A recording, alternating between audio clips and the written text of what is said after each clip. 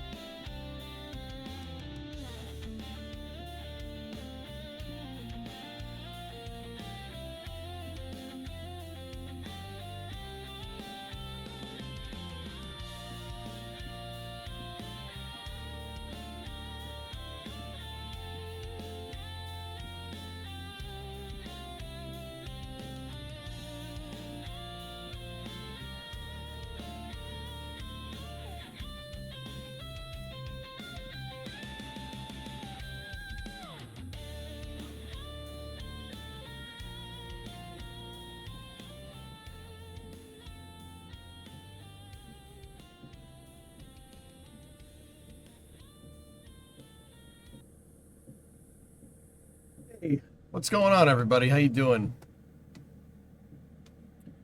How's things? Thing okay? Happy Friday.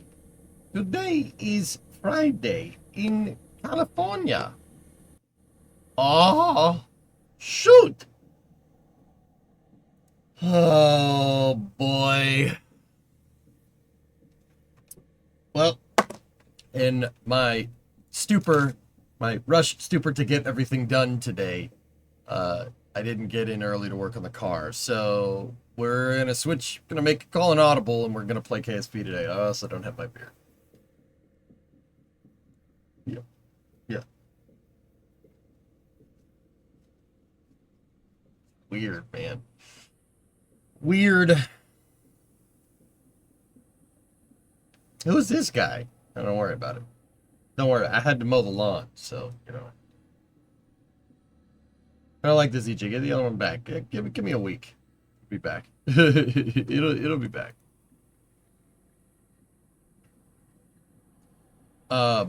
Okay. So yeah, I thought let's we could play KSP and figure out what's going on with the that first stage for the post Apollo Saturn Class 1 super heavy launch vehicle. I figure we could do that. And that'll be a good time. So let me get the joystick out. And we'll do that until Flame Trench. Should be quite fun. No, I gotta remember, freaking really happy Starship isn't launching this weekend because yeah, I would be gone. I have a destination wedding to go to. I'm not saying where or when, but you know, gotta look good. Gotta look good. You gotta look good for the wedding. You understand? Beach. This means you'll have a week to think about it. It will eat at you, and you'll go through multiple iterations in your head wanting to try each one in the car. Yeah. Hellfish, I don't think I burned the right leaf spring perch in correctly, dude. In fact, I'm pretty sure that it's wrong. It just shouldn't. Like, we can bend it, we can change it, and it is level and stuff. I think it's like maybe a half-inch too low. I don't know why. It must have moved when we burned it in, because I noticed that it's not flush to the frame rail, like up and down. It's flush to the frame rail left right, but not up and down. So we'll get it, whatever it is. Whatever is going funky with it. That is an awesome hat. Thanks, Ark. Yeah, we'll get it. I'd prefer to just kind of sit and noodle on it. I might just redo it off stream just to get it right, but I gotta go take more measurements and stuff. I didn't want to keep burning stuff in until we do more mock-ups. I was thinking, you know, probably be better to just, you know, mock the trunk up, put the thing in, make sure everything is flush, And I probably should have done that before we burned the perch in, but it's okay. Well, happy early late something birthday. My birthday is next week, Fluffy. It's the 5th of July, and I usually take it off. It's a Saturday anyway, so I might just take it off and work on the car. Yeah, so it's my birthday. Just leave me alone. I want to go. I'll be in the garage. You know, July 5th, 1988. 37 years. Pretty good. Pretty good. Done some pretty cool stuff in that 37. You know, got to do more cool stuff later.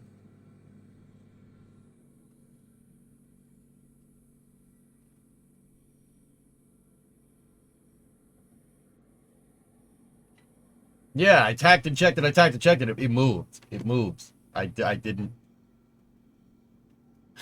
catch it. But it is what it is.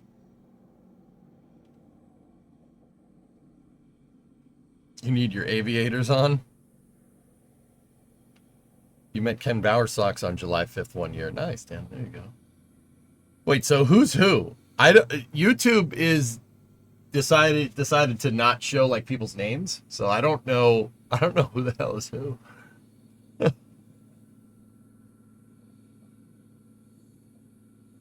Which decade is which decade's the best?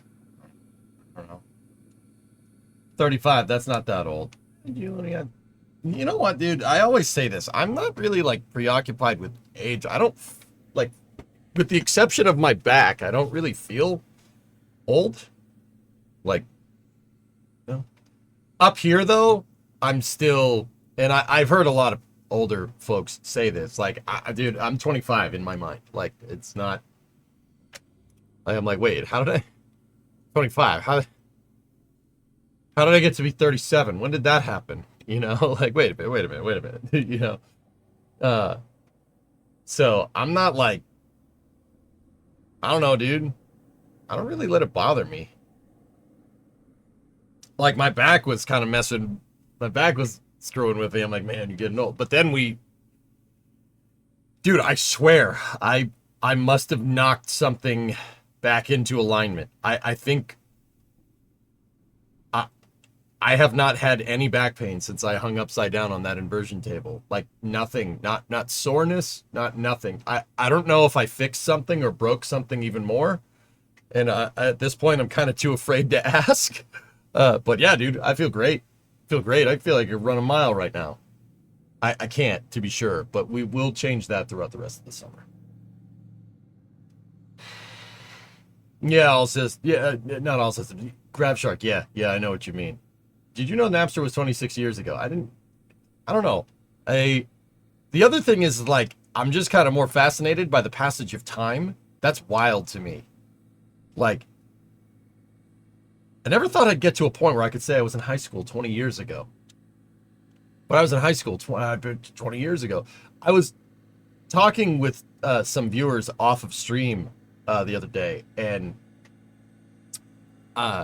so the viewers were like, dude, I can't believe you play Counter-Strike. I can't believe you play Counter-Strike. And I'm like, what do you mean you can't believe I play Counter-Strike? That's the game I have the most hours in besides Kerbal. And they're like, what? What are you talking about? Where do you find time to play all this? And I was like, well, I don't play a lot now, right? I play a lot, I played a lot in the past. They're like, what do you mean? Did you play like Counter-Strike Global Offensive? I'm like, yeah, a little bit. And they're like, what do you mean? I'm like, I played Counter-Strike Source. I played semi-pro Counter-Strike Source 20 years ago. My junior year in high school. That's weird, man. That's just strange. I don't look at that and be like, I'm old. I look at that and be like, wow, that was 20 years ago. What the hell? Wait a minute. Wait a minute. I don't understand what that means. Wait a bit. What? Like, that's, my brain can understand the concept of 20 years time passage. That's fascinating to me. I don't know. It's weird. Right? Like, all right. Okay. Wait until you wake up one day and realize you're 64 and wonder where all the time has gone. Yeah, no, Shogun, I'm kind of at that point at 37. Like, I'm like, wait a minute. Whoa, whoa, whoa, whoa, whoa, whoa, whoa, whoa. When did this happen? I was not informed of this. Dude, and it's like, it got especially worse after the pandemic. I was, what was I reading? Oh, I was looking at the Axiom 4 crew, and Tibor Kapu on the Axiom 4 crew is like 33. He's younger than me. And that's cool. I'm not jealous or anything. I mean, kind of maybe a little, like, that's awesome. He gets flying to space. But I was like, what was I doing when I was 33? And I had to like sit there and remember, like, when was I 33? I was 33 in dead center in the pandemic, so I don't really remember that. Like, I don't, that whole time from like March of 2020 to maybe like January of 2023 is just a blur, right? Like, that really, dude, to this day, that still screws me up. I have to like sit there and think about how old I am. Like before that, I was like, oh yeah, I'm 33 or 34, 35. You know, like, no. Now I have to sit there and think. I'm like, wait a minute, how old am I again?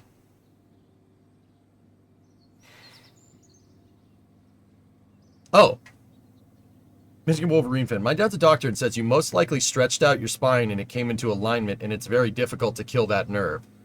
Excellent. Good. Now, Michigan, what I'm really wondering is like, how long was that misaligned? Because I've had back pain for a decade. I've hung on the inversion table before and it didn't work. Like it made the back pain go away, but it never completely fixed it. Maybe just out of desperation, like I fully stretched everything out, right? And yeah, maybe out of desperation I did that because I could not walk 2 weeks ago. I couldn't walk. If I tried to get up, the pain was so bad it felt like someone was stabbing me in the back. I read a fact this morning. July 2nd of this year is the exact midpoint of the year. After that, we'll be closer to 2050 than to 2000. Like I said, the passage of time and aging doesn't really bother me. Like, aging is inevitable. That happens. It's just, man. Did I really play semi-pro Counter-Strike like 20 years ago? That was 20 years ago. That's weird, dude. That's strange. Like at the time, I wasn't thinking like, oh, in 20 years, I'll be reflecting on my Counter-Strike skills. Like, it's just bizarre. It's just strange, dude. I don't feel tardy. I got my pencil. You know, like, it's just bizarre. Counter-Strike's a tough game, man. It's a really hard game to play, and it's really easy to get annoyed. But I did play it the other day, and I'll admit I was starting to get a little pissed off. That last round, there was that guy on Dust that just kept picking me off with that damn op. And he must have had a higher ping or something, because I got like every round I would no register that guy. And that was starting to screw with me a little bit, so that's why we stopped.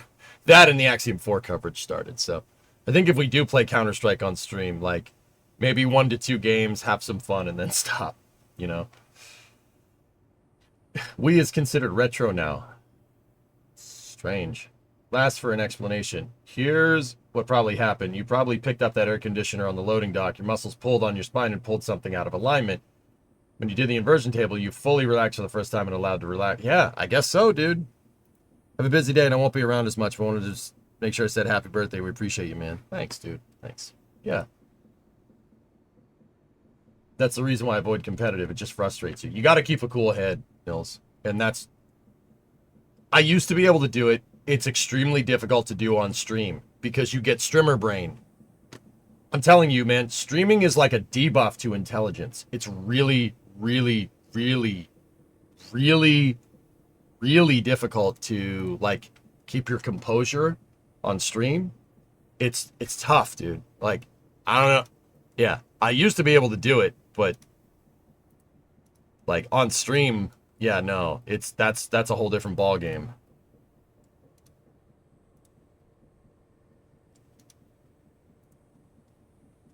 All right. Well, happy birthday. I hope you have a great day. Thanks, Ellie. I appreciate it, guys. I had a strange dream last night. I took a road trip to Starbase in a space shuttle-shaped kid's car, and JD was the driver. And the ride was more like Mario Kart. Nice. Probably drove through Houston, subconsciously, though. Is there a VOD of you playing CS the other day? Yeah, Raul. Uh-huh. There you go. Yeah, Space YY. All right. Yeah. Is today your birthday? No, my birthday is in a week, Aperture, but I am going to take the, I'm taking next week off, dudes. The first week of July and the last week of December is usually the time I take off. I only need a week vacation like every 6 months. That's good enough. That's fine. Like I don't need like a 2-week destination vacation. Like, nah. We're good. Yeah. So I just have a detox week. Tranquility Base here. The Eagle has landed. What is made of leather and sounds like a sneeze? A shoe. Bless you. Happy early birthday. Gracias. Please have a chance against NPCs. I don't know. Maybe between Flame Trench and Racing, we'll play a game and I'll show you guys. Yeah. I did it. I changed your name. All right. We have to redesign the structure, the load pathway for the stage. This is not working. It blows up. It explodes. We got to change the voice path. Not the voice path. Sorry, the load path. I saw somebody say text to voice. Text to voice nailed that dad joke. Oh, jeez. Afternoon, man. I love the energy in the stream. It was so much fun. I was at work, but I couldn't stay long. Love to catch more. When do you usually go live? Hello Rose, you can get into my Discord with !Discord.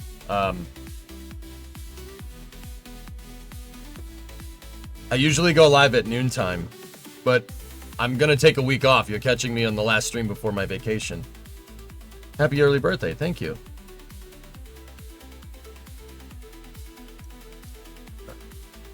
That's totally a bot. The last part, Max, I was like,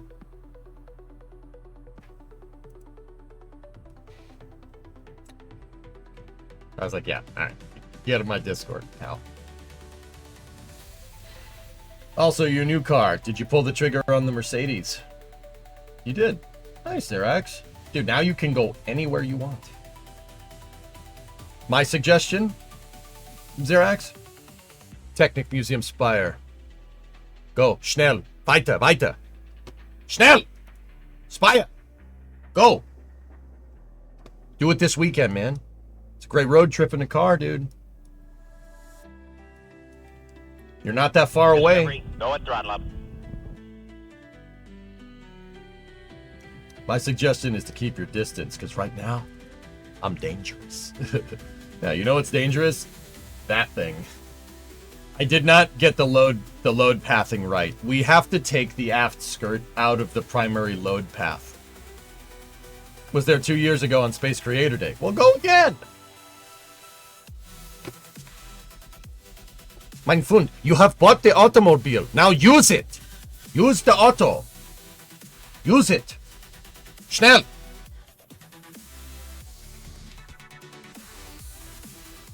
You've spent money into the automobile. Now you're going to use it to create what we call in the United States, we call it smiles per gallon. Smiles per gallon. Go on the Autobahn and the accelerator pedal. Bury it. Do it, man. Because you can. We can't do that here. I mean, you kind of can, but that wouldn't end well. You should you should adhere to all legal rules on the road.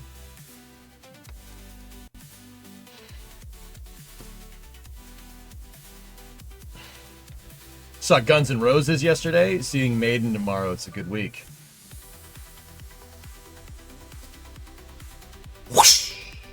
Whoosh! Whoosh! Whoosh! Whoosh! Whoosh! Nice. It's awesome. It explodes because there are parts clipping into the fairing, and that makes the Kraken mad. Robloxian, not as bad. No, it's not as much as you'd think. Yeah, it's not as bad as you might think. We can fix that.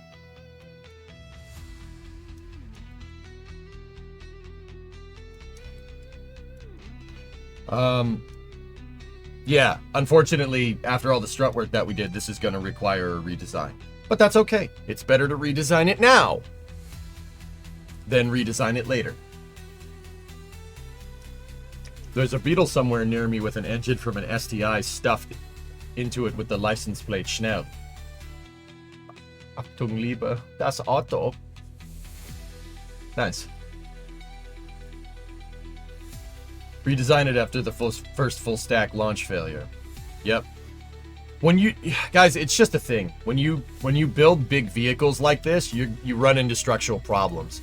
Kerbal really needs a lot of reinforcement when you start building stuff with gigantic scale. There are parts here. This is the problem that I ran into at the, with the SSTO. Kerbal has trouble holding up things that weigh like a couple thousand tons. Like this thing fully fueled right here, what I'm about to show you, which is basically an end game monster vehicle here. It took me a while to get the structural bugs figured out with this. But when we're fully, it's 339 tons dry, but 2,400 tons wet, which is... Hey, Bert, what's going on? What was your favorite rocket launch of all time?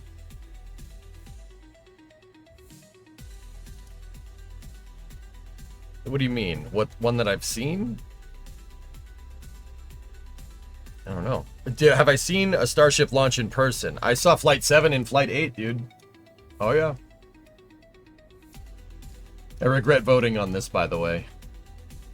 It's alright, man. We learned.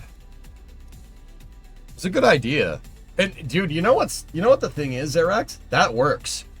We figured out the structural problems with this. The pad is what we couldn't get working. That works great, believe it or not. The SSTO does work. It's pretty good. 684 parts, though, but... Yeah, the SSTO is really good, actually. I can do better. No, it works. It's the pad that doesn't work, believe it or not. But yeah, we had some structural problems with the landing gear box in this, you know?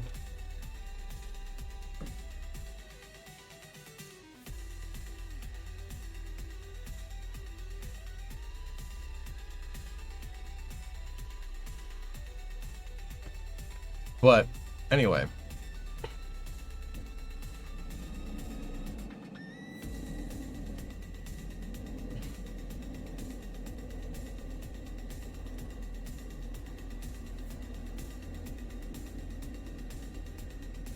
All right, we have some structural problems with this thing, so I'm going to go with revision 3, and we are going to go to 27. All right, cool. Let's do this. So, I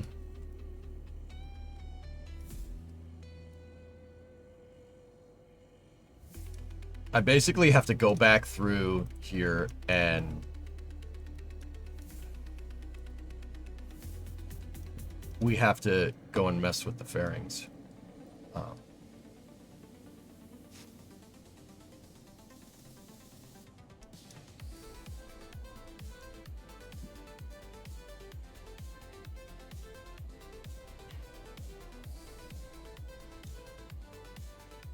I'm also going to redo my engine thrust structure.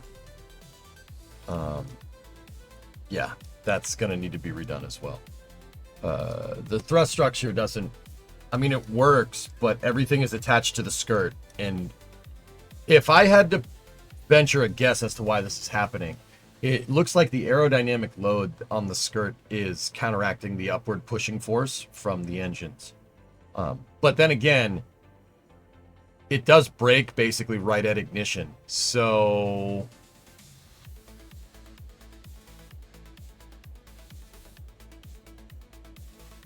Yeah, that would tell me that it's not necessarily aerodynamics. It's definitely structure.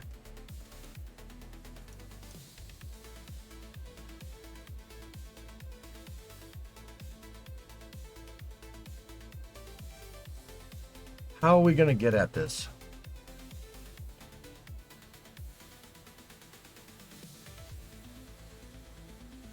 I ramped up the thrust. Even with a thrust ramp, Jonas, it still breaks. It still breaks under load, which tells me it's a big structural design flaw here.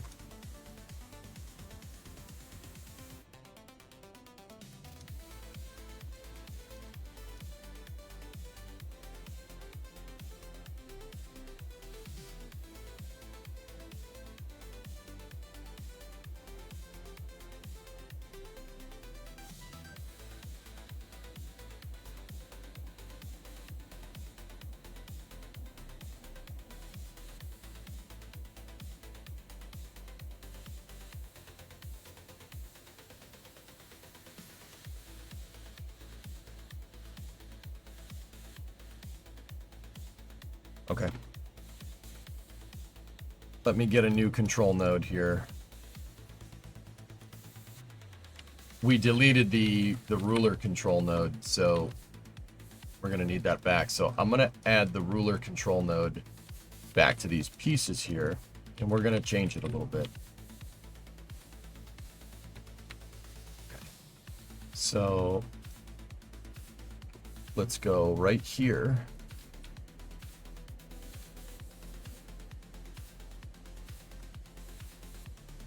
S 1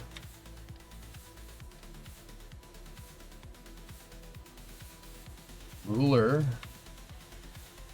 controller. Cool. All right. Now what we're going to do is get an octag.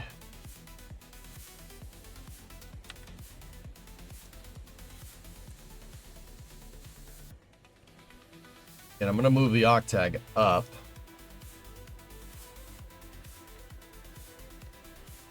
Into position. Like that. And we got to make sure that it's on the center line.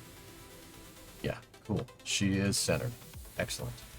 All right, so now placing the main controller node down here and then... Yeah, see, placing the main controller node down there and leaving it down there instead of moving it on the center line like I did before is going to make this easier to, it's going to make it easier to rotate the rulers out of the way. So,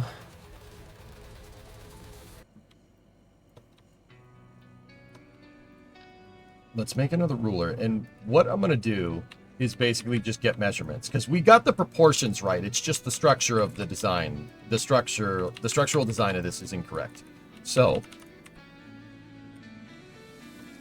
I'm going to take a ruler and we'll just place it on this hierarchical control node right here. Just leave that like that. Then I'm going to rotate this thing back up into position. And that should give us the ruler right here. So there we go. No, not that. I need to move the master ruler node. So I use struts. I use struts as rulers to basically get edges lined up straight. So we're going to take this one, right? And if we absolute snap it right there, it basically conforms to the outer fuselage of this. So I'm going to flip that around. And because we're redoing the aft thrust structure on this, what I'm going to do is take this ruler and I'm going to move the length controller as far back as I can. Excellent. So now give me another ruler. Take the other ruler, take the next one. We're going to move that into the exact same position, but this one is going to be measuring the angle of the this is going to be measuring the angle that I want for this, for the aft skirt. I'm going to move that into position. We seem to have the angle correct. So there we go. All right, now we take that node and we just move it out of the way and back. So if we do need to build it again, we have that angle measurement. Now, the other thing that I need to do is get one more ruler. Same deal. Turn it around like that.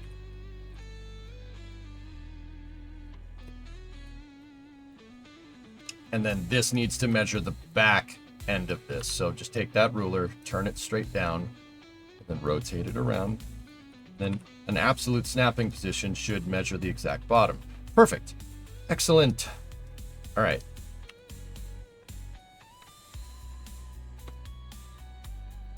So just have that ruler go all the way through to the bottom.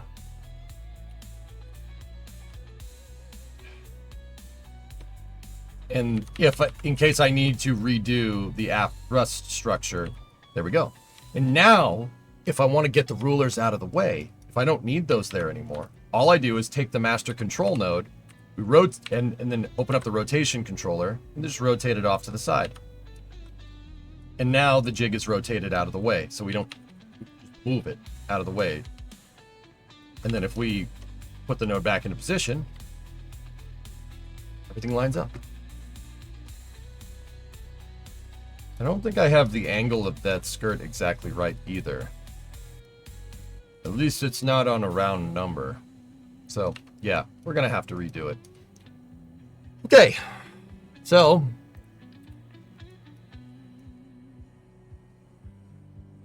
that's not what I wanted to do. That was the wrong node. I clicked on the wrong thing. Whoops. Hey, outdoorsman. What's this song called? It's just an AI song, a AI background song that I use. Would you like me to link it?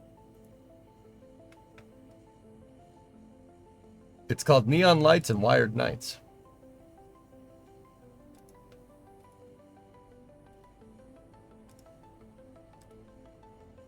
Song link is in chat.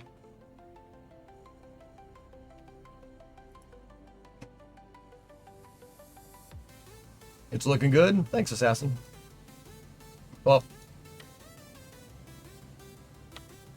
hey guys, my name's EJ, and you know what I like doing? I like doing more work for myself, or making more work for myself. That's really fun for me. I really enjoy doing that. I lost it because I clicked on the wrong thing. No, don't hit undo in KSP. It breaks the game, especially with a big vehicle like this. I have not had good success with the undo tool.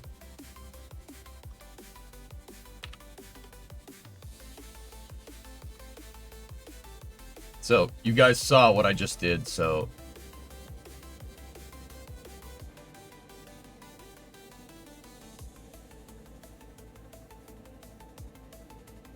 I'm just gonna do it again really quickly.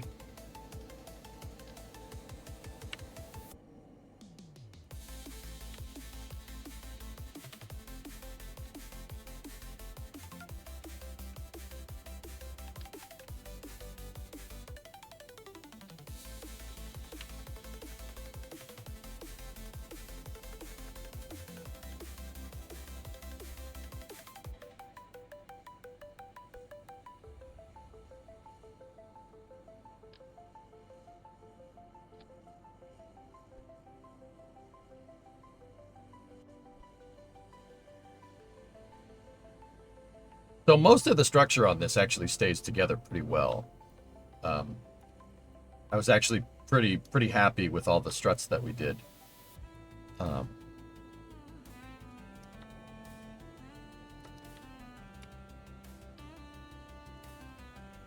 yeah, it's clear that it needs some redesign.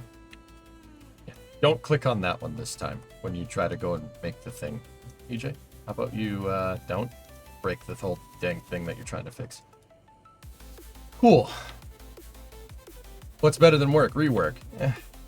Rework doesn't really bother me, dude. Like, in 3D art, dude, like, if you lose it, so what? Now, you know how to make it. You'll be able to make it again really quick. And you know how to make it, you'll make it again really dang quick, and you'll probably make it better. Probably make it better the second time around, so. I ain't too worried about any of that.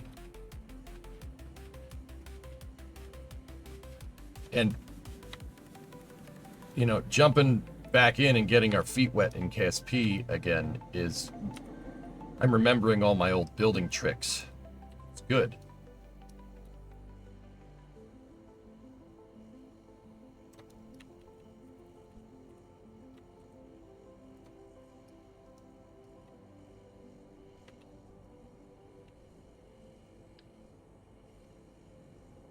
Thoughts on KSP 2? No. That's my thoughts, Solinar. No.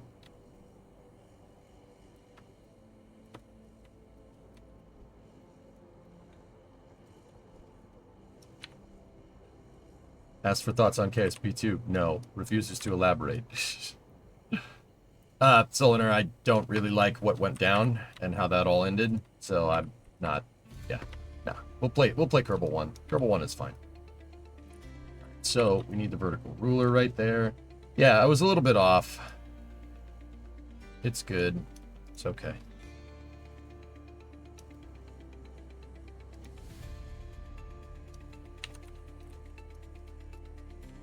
Till KSA comes out. I don't understand what that has to do with that, but alright. Yeah, see, that angle wasn't exactly right. Okay. Hit save. We have our ruler control node. Alright. Let's start pulling engines. This thrust structure is okay, but the problem is that it's all anchored to an aerodynamic... It's all anchored to the aerodynamic fairing. And then the hold down points, I don't like those either. Those didn't come out good at all. We have to come up with a better thrust structure, dudes. I think we should engineer the thrust structure to push on the common dome right here instead, because that's probably better.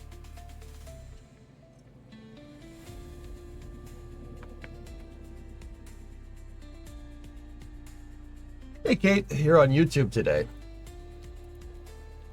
Does KSP have a thrust puck? They do have engine pucks, Dean, yeah. But the thing is, the engine pucks are a little jank. Like, the way it's something about them, like their attachment nodes and whatnot, they're really weird. However, we might have to, gotta turn on engineering mode.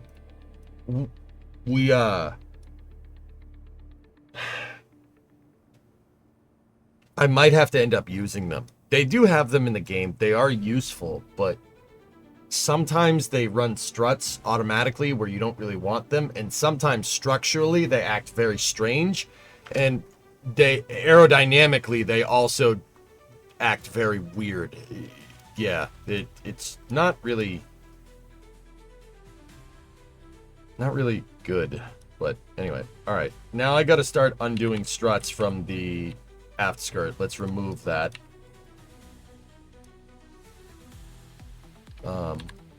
And yeah, we just gotta...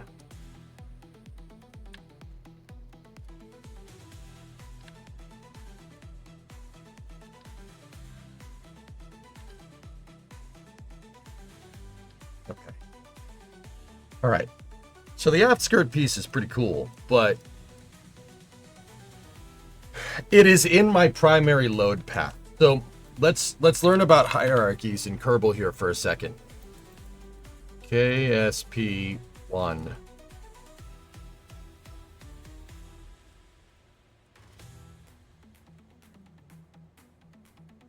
Okay, so something that I really was honing in on when we stopped playing KSP 1 was how to master, like how to beat the Kraken, how to master hierarchy to beat the Kraken. That is how you do it. You have to understand structurally how stuff in KSP attaches, all right? That's very important, okay? So, in this drawing, one of these, a circle with an X through it, is a part. That's a piece. It could be a fairing, it could be it's just a part, okay? A red line is an auto strut.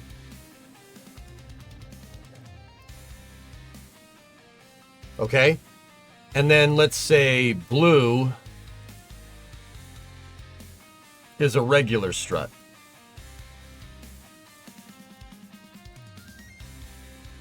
Okay? So, and then a dark line, a black line is just the connection between two parts. So if you attach a tank to another tank, there's a connection, there's a part connection there. Okay? So, in the context of the back of this, how I have this set up is, or the first stage, I have this part right here.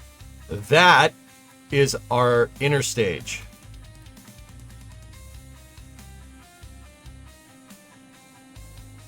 Okay? That's the inner stage. That's the top piece of this fairing right here. That part, the one that has the stripes on it. See this piece? That's the inner stage. That one. Okay? Now, I keep talking about primary load path. Okay, so how I have this set up, okay? The inner stage is connected right here to this fairing. That's another fairing piece right there, okay? That fairing is tank wall. It's the outside of the vehicle, the skin. We'll call it tank wall 1. Tank wall 1, which is this piece right here, that one. See that? That's tank wall 1. Guess what tank wall 1 is attached to? Tank wall 2. Oh my God! I know, very strange. Right? We'll just label this TW2. Now, how I had this set up was tank wall 2 was attached to the skirt. Right?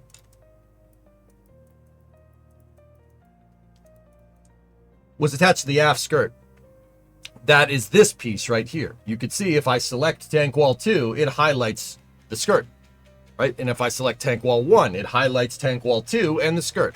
That is downstream of the hierarchy, okay? From here, all of my engines. All of the engines, all 18 of them, right, were attached to the aft skirt. Okay? And then they were strutted to tank wall 2. Do you see how I have that overlapping the aft skirt? Struts go past it. I thought that would be a good way to do this.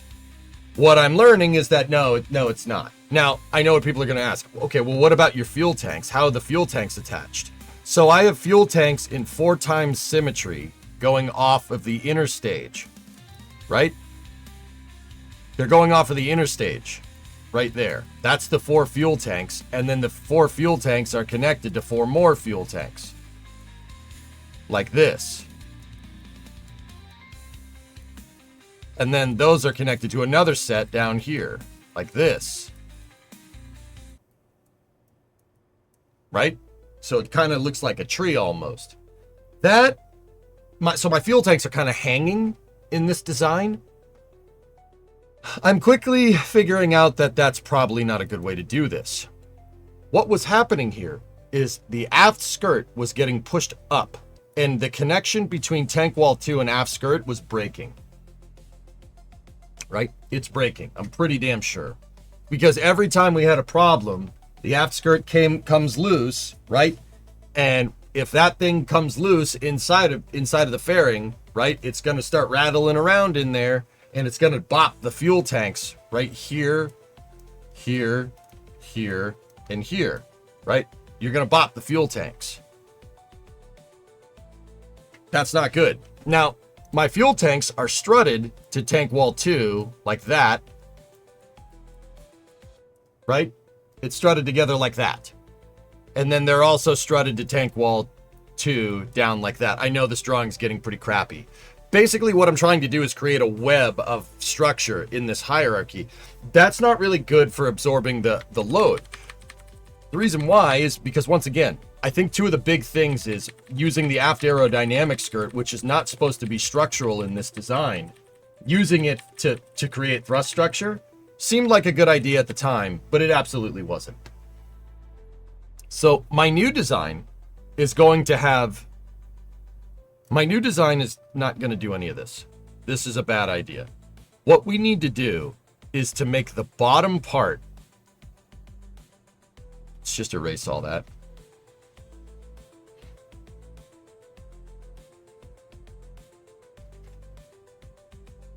Okay, just get rid of all of it. What we got to do here is put the aft skirt hierarchically off to the side, like that. That's the aft skirt. And then what we need to do is have a thrust structure down here. Okay, now don't get me wrong. I'm not saying like actually move the aft skirt like sideways.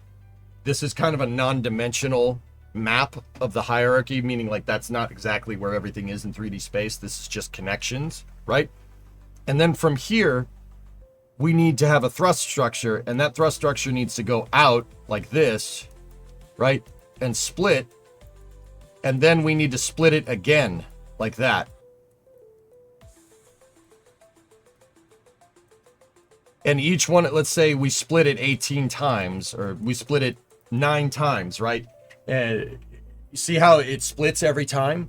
This is how we need to work. That's how we need to build the thrust structure. Building it like this basically builds it like roots on a tree. You know, there's the tree stump, right? Tank wall 2 is basically our tree stump in this design. Okay? And the engines are all the roots of this. Okay? So because load is going in this direction, we have a longitudinal load. I mean, we have gravity pushing down on the vehicle, the engine's pushing up on the vehicle. We need to be able to spread out the thrust of each one further down the hierarchy and further splitting down the hierarchy. The reason why is because that puts less load on each joint connection between each thing. That was another one of my big mistakes here. Another big mistake that I made was putting all of the load of 18 or 19 engines all at once on the aft skirt. So that made it so when we, you know, the aft skirt obviously also being kind of in a weird place in the hierarchy, you know, structurally it failed. And then I don't know why we were surprised when the engines went off, that the engines ramping up in power also made it fail.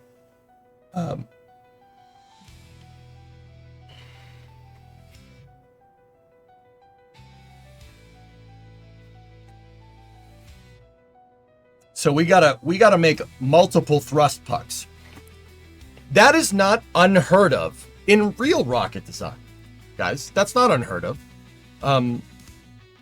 Differential thrust structures at the aft end of launch vehicles is absolutely something. That's absolutely a thing. It's not. I can think of 2 examples off the top of my head.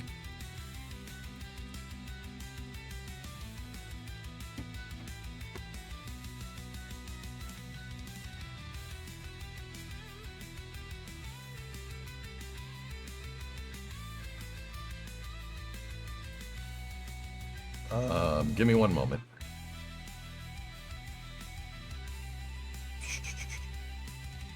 Well, I'll give a really blatant example first off. Here, look. A really blatant example of 3 thrust structures working in one vehicle is that. Falcon Heavy. But that's not one vehicle. You know what I mean? That's 3 boosters, right? But this is the idea, right? Super Heavy does something like this. The Super Heavy would be another example. So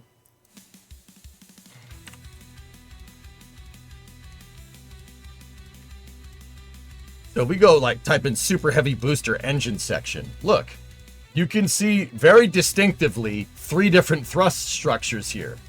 The first one is on the outside. The second one is the ring of 10, and then the third one is the 3 in the center. Those are there's 3 thrust structures. This is essentially like 3 rockets clustered together working as one, right? Because these do not have the same load path as these ones. Actually, Super Heavy is probably more 2. It's 2 thrust structures working together. I would say that the inner cluster of 13 engines is on one like kind of thrust structure. I'm pretty sure that's how that works because we've seen it, right? We've seen that big, gigantic billet thrust plate that they have, which is just sexy, if I do say so myself. Straight machinery pornography right there. And then the outer thrust structure, that obviously works independently, right? The reason why we know is because when they fished Flight 4's booster out of the ocean after it soft landed, they pulled out the ring of 20 in one thrust structure, and it was it was broken off.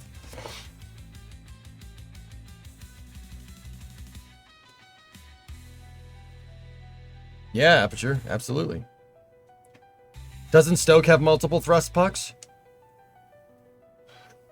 No, not necessarily. The Andromeda engine is one motor. It's not really, that doesn't really work like that. But the idea is that this is going around the tank wall load, and this structure is in the center here is being absorbed by the aft dome, which eventually transfers to the what's called the tank wall. All right, those two structures push up on each other, right? So you have the outer. I mean, these are older. This is an older drawing.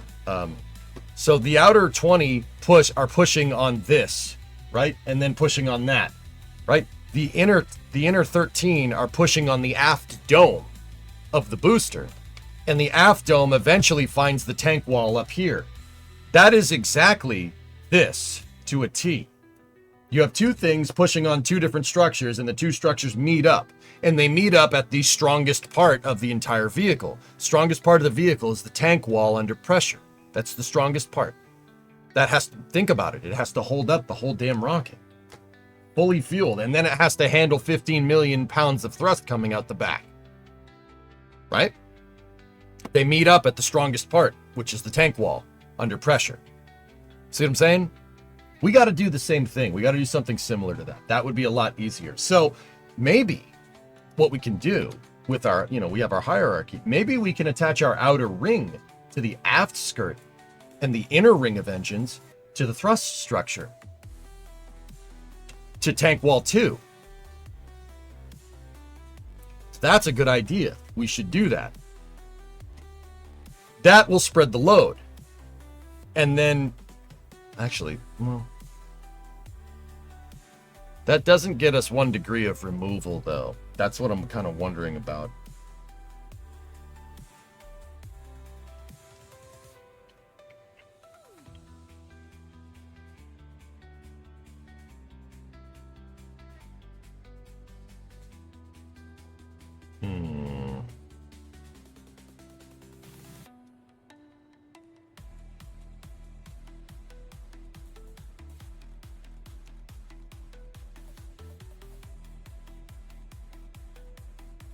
See last. How about this?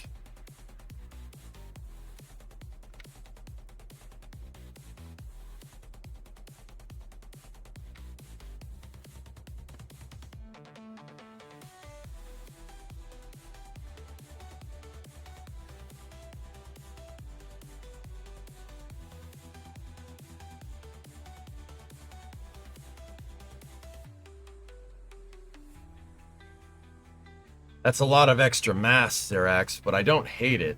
I think we can do this. I think we can do this easier. Full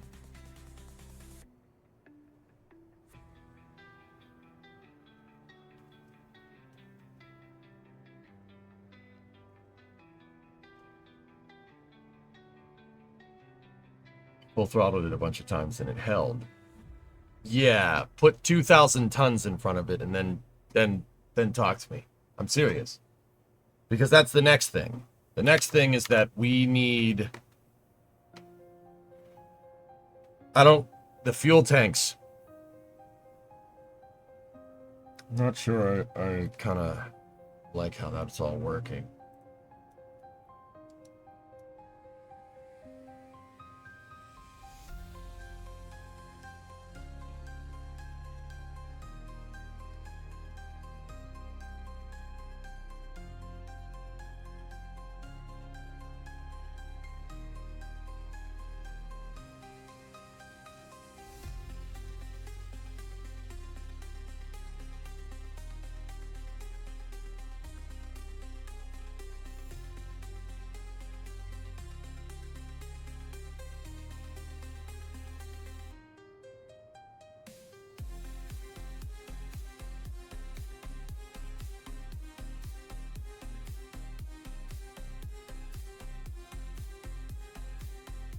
I like doing the outer ring of engines. I like attaching that to the skirt, and then the inner ring of engines attached to the tank wall.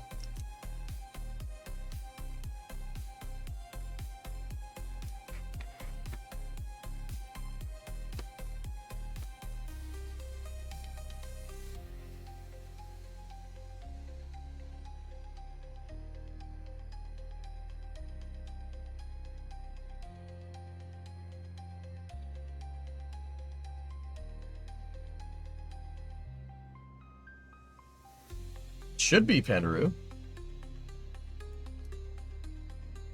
Should be able to handle 12. I don't see why it wouldn't. But if we wanted to truly split this, I would need to put a thrust structure down here.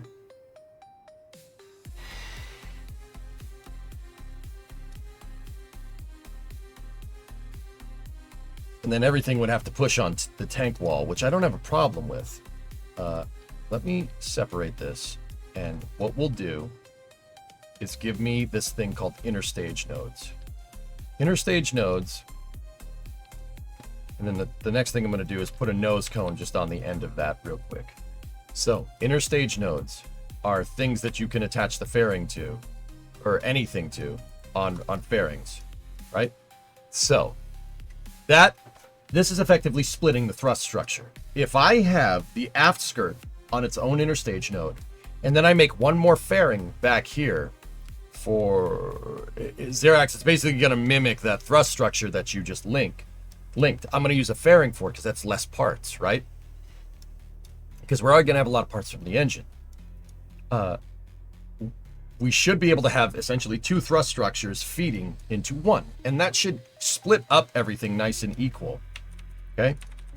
Theoretically. Theoretically, no. Right, so the other thing that I'm going to do is I'm going to edit this fairing to make sure it's at the correct angle.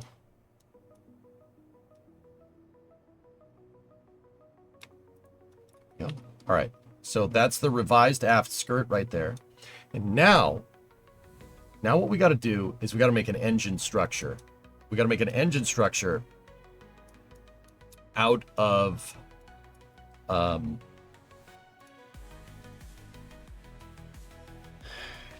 if we want to split this equally and split it right, we have to make I have to couple another fairing back here. Now, what we could do is use the thrust pucks that are in game, the engine plates. I just don't really dig these things. I really don't like them. They really don't like to play nice. They don't play nice in a complex hierarchy. Like, did you see you see the drawing that I just made? See all the attachments, all the different nodes, right? It would be an easy way to do this, though.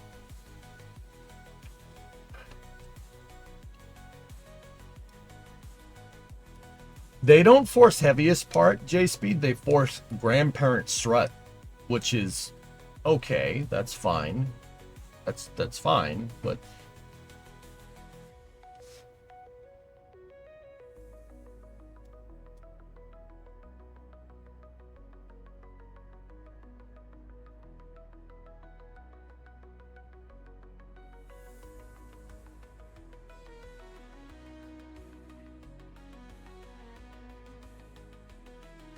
let's go in structure. See if there's any type of intermediary piece.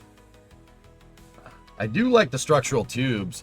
Those don't jive well with aerodynamics. We'd have to test those. I'm thinking use another fairing, to be honest with you. So that's what I'm going to do. I'm going to take this fairing and I'm going to attach it. How do we want this fairing? Yeah, attach it on the back like that. And we'll essentially make an attic, kind of like Super Heavy. Similar idea. I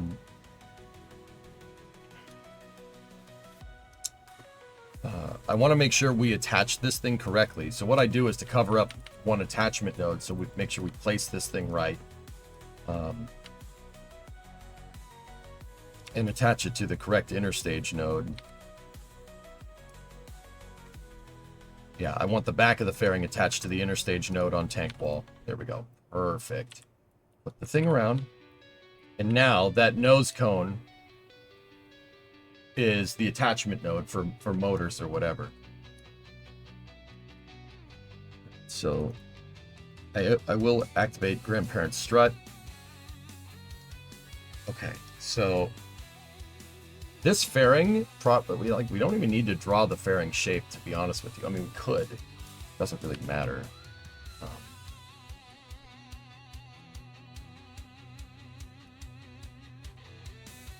Like, I don't...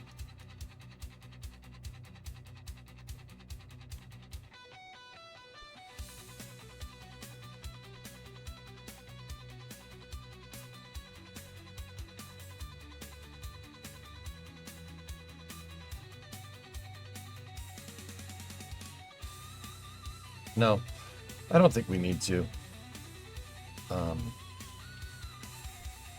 Okay, so now this leaves the bottom of the tank wall open, where we don't have anything attached to the back part of this. So what can we attach to it? The hold down points. I want my hold down points to also to be 1 degree of separation from tank wall 2, from basically the aft dome of this. So now I have the aft skirt attached to the aft dome, the thrust structure plate attached to the aft dome, and then we'll have hold down points attached to the aft dome. That should make it so the hold down points will be just as strong as the engines pushing up on it. It's because they're all attached to the same thing. That should be good enough. Now, it's important to understand here that a joint connection between 2 points is the strongest form of attachment. That's the strongest form. That is very strong. A joint with struts, right? With a strut and then an auto strut on top of that, that is the strongest way to make connections. Now, you got to place these in a way where you can figure out how to put the auto struts in a position that's going to get you the most amount of struts for the least amount of parts. And that, enter Kerbal hierarchy. This takes some time to think about, but you can do it. So I'm just going to move that nose cone off the back here. And I'm going to keep that nose cone on there for now.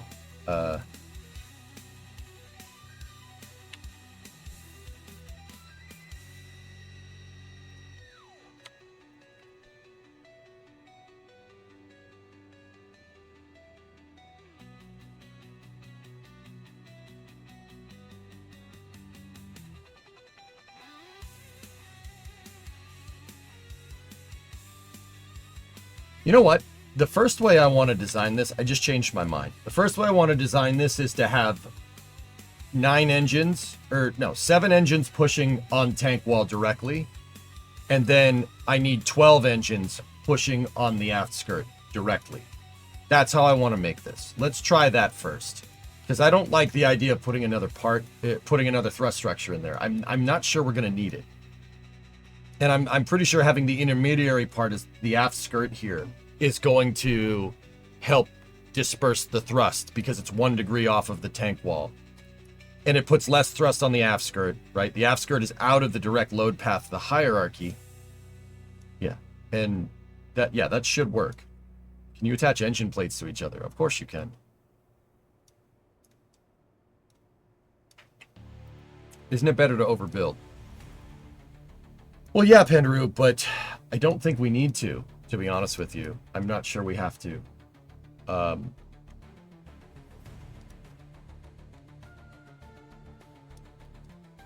Okay, so with our revamped node, let's go into 4x symmetry here and rerun the struts to the aft skirt. These are from the tanks to the aft skirt. This is from all the different fuel tanks.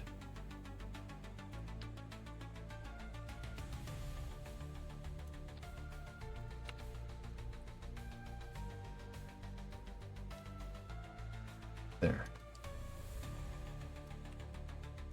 Killer.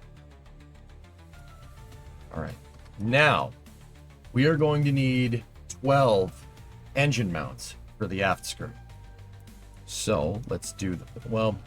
We should it'd probably be better to do what we did before and test load here.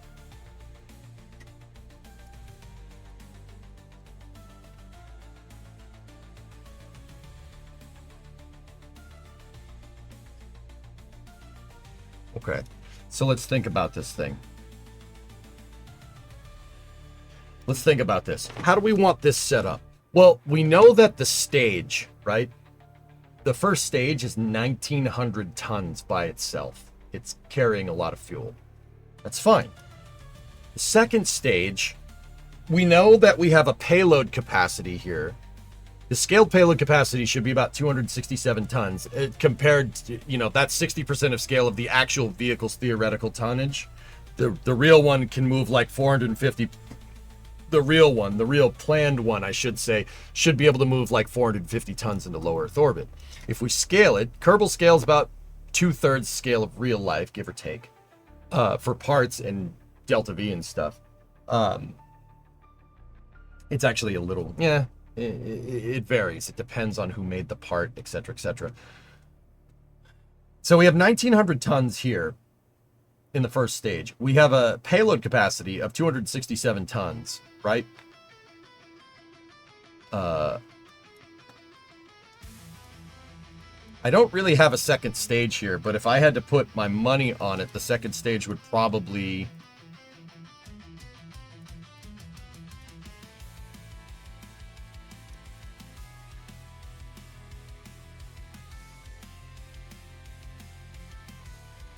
$19.89. We'll take, you know what? Just as an overestimation, I'll take into account the structure of all the jigs that we're making, just because. And then I think it would be pretty fair to, for the second stage, to add 4 of those. That'd be a pretty fair estimate of mass, I think, coupled with the tank fairings, etc., etc. Oh, wow.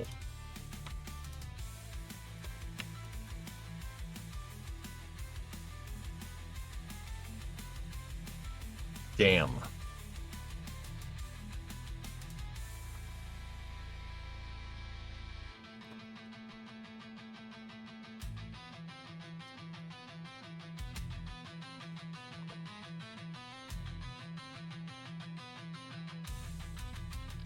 What are we making? Oh my goodness. That could be a good estimation of second stage mass. Dude, this vehicle's insane, by the way. This vehicle's ridiculous.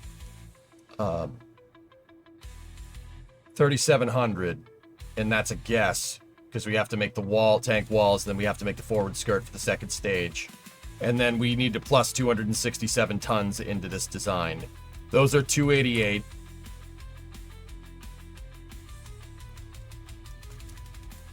All right, so just 288 is a good overestimation there. So,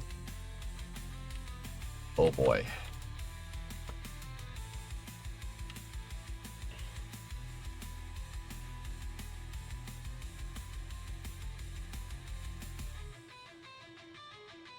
Yeah, InstaSound, think Hydrolox. Yeah. The liquid fuel in Kerbal kind of has a similar propellant density to Methalox. So if we were going to do Hydrolox, we'd probably... I'm looking at these numbers and I'm not exactly sure that we need... I don't think I need that much. I think 4 of those should be good. 4 of those tanks should be fine to mimic the propellant density of Hydrolox. So there will be open air, there will be hollow parts of this. Because, yeah, we don't have differential propellant densities in KSP, which is fine. That's okay. So that gives us a total... Well, we got to add the engines in, give or take. 18 times 5. All right, here. We'll just do this.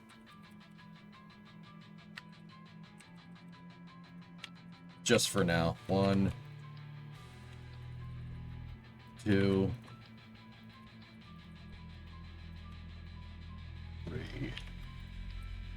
I wanted 19 engines.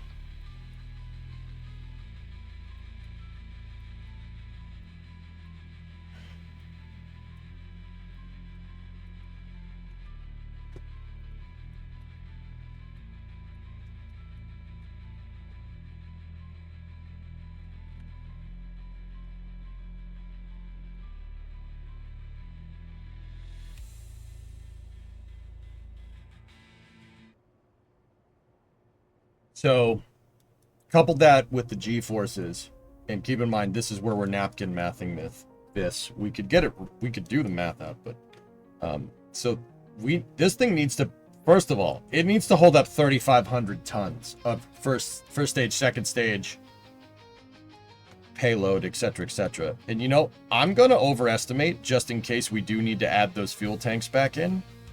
I'm gonna overestimate by adding those. Just because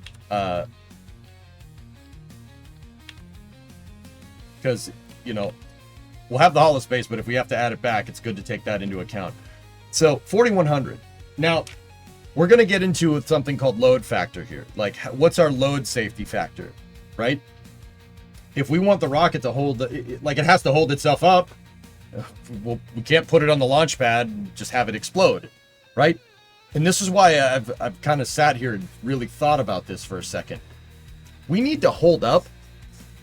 I would say, just to be absolutely sure, with our hold down points, we need to hold up at least 4,100 tons, right? The hold down points have to hold that. If they can't, well, we got a little bit of an issue now, don't we? Still not as heavy as Chat's mom. Got him. Oh, damn. Will you make ground equipment for this? I have no idea what that pad would look like, Coltech, but...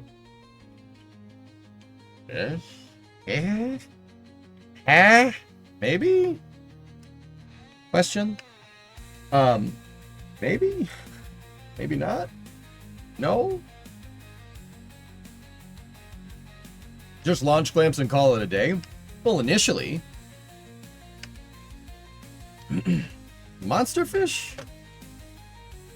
I don't know. Not relevant. Anyway, so this thing needs to be able to hold up 4,500 tons. First stage needs to hold that up. We can do that by doing more can crushing tests with the first stage. That'll be fine. If the first stage can stay structurally sound, sitting on its hold down points at 5G acceleration, 5 times the force of gravity, that should be a 5x load safety factor is fine. I really don't think that's going to be an issue. We'll have to do more testing later with, you know, the aft skirt on the second stage jiving right with the forward skirt on the first stage. That's fine. Right? And then we're going to have to figure out how the fairing jives together with the forward skirt on the second stage. That's okay. We can figure all that out. But yeah, I need my thrust structure to be able to take, well, yeah, it's going to... This is a tough one. This is a tough problem to solve. It needs to, like, I'm thinking the engines have to be able to push upwards 4,500, like 4,500 tons. And that's not just overclocking the engines at that point. At that point, we have there's a lot more at play, there's a lot more going on. Wowzers. And then my hold down points need to hold up 4,100. Now, what am I doing with the hold down points? Well, okay. How these hold downs are going to work. Discovery, go at throttle up. They'll hold down 4,000. Like, if I'm going to engineer the hold down points to jive with the launch clamps, like right now, you guys are asking, oh, would you ever make a pad for this? Would you ever make a pad for this? I mean, maybe, dudes, maybe. But here's the thing. Either way, if I'm making a pad or we're just putting it on launch clamps, it has to hold itself up. So taking into account the engineering of trying to make it hold itself up right now by itself without a launch clamp, we'll make it work with launch clamps. And we also could use it for integration later if we need to, right? Tough problems are the most rewarding ones, for sure. The service tower would look like the milk stool on steroids. Yeah. Yeah. I don't think... I'm not sure we can make a launch pad for this and not have it be like 2 to 3 FPS. Like, the strong back alone would be a plethora of parts. Looking good. Prometheus is cool too. Well, thank you. No.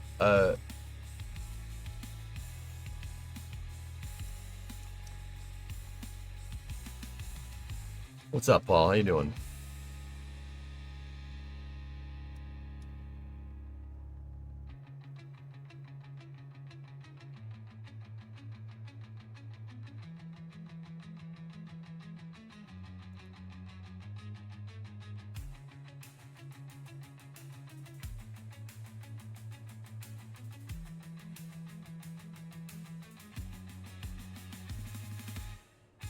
Nice there, X. That's good.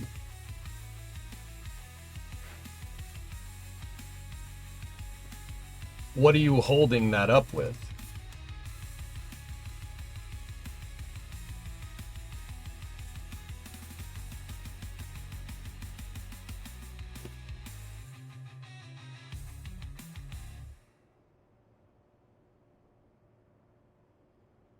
Fits on the engines. Good morning, gonna miss lurking next week. Happy birthday. Thanks, man. Thanks, Mike. I'm not a rocket engineer, but you get more structural strength with triangulation. Sure. Yeah, absolutely, man. Cylinders are the strongest, though. Rocket science is a lot of structural engineering, dude. Think like skyscrapers, because that's basically what it is, right? Sorry for the caps. I don't care, dude. I know what you meant. What is Dean saying at EJ? I don't know what you... Trey, I feel like this is exactly what the Stage 0 engineers say. Yeah, I mean, that OLM... Think about, Trey, just think about how strong the OLM actually is. The OLM could survive a nuclear blast. Easily survive a nuclear blast. It'll be fine. And I would go as far to say that you could hide inside of that thing and be okay.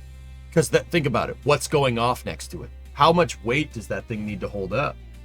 An OLMB is a freestanding structure. It's got supports on the sides. There's nothing underneath it. It's not like the pillars on pad A. You know, think about how strong that thing actually is. Like, what would it take to break that thing? Probably nothing. Because if I was SpaceX, I wouldn't be designing this for Block 3 Starship. I'd be designing it for, like, Block 8. To make sure that that thing never has a problem. Ever. Because it's the launch pad, right? That's the pad. You need that. You can't not have that, right? Like, you absolutely have to have that. That's very important. So, I would say, like, oh, if Super Heavy makes 15 million pounds of thrust, I'll design this to withstand 100 million pounds of thrust. That way... whatever we make for this thing is never going to break. You only need to make it once, maybe twice, or however many pads they need, right? Like,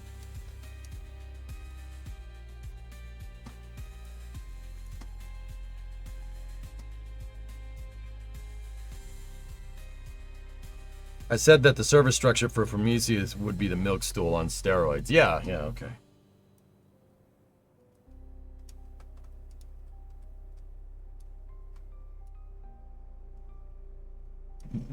So that's what I mean.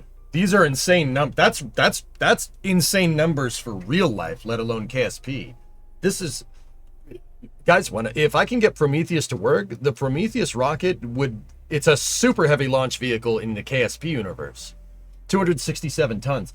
I'll bet you Prometheus, if we put it in RSSRO, I'll bet you it could probably move like 20 tons to Leo, probably 20 tons. Yeah, that's my guess. This would probably be in line with like a Saturn, maybe not a Saturn V. Probably like New Glenn or something.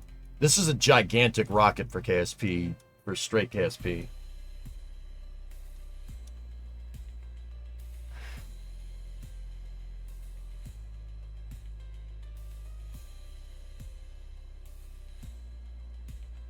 So it could launch OP's mom. Oh, yeah. And Starship is supposed to carry 200. Yeah, Daytown. You pick up Florida Gigabay Pro. Ooh. Oh, we got a Greg Scott flyby. Excellent.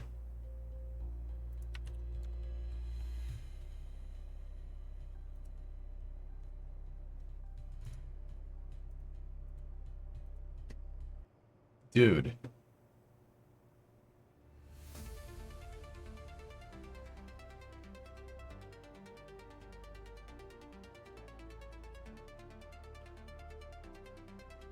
You can see the footprint of the building, interestingly enough.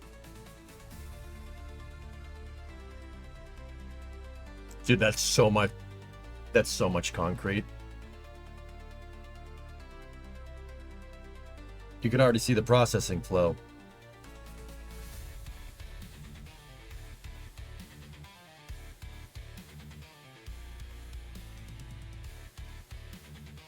They're already pouring. See all the rebar in there?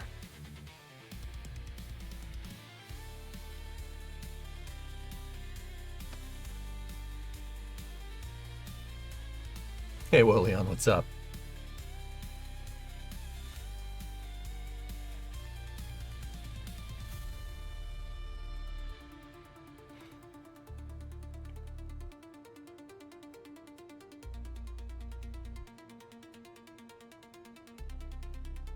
Do you see this, dudes? That is the reason why I thought for the longest time that Starship would use the VAB. But do you know what the screwed up part of this is? The VAB only had 2 high bays available. And there's no... That's not enough room. That's not enough room, dude. It's not enough room.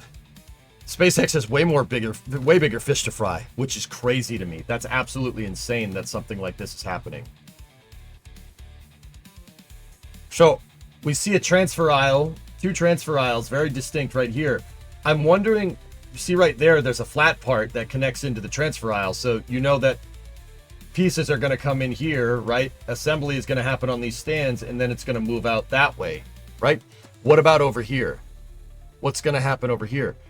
I'm wondering if there's going to be another entrance over here, because you can clearly see that there's going to be an entrance here, and then there's that, right? I'd be curious to see another flyby of this sooner rather than later to see if they pour a concrete slab here for a high bay entrance.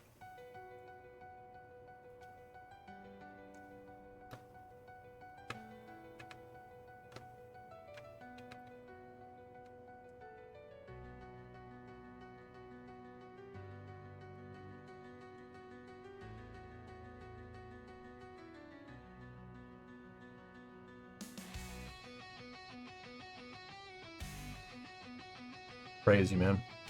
So I'm trying to get a sense of scale here. I mean, this Greg Scott flyby picture is amazing, dude.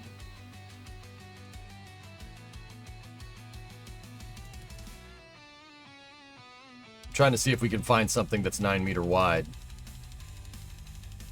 I mean, that water tower is close. Yeah, so each one of these things is a processing bay. So 1, 2, 3, 4, 5, 6, 7, 8, 9, 10, 11, 12. Yep, 24 bays, dude. The current mega bays, guys, have 6. So, yeah, 6. And it's really more like 3, to be honest with you, because the way the mega bay is set up. You got 1 door at the front and then room for 6 starships, 3 by 2, right? So you can't really put them in the corners. So it's really 1, 2, and 3. That's basically how they have that set up. Like, you could put one right at the entrance to the door. I mean, people are going to say, well, it's 5, EJ. Yeah, it's more like 3 because the ones in the corners are kind of hard to get. This eliminates that problem, dude. Nobody puts starships in the corner. 3 processing stands and 2 welding stations. Yeah, that's what I mean. 3 processing. That's what I'm talking about.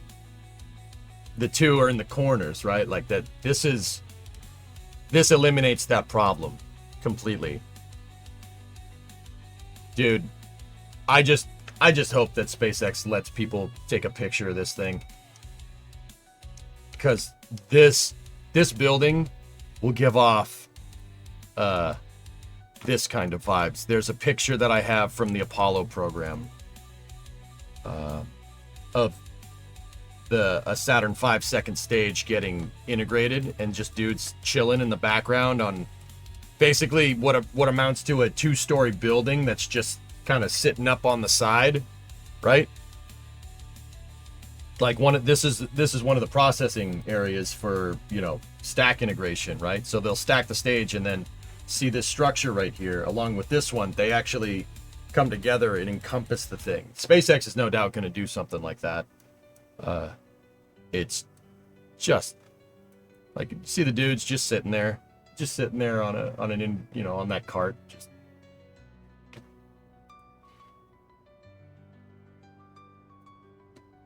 still sitting on the engines. Okay, Xerax. Yeah, I see it. I got you. I'm just trying to... I understand that your structure works, dude, but I'm trying... I want to see if there's another way we could do it, but... That's good that you're load testing it and it's working. I mean, because, yeah, that's what you did.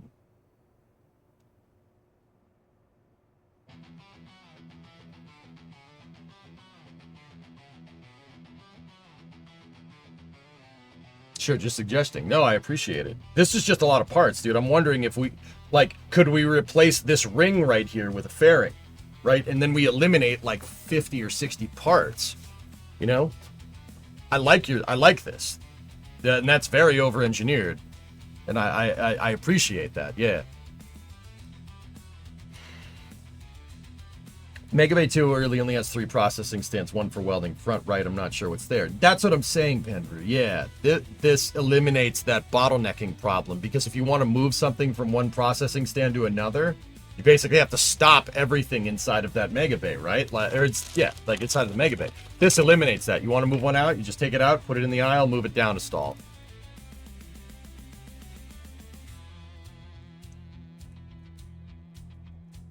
Do you think SpaceX will stack day of launch when operational? Yes.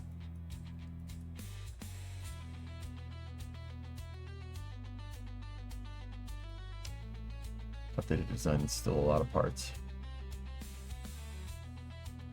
Yeah, I got it. All right, let's get back to this. Okay, so I'd say 4,500 is really what we're after here. 4,500 is the magic number. So if this is 2,000, right? If we want it to weigh twice as much, we go for 2 Gs. So this thing needs to be able to, the hold downs need to be able to hold up past basically 3 Gs. That would be a good load safety factor, to be absolutely 100% sure. So we're going to work on that first. All right. Yeah, we will work on this, on that thing first. That is a lot of hollow space. We could probably fit another set of tanks in there, but we will do that if we need to.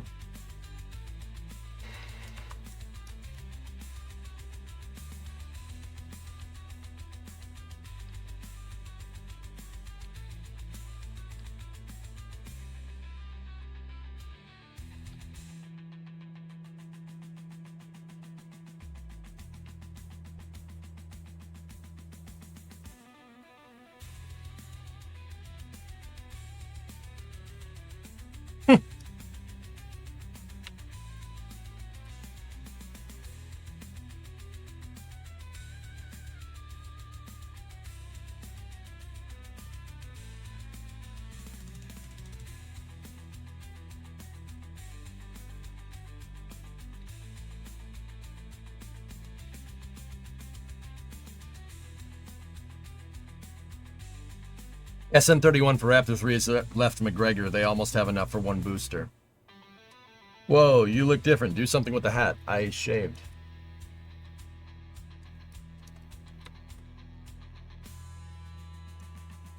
Alright. Okay. I'm going to go with my original, with the first design. We'll try that today. Let's do this. So, give me 6 times symmetry. Make sure we're attached to the right thing. Okay. And what I want for these is grandparent strut. A grandparent strut should run a strut from my engine mounts to tank wall 2, which is that piece. So we know that will work.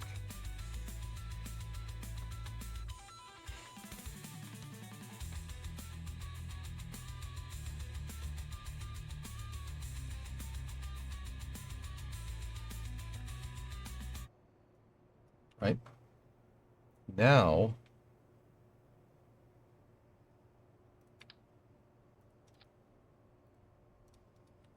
just got to make sure we have the mount in the right spot. Yeah, that's pretty much it. I'm going to move it in just a little bit right there. Cool.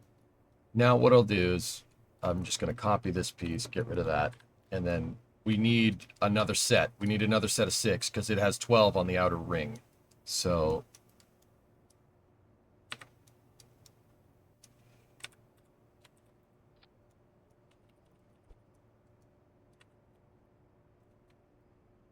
I just like using girder segments. Girder segments are insanely strong.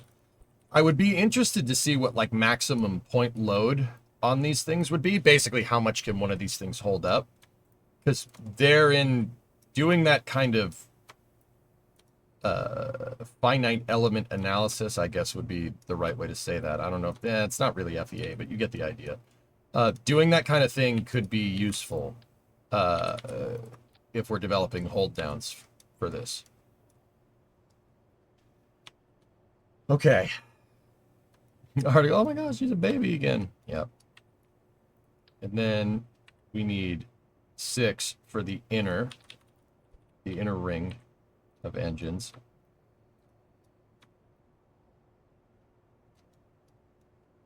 Then we need to make sure that these are mounted in the right spot. So all the engines are at the correct height. Perfect. Now, if we grandparent strut those are going to grandparent strut to tank wall 1, which is up here. Grandparent strut essentially leapfrogs apart. So if we go back into our hierarchy thing here, and this is why I did an auto strut. If you have a part here, right, and then it's connected to a part here, and then that's connected to a part here, right, and that's downstream, right? If I select this to grandparent strut, it will leapfrog one part in order to go to the next part. Grandparent strut is very useful. But keep in mind, grandparent strutting isn't the end-all be-all to fixing things. Because if I have 3 parts in a row like this and we grandparent strut, you're basically just running another strut up the same line. Okay? That's not really particularly useful. Like you have your attachment joint and you have a grandparent strut. That's good if you need more, like, if you have something in a line, right? But we don't necessarily have that here because we have fuel tanks wrapped around our the tank walls. We got our fuel tanks wrapped around it. We got engines wrapped around it, etc., etc. How you'd want to do this, a good use of grandparent strut is, say I have an engine here and an engine here, right? And we grandparent strut those things. Now we're triangulated. The grandparent strut will triangulate for you. See that? That's that Star Trek logo right there, Starfleet logo. That's way stronger than if I had a piece here and a piece here and we grandparent strutted those. Because that's more, it forms a smaller V. That's not as strong. Especially if your load is on this axis right here. That's not as strong. The thing will be more susceptible to doing this. You want to get good triangulation with your grandparent strutting and then make up the difference with regular struts. So we have our 2 grandparent struts in this analogy and then regular struts here, right? Like that. A regular strut across that. Now you made the triangle. Now that's really strong. That's how you, this is how you play this game. Try to minimize the amount of struts. Try to use grandparent strutting when you can. The other thing that's cool about this is that grandparent strutting uses symmetry as well.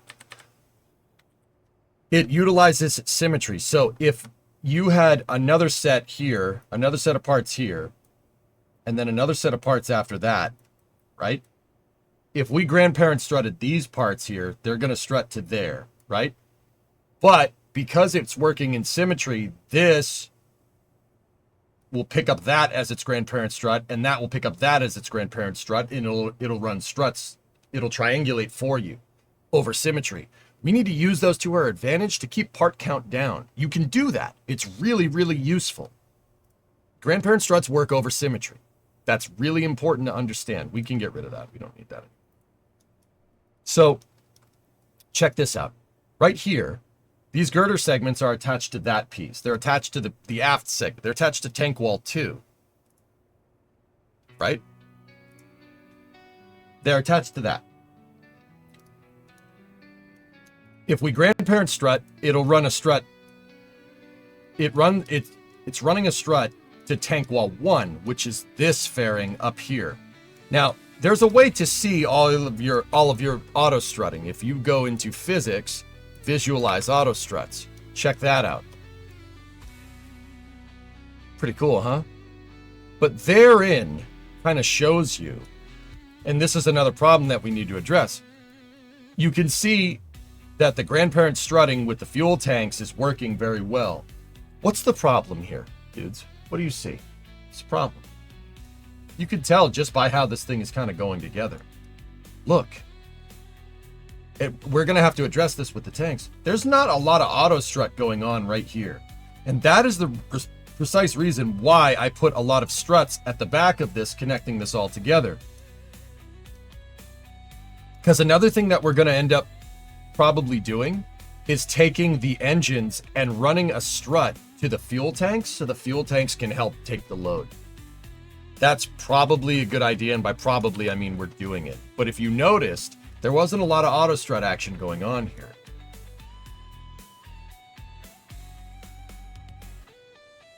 Hey Earthful, see you're in KSP. Reminds me of my stranded Kerbals on Lathe. They don't have enough Delta V to get to their orbiter. Need to rescue them. Would this rocket suffice on Lathe? Yeah, absolutely. FEA is about right. I use that every day with power lines. Define point loads. There you go, man. Today's the anniversary of SDS4 and SDS71. Cool. Do you use a mod for these large fuel tanks? No. This is not, those aren't fuel tanks. Those are fairings. This is all stock KSP. The only modded part that I have is a part that I made to strengthen a hinge, because the hinges that came with the breaking ground expansion kind of work like jello when you're trying to move 2,000 tons. So I have a hinge reinforcement piece that I modeled myself. So yeah, this is just a fairing, dude. It's a fairing with a bunch of fuel tanks inside of it. Cool, huh? Hey, Red Panda, thank you very much for the raid.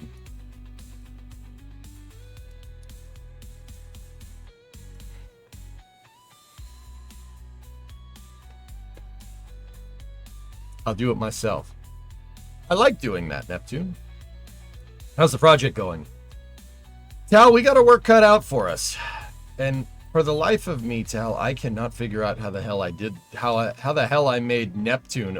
Remember the Neptune rocket that I made back in the day? The big rocket that was a bunch of clustered fuel tanks? I can't for the life of me figure out how I got that damn thrust structure working. I have a rocket. I built a rocket back in the day, and it probably luck was the way that I got it to work. It had like 33 shuttle engines in the first stage.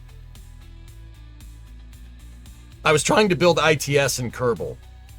It had like 33 shuttle engines, because that was the closest thing we have to Raptor. Which, it worked, and you could have reused it, and it was pretty damn strong, but the inner stage was made out of wings, so it didn't fly very well. But I made up for that by having 33 shuttle engines at the bottom. Yeah, I'm not smart enough to understand. Where are you getting confused, Twisted? Basically, the problem that I'm trying to solve is I have a lot pushing on the bottom here, and gravity is pushing down on this rocket. And Kerbal Space Program, I don't think, is particularly designed to have like a 2,000-ton vehicle. I don't think the developers ever really thought people would make stuff like this back in the day. So basically we're running into some structural problems. The rocket doesn't hold itself up. That's kind of important. We kind of need it to do that. Now, yeah, what I'm trying to do is trying to use game logic to try and figure out a good way to do it.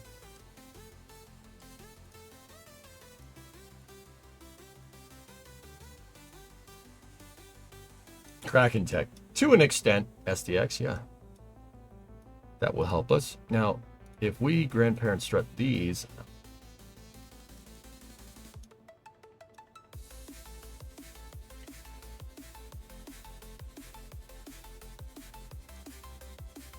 You know what?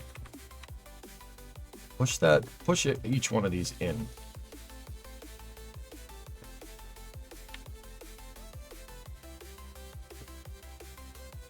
And that makes these peek through. Discovery, go at All right, throttle up. so what I'm going to do with the inner ring of engines, okay, we are going to run struts in 6x symmetry like that. Now, the thing is that this doesn't necessarily work exactly how we want. The reason why is because we have 6 struts and 4 fuel tanks.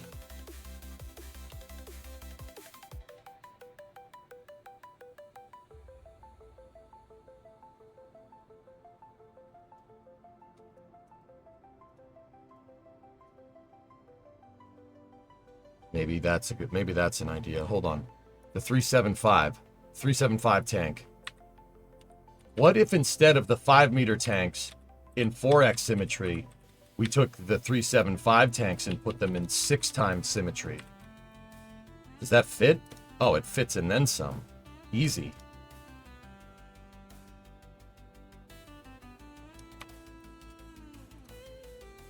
Oh.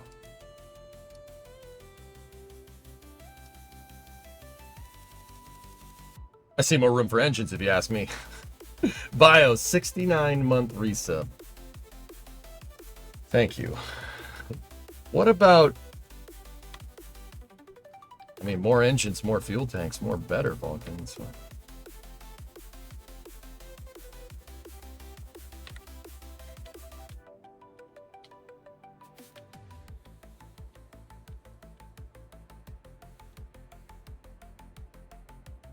What about 5-meter tanks in 5x symmetry?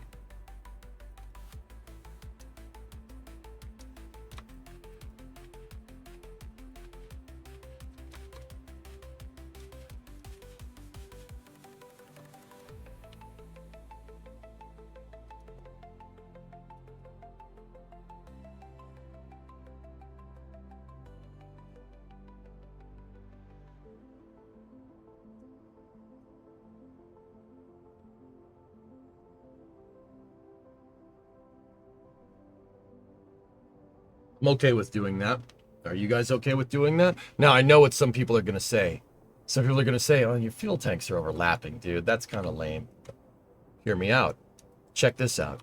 Want to hear something cool about overlapping circles inside of a bigger circle?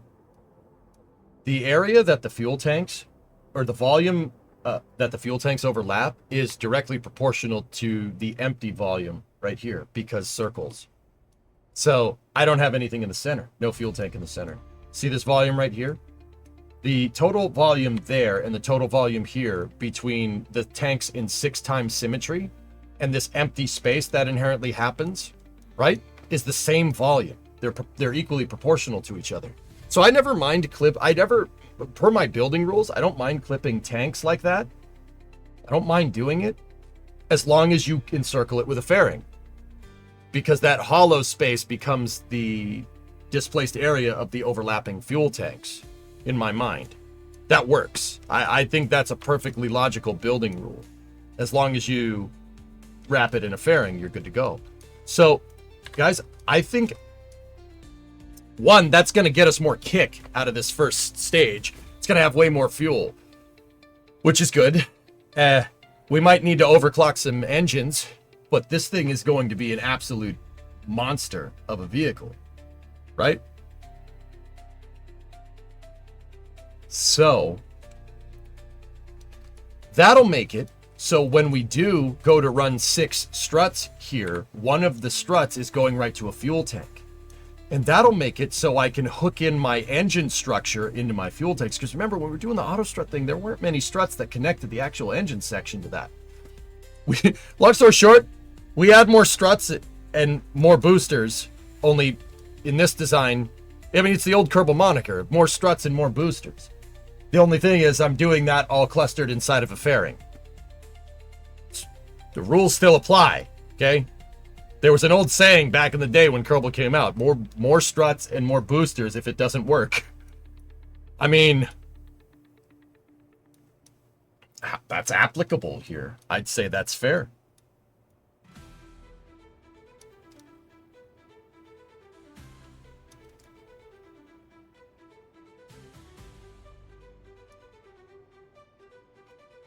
Now, with that being said, I am going to revise this design a little bit. I'm going to revise my engine section design, particularly around the outer rim of boosters. But that'll be all right. So here's what we're going to do, guys. We're going to redo all this. Unfortunately, it means redoing all of these struts, but that's okay. The struts are all attached to the fuel tanks anyway, so... What kind of Delta V are you planning for this thing? Well, Tal, minimum base requirements scaled from the actual vehicle. So this is a concept vehicle that was rolled out by NASA, or the AIAA, at the first annual AIAA meeting in 1964. The AIAA is the American Institute of Aerospace and Astronautics. The AIAA is still around. It's just, yeah, it's like SAE, but with aerospace. So they rolled this out, a paper here that we found deep in NASA's technical reports server about large post-Saturn launch vehicles. So basically, if the Apollo program kept going, these vehicles were in response to, like, what type of vehicles you're going to need after you wring all that you can out of the Saturn-style vehicle. Basically, what does the next generation launch vehicle look like after the Saturn V family of vehicles? So this is like post-Saturn Nova. And now keep in mind, this is from 1964, and I don't think this really got anywhere past... I don't think it really got anywhere past this kind of paper here. But if you look, this is a post-Class 1 baseline vehicle here. That's what we're making. Look at some of these numbers.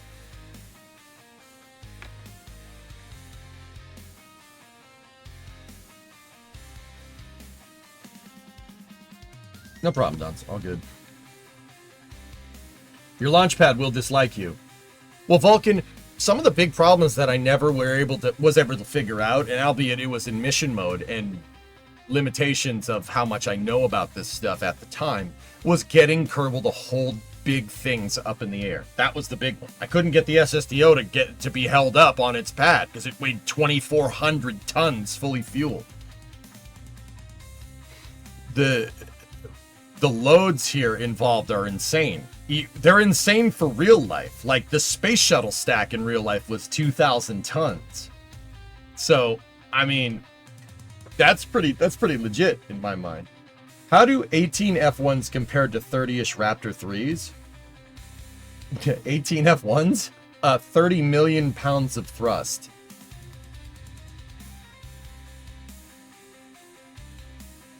Super Heavy makes 15 million. This thing would, in terms of liftoff thrust, it's double Super Heavy, and Super Heavy is double Saturn V. This is not a small vehicle. It's 65 and a half feet core diameter on the first stage, 60-foot diameter second stage. So that's 19.4 meters on the core stage and 18 on the second stage. The second stage is double wide. It's as double wide as Starship is, which is just what. When I first saw this, I'm like, wait, you can do that? That's doable? I mean, the AIAA wasn't stupid. Like, this is like, arguably, the AIAA is like one of the, like, that's like the smartest aerospace engineers in the country by a long shot. Or at least, well, I mean, it is now. It's still to this day, right? Like, you can do that? That's doable? This thing has a payload capacity of 980,000 pounds. That's over 450 tons in a 60-foot fairing.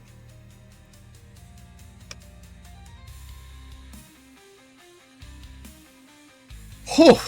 Woof. That's a 60-foot fairing. For reference here, the biggest fairing flying today is New Glenn with a 7-meter fairing. A 7-meter fairing is, what, 25 feet and change? This is 60 feet. It's more than double. Like, you could fit 2 New Glenn fairings side by side inside of this fairing. That's ridiculous. Do I got it right in the assumption that Raptors are more efficient than F1s? Well, yeah. Yeah, of course, because they use Methalox. But that's the crazy thing about this. The second stage of this vehicle had M1s in it. M1s are Hydrolox vacuum optimized F1s. So they're F1s with an upper stage nozzle running on hydrogen instead.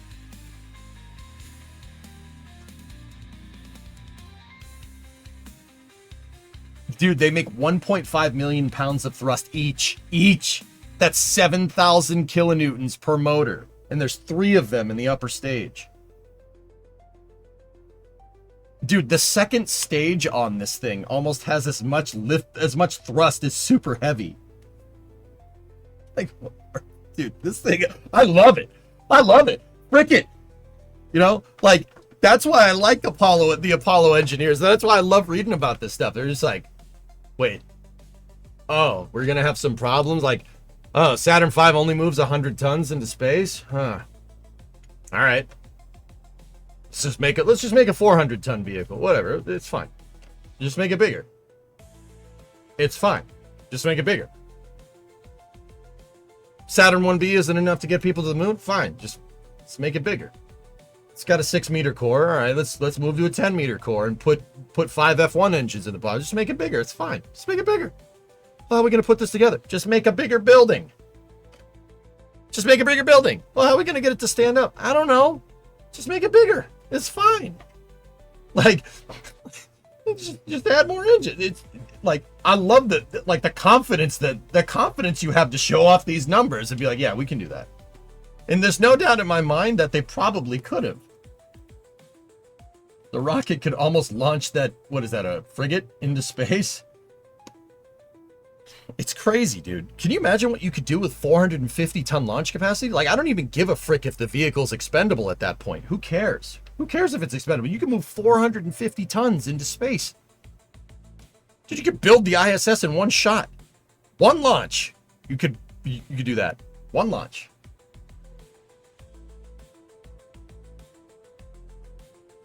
The technology is here. Just asking you to make it bigger. Hey, can we just like make it bigger? Just add more engines. Whatever. It'll be fine. We can do it. Like, what? I love it, man. It's like they were playing Kerbal in real life. It's awesome, dude. It makes me so happy. Like, we should do that. We should get back to doing that. Never mind the bullcrap. That's just static. We should go back to doing this stuff. You know, I mean, we kind of are. Like, SpaceX is very much doing stuff like that. You know? So, cool. All right. Give me 1 second.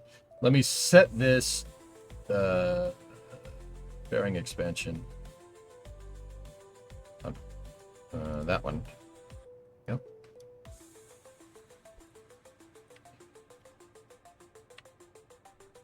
Like yeah, just do it. It's fine.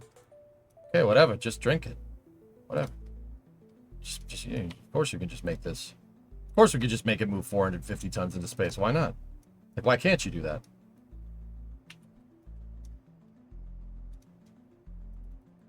How many of those engineers were racers? Oh, I have no idea, man.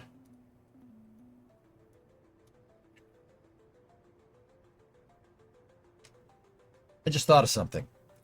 Instead of attaching this to the inner stage, I'm going to attach my tanks initially to tank wall 1, the second fairing in line. I'm going to do that because then that gives us a free grandparent strut. That gives us a grandparent strut now for these big boy tanks, right?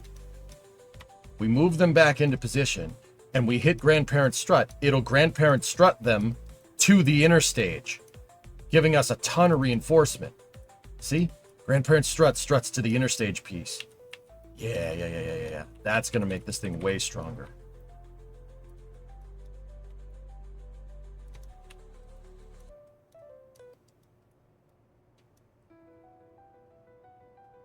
I just wish we had more than SpaceX being successful doing this stuff. Don't discount Blue, Jackery. Don't do that.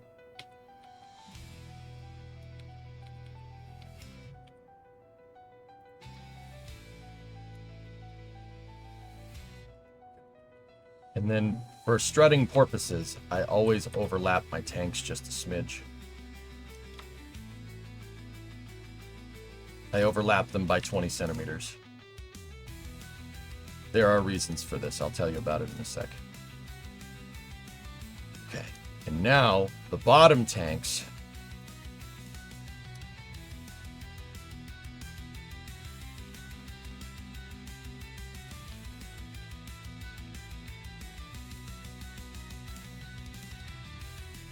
That's it.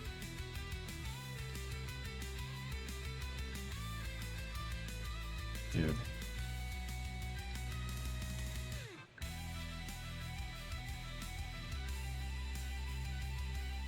Wait a minute. Do we have a 5-meter conic adapter? We do. The S3, S4 adapter tank. Can we zip that in there? This thing is going to roll! Does it still explode on the pad? No. We're working on it. We're working on it, Britta.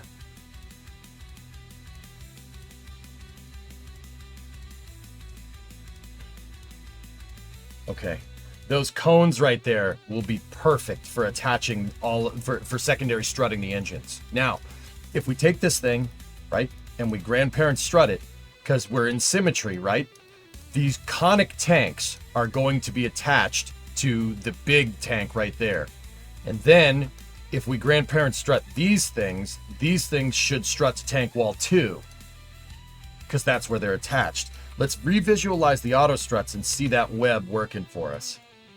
Oh yeah, that's good. We still could do with more down here for the main line, but that's where regular struts are going to make up for this. Okay, so this is our inner cluster of engines, all right? So let me take one more.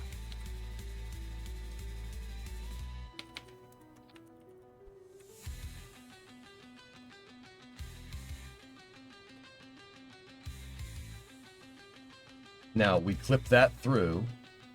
Okay, now look. Oh yeah. All right. This is really gonna work. So now we take this, right?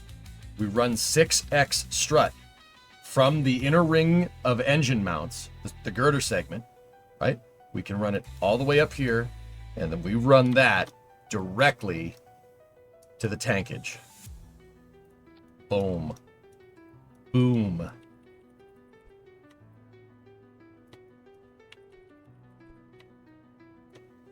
Oh my gosh. Oh my God. Look at this. And you know what? Now what I'm going to do, just to make sure this is it's super good, super duper Jeep. I don't want that exactly. Down like that is fine. This man gets it. Nodders. Alright, so now I always offset tanks. Perfect. Okay, so watch this. This is going to be a lot of struts, but also 4,500 tons. That whole part is kind of important. Don't remember. All right, so now I run a strut. Let's make sure we get good triangulation, okay? And let's run it. That's the maximum angle right there. What I'm gonna do is place that like that. Absolute snap that in position like that. And I'm gonna move these forward so I can still select them. Right?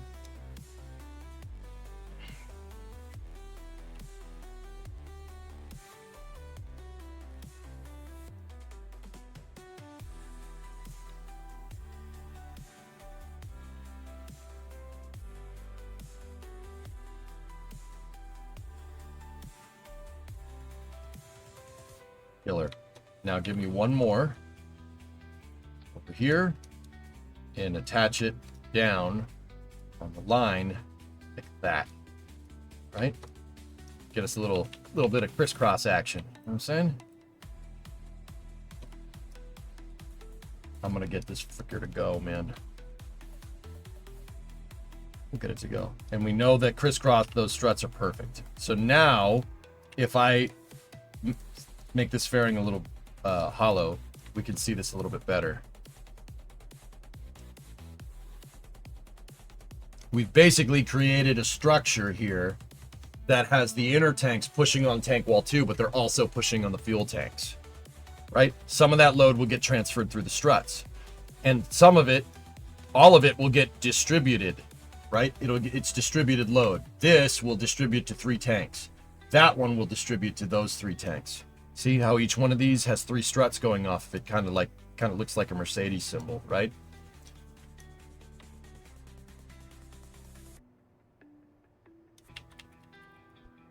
I'm kind of wondering what these struts look like if we put them like, oh, I like that better. Wait a moment.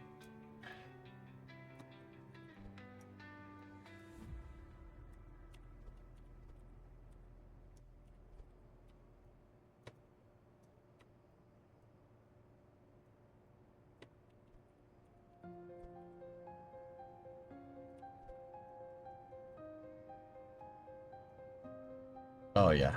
Look. Nice. See that? The triangulation? That absolutely makes a difference here. Now, I'm kind of worried that those triangles are a little too wide and not tall enough. But that should work. Has Mercedes sponsored a rocket yet? I don't know.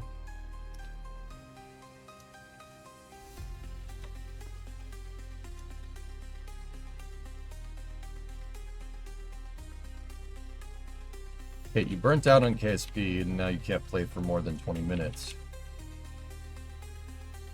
Kate, I burnt out on KSP for like 2 years. I didn't play it really didn't play it much since June of what, 2024? Or no, 2023. I used to play Kerbal every day, all day. That's all I played.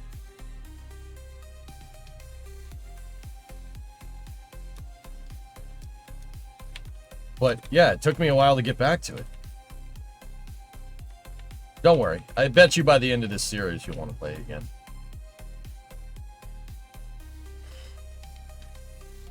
Cool. Save that thrust structure out. That's strong. That's real strong. That ain't going nowhere.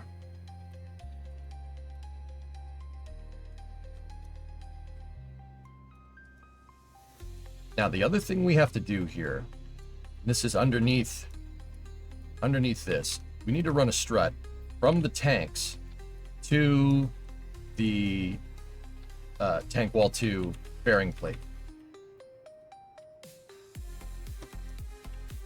That'll make it so the fairing plate, the load from the engines pushing on the plate, also gets dispersed evenly through the tanks into the fuel tank design. That should really help hold this thing up. What I'm trying to do is, the fuel tanks were kind of free floating by themselves in my first design. Not a bad way to do it. But that meant everything was pushing on the fairings. If we help disperse the load evenly between the fairings and the fuel tanks, then we're going to be in business here. This will be very strong. Save check. I got you, man. I haven't been able to play much KSP since 2016, and only this year dethroned it as your top game. Yeah, that's fair.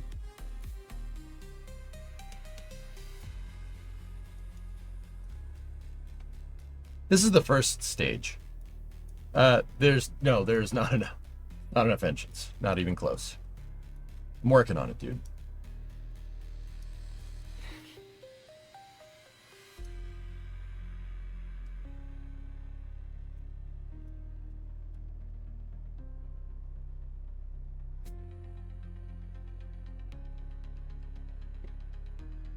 $460 tons, Xerox. Good to know.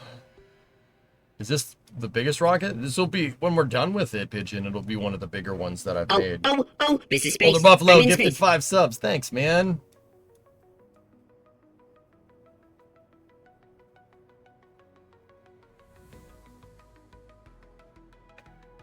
It was like this when the US had a long gap in spaceflight. We had a long gap in KSP, for sure.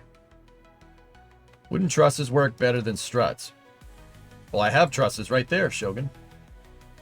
Problem is, I can't make that shape without struts. The struts are don't get confused. Those struts might look like a little tiny thing, but they can withstand a lot.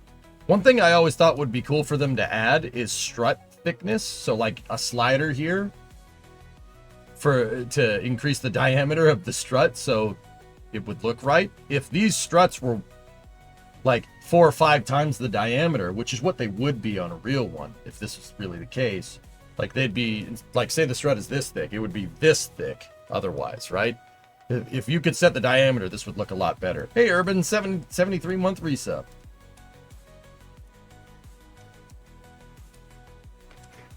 Sent you something on Discord. Perseverance broke a record. Perseverance recently traveled 400 meters in a single autonomous drive, breaking its record of 64. Longer drives brings the rover closer to the terrain that could reveal more about the red planet's distant past. Cool.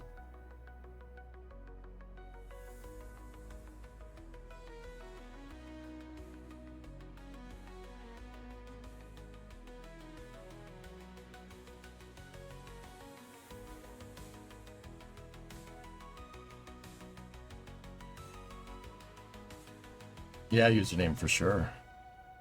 Full slider equals I-beam. But I-beams don't connect two things together like the struts do. That's why.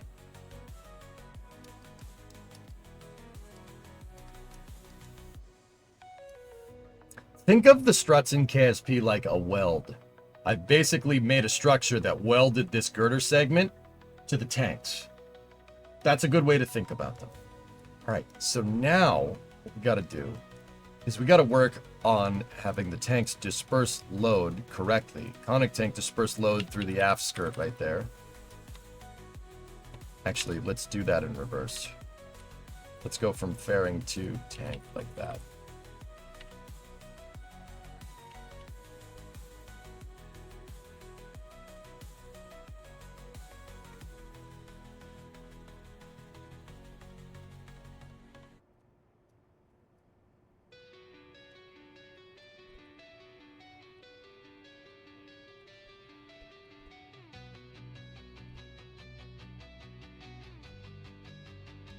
Good.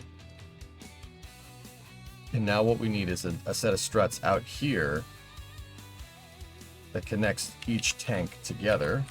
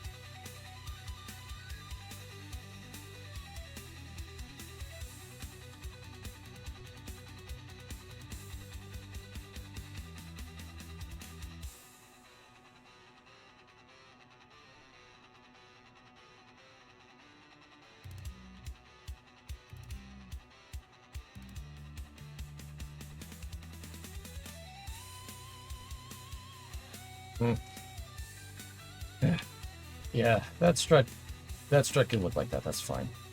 That's not the exact angle that I really want. You know what? Let me just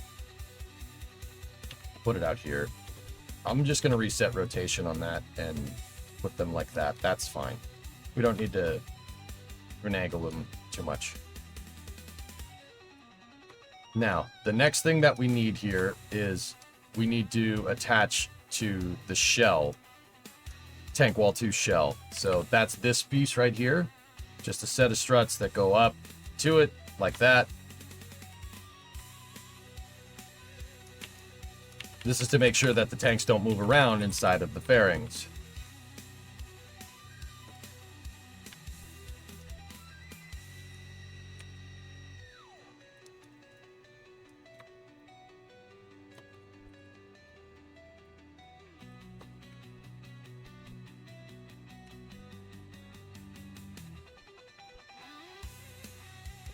Good.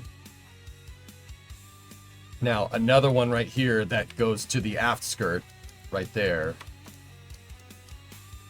That's also going to be needed right there.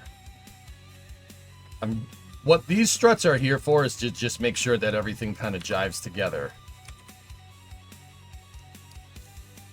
Everything is... I'm kind of connecting everything to everything because, you know, one could call that over-engineering, and you'd probably be right. But remember, the vehicle weighs 4,500 tons. Fully fueled. If we push up on it, you know, at 2 Gs, then it's 9,000, right? Like, you have 9,000. Well, not 9,000, but you get the idea. It needs to be strong. Everything needs to be strutted to everything when you do architecture like this. Okay. So now, second set of tanks right here.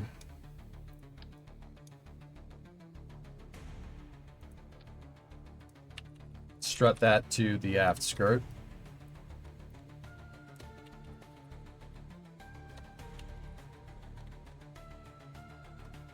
There we go. I'm going to start with a singular strut to hold these together. If I see any other reason to do it, before I did like struts at the top and the bottom, a singular should be fine.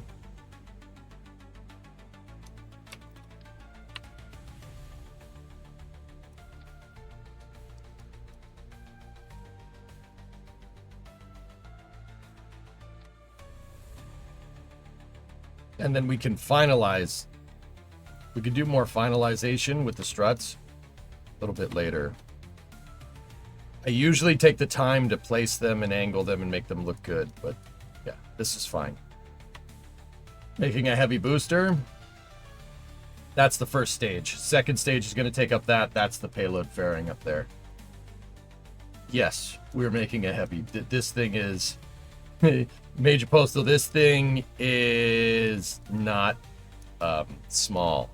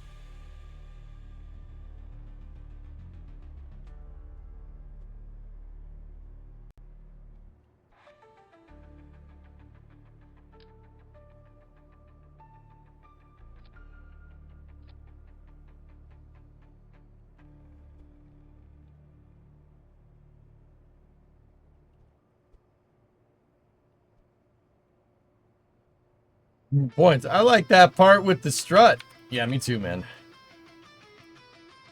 Kerbal struts drive me nuts.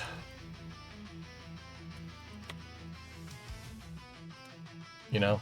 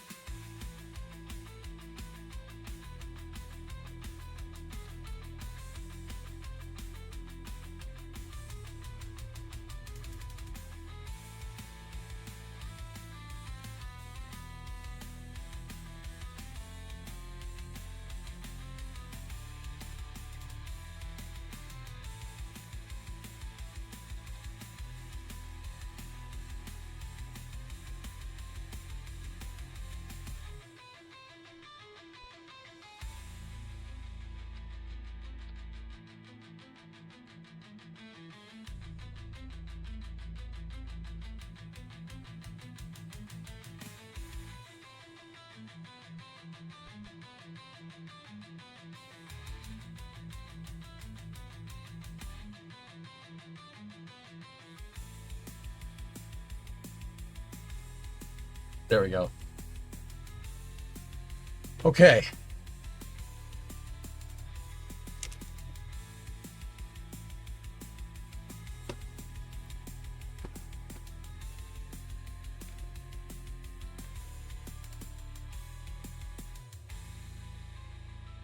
Discovery, go at throttle up.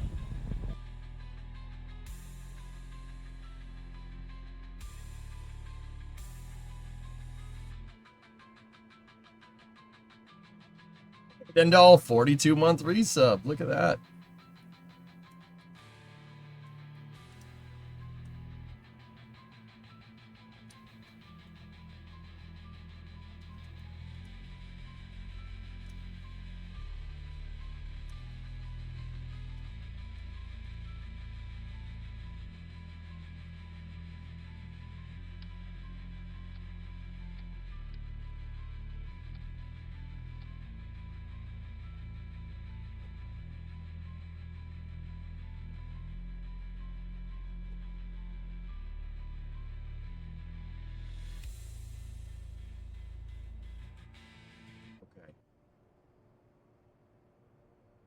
All right, cool. So let's save that. And then I'm going to move my ruler control node off to the side. We don't need that. All right. Did I get my inner set of struts? Okay, yeah, I missed something here. We need 6x symmetry there. And once again, I'm not going to do this usual strut work because we're kind of short on time. I want to get this thing out and I want to test it and I want to blow it up a couple of times because that'd be fun.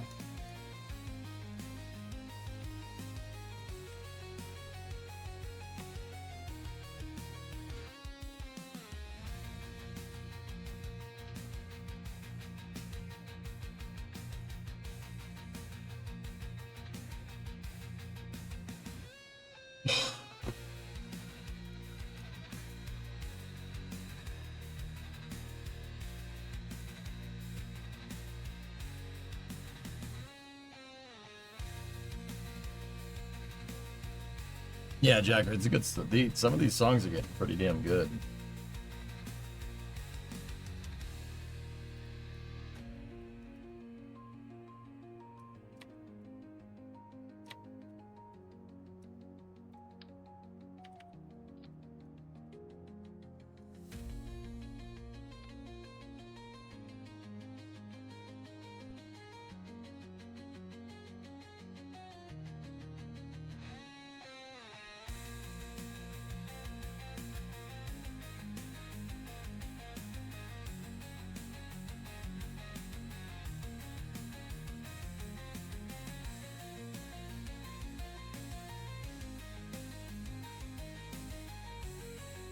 Cool. Send it like the booster from yesterday's test.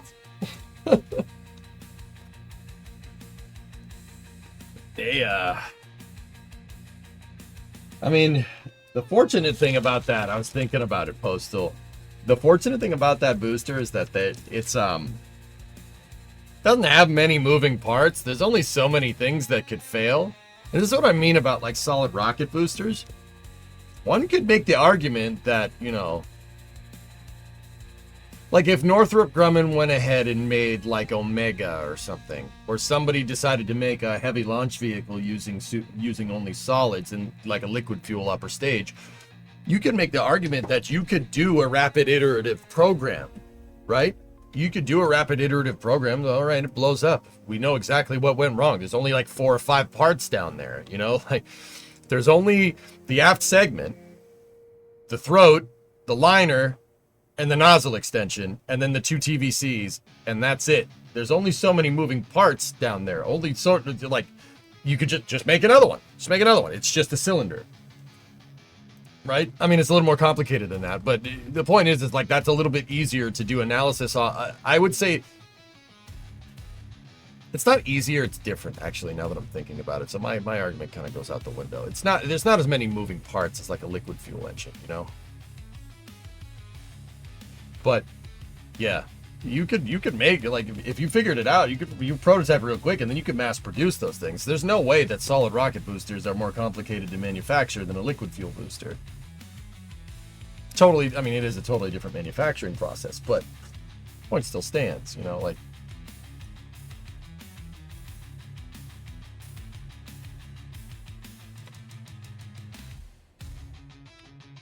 Okay, anyway, now what we got to do is I have to do the inner strut piece here. This is the center engine mount. I opted for a center engine in my design, just for the sheer reason that if we're doing a landing burn, I want I want a center engine to fire. It's a little bit easier.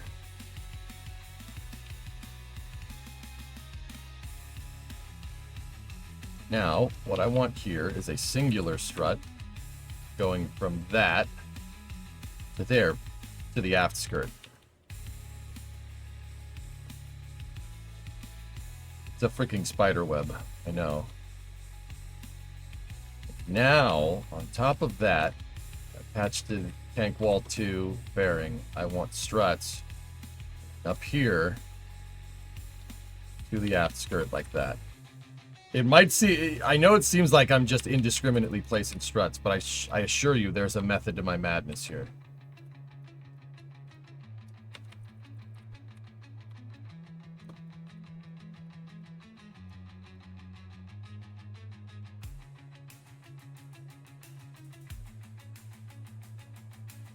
Okay, so that's the inner thrust structure, the new one.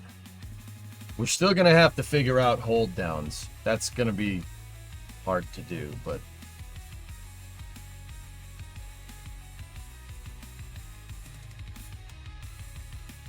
yeah.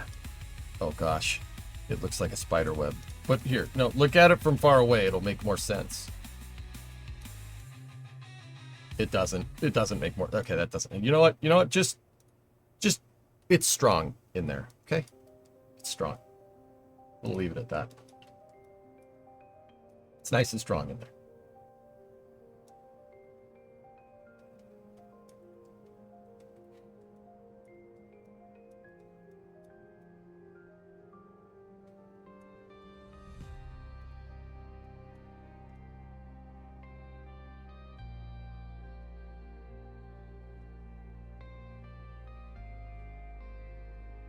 I like using the cones.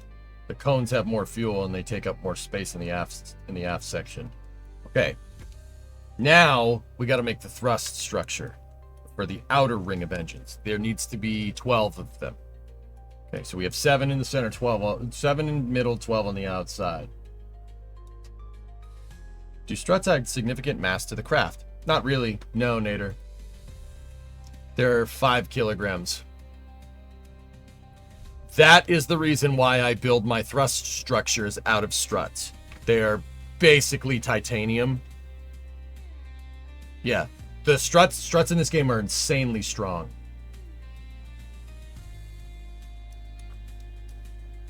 All right, so girder segment. I want a long girder segment for the outer ring, and I'll tell you why in a moment.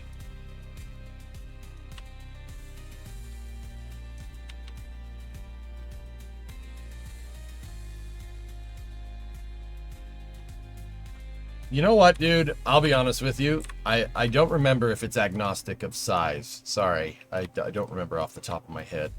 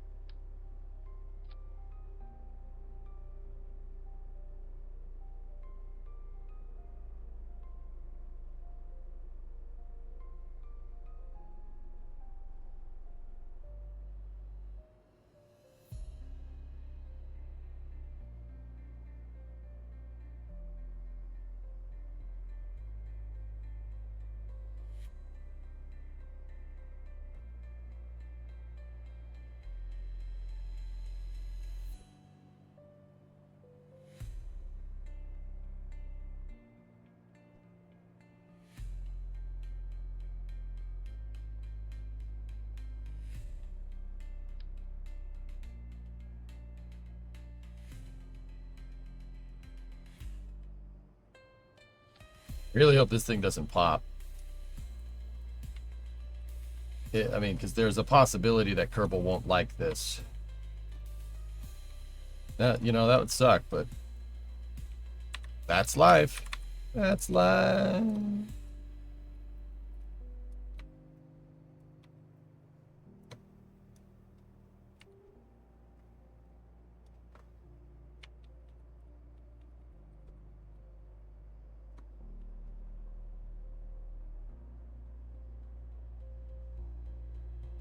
Now, I put the outer engines on long girder segments, so their engine mounts are clipping through the aft ring, so we can do that same thrust structure.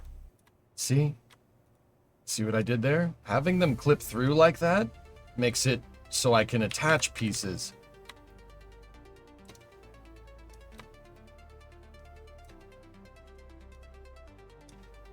Through the fairing and into the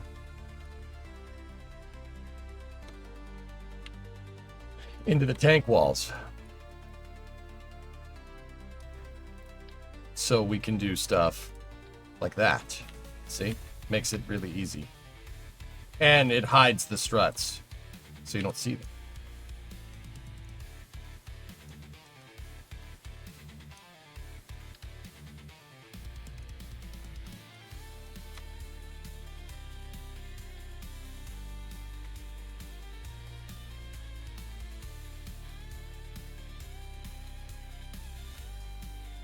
Now remember, we have 2 sets of 6, right? So the symmetry has to be... We have to do everything twice. One on the x-axis and one on the y-axis.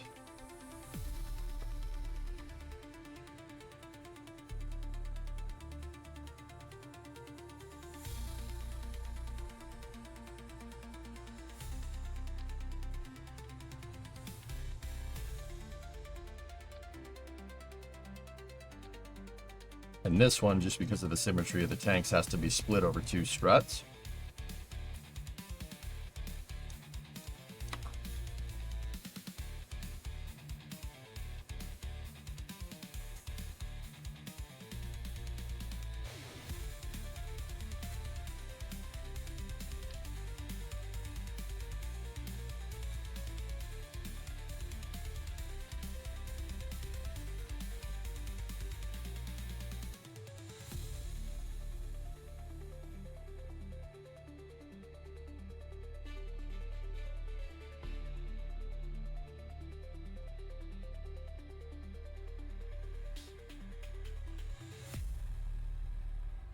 Got to do that same strut here. Attach it to the sidewall. Yeah, the skirt.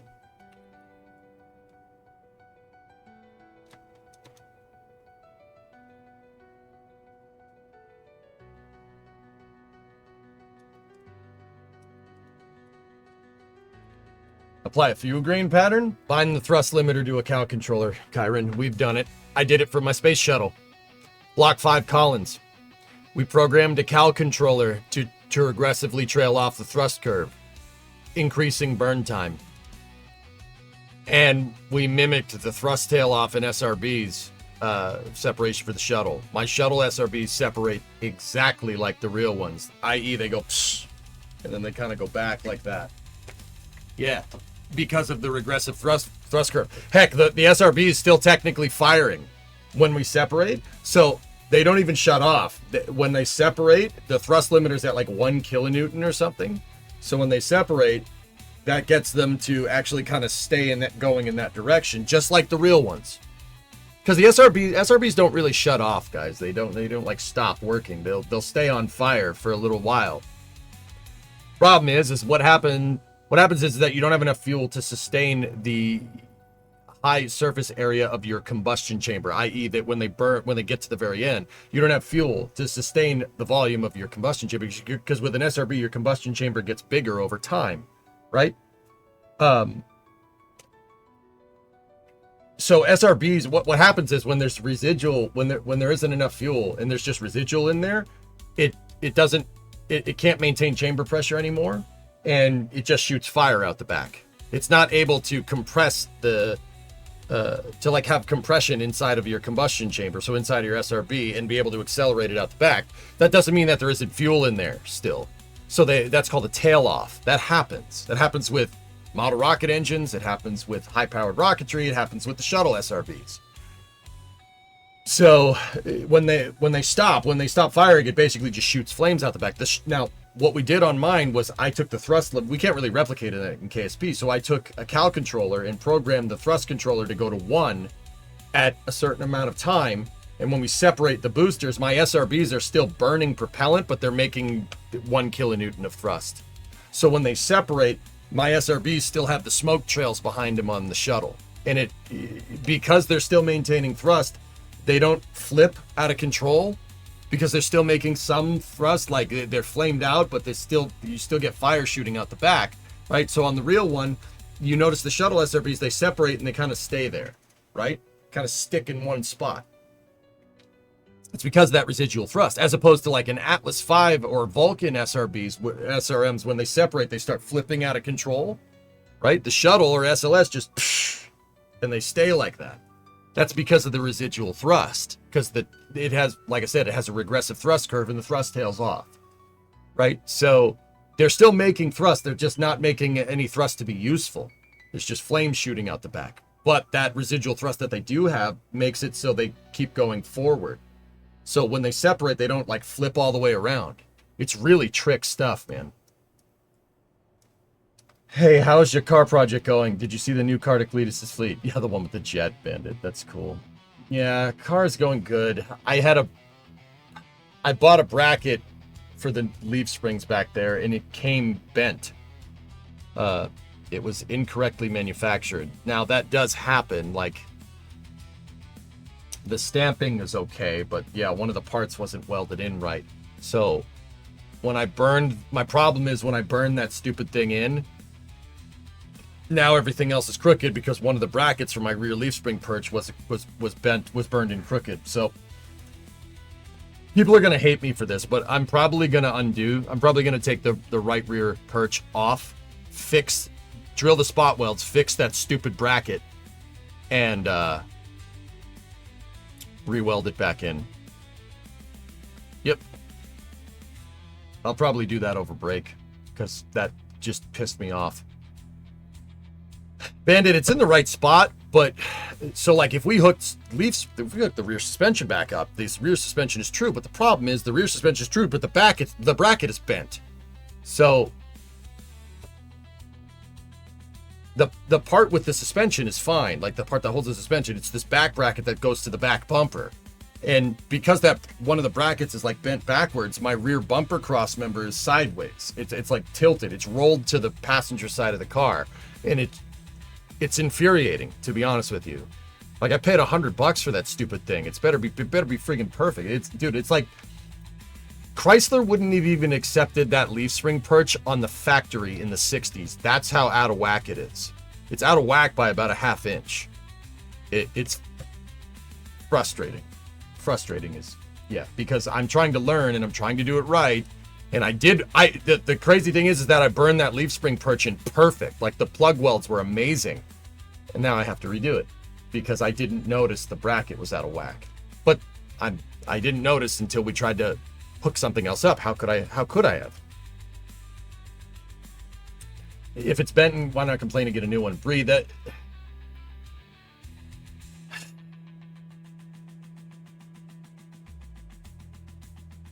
it's hard to explain.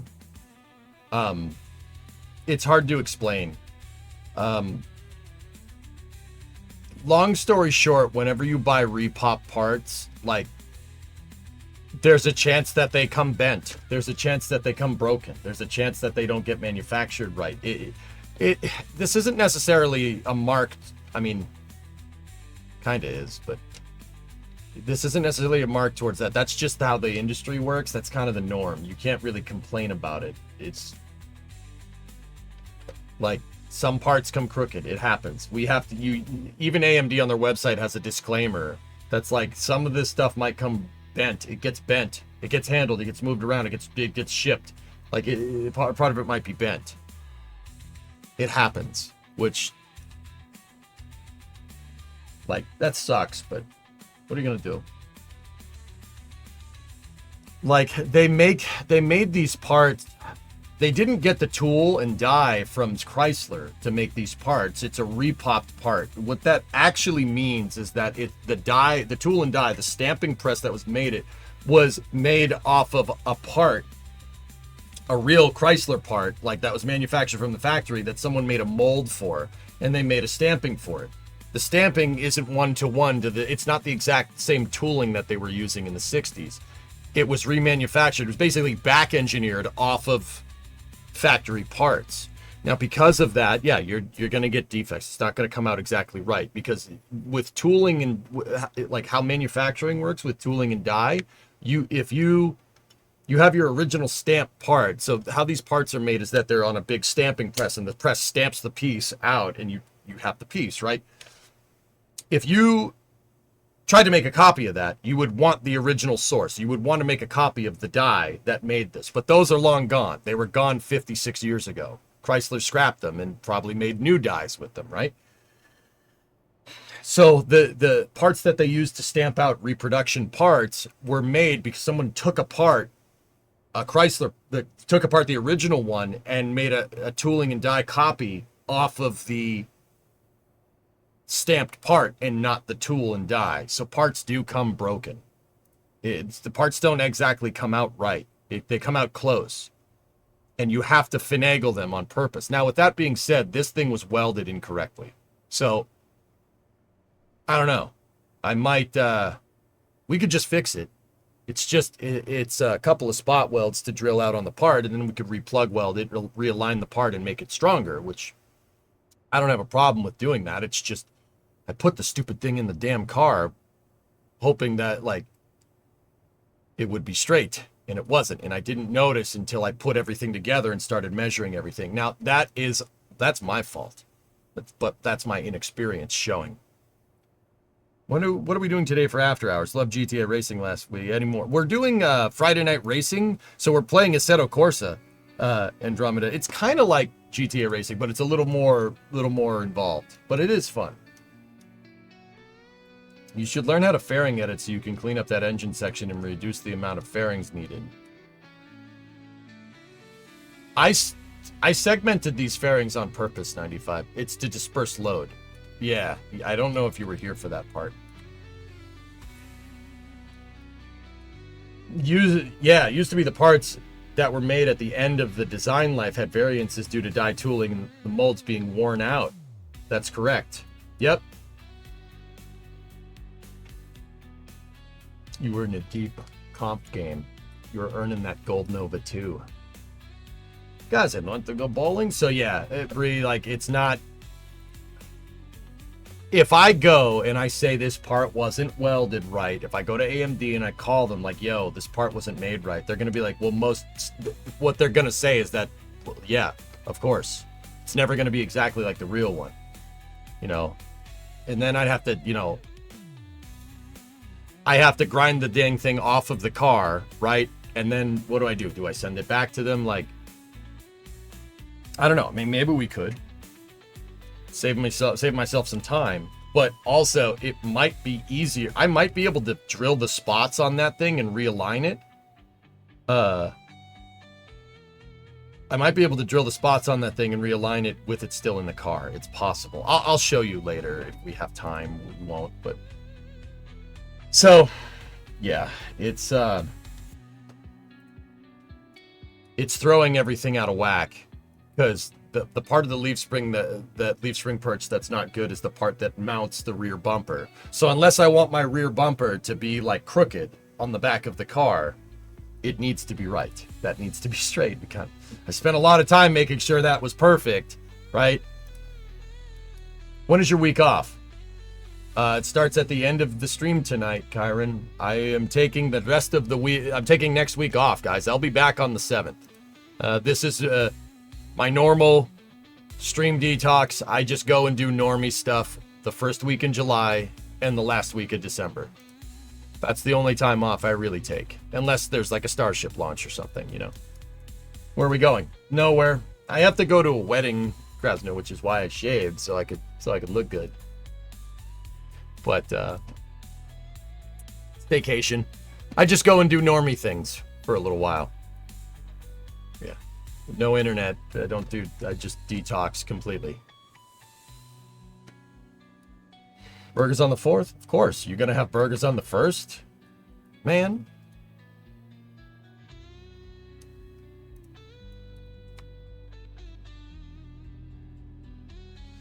How difficult would it be to run high-fidelity simulations to see if something would blow up in real life? Very. Your electric bill is going to not be happy with you, Jackery. Any plans for fishing? I ain't no fisherman. I'm not a fisherman. That doesn't... I don't hate fishing. Fishing is cool. I'm not a fisherman. It just doesn't really appeal to me. I'd rather go into the shop and build something or play video games or whatever. Or get in my car and drive. It's just not, my brain doesn't work like that. All right.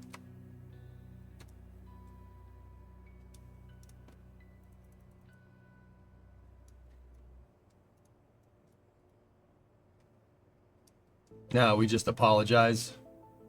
Oh, okay. Oh, yeah, bud. Yeah, no, apologies is good. Good for you.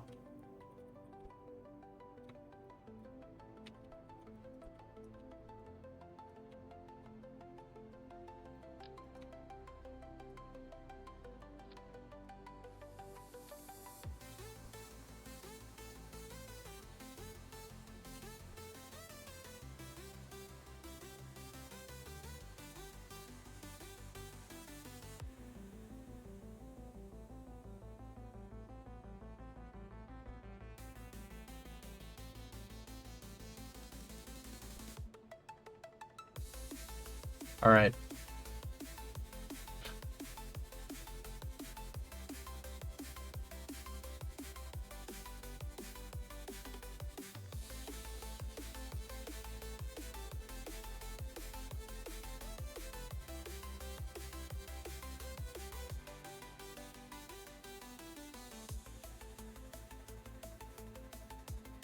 Okay, let's put this thing out for a test.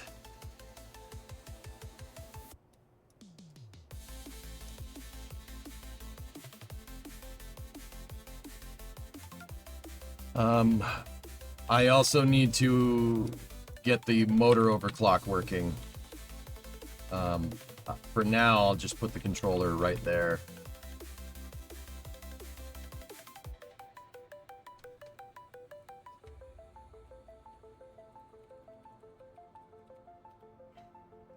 So we are going to need more kick out of these things.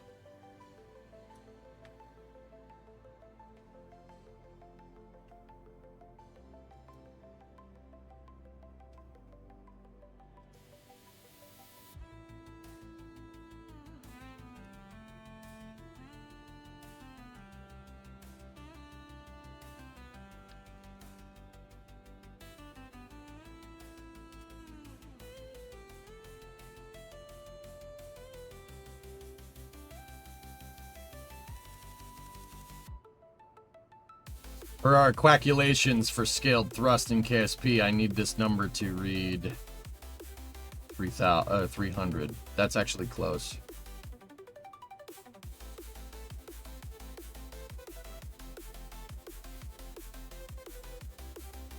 $348 is too high.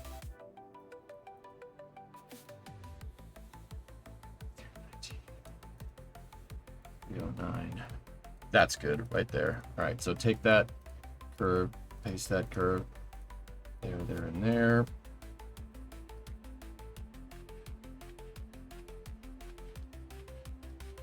That's it.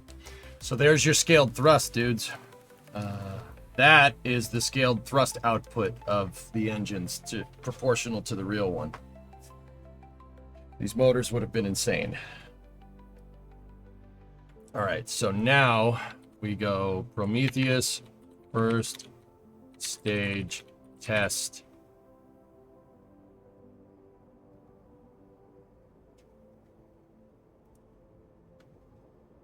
I called the file something different. Hold on.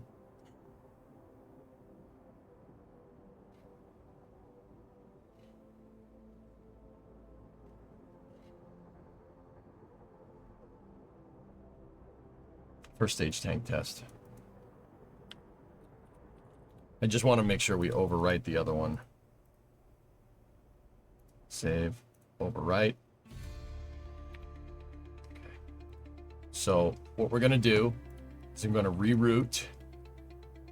We will reroute to the docking port right there, get rid of the stage control node, and now we have a craft file that's isolated for our, that's just our first stage.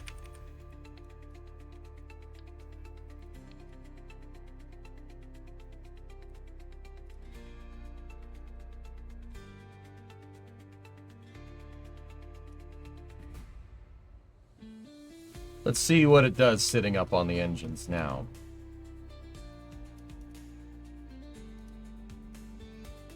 Okay, first stage ended up being 300 parts. And it is a chunky boy of a stage, that's for sure.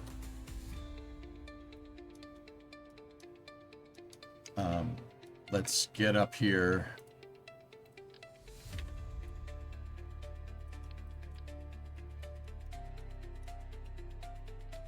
And just do what we were doing before.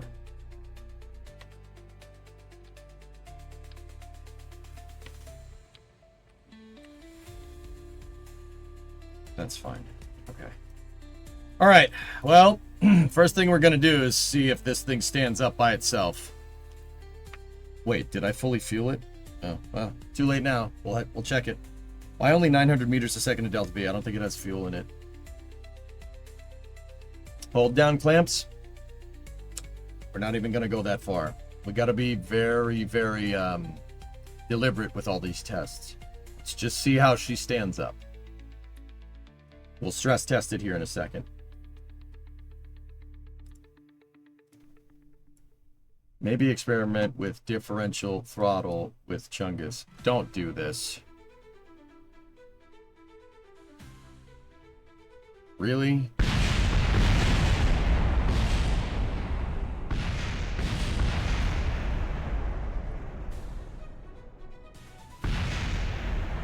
Thanks, physics easing.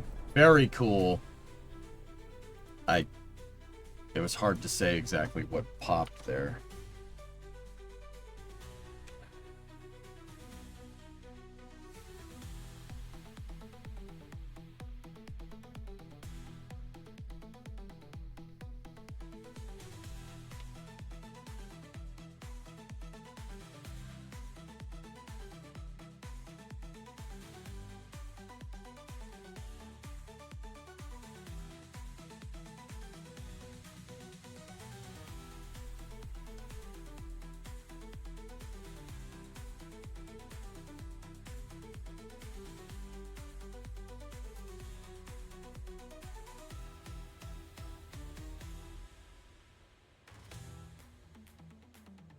No, we were full on fuel.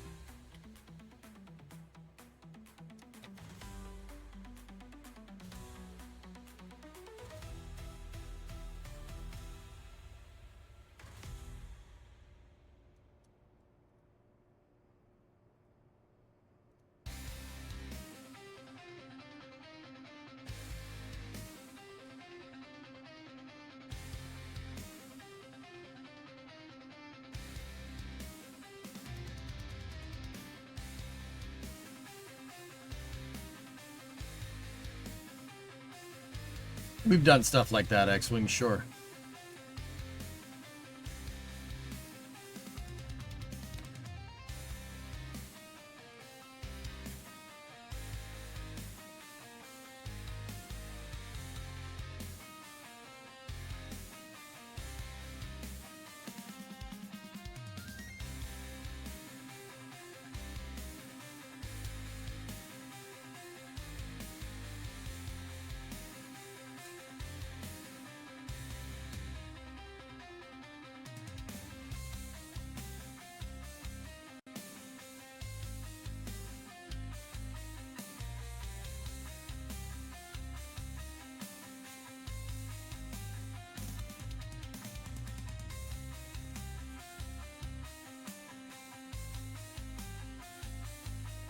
it's hard to say what failed.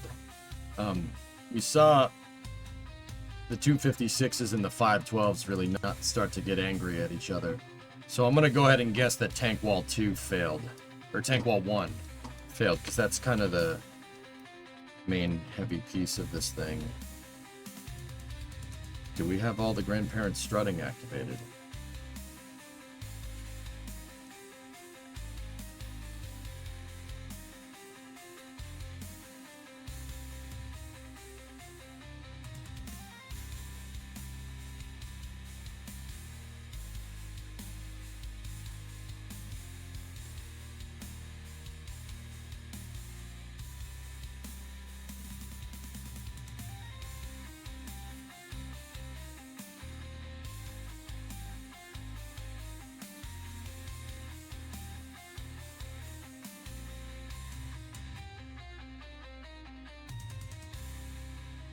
Yeah, I did the struts quick. I did quick strut work on this thing.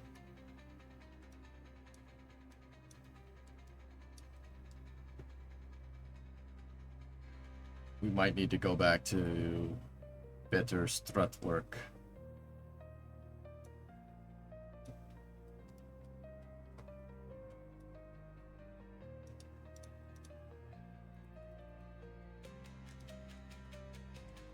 All right, let me just... We saw a lot of stuff getting unhappy around the 512 and the 256 tank, right around this connection area. So I'm just going to do a crisscross strut right there. And then I'll do another one right there. It will make the modifications back in the mastercraft file.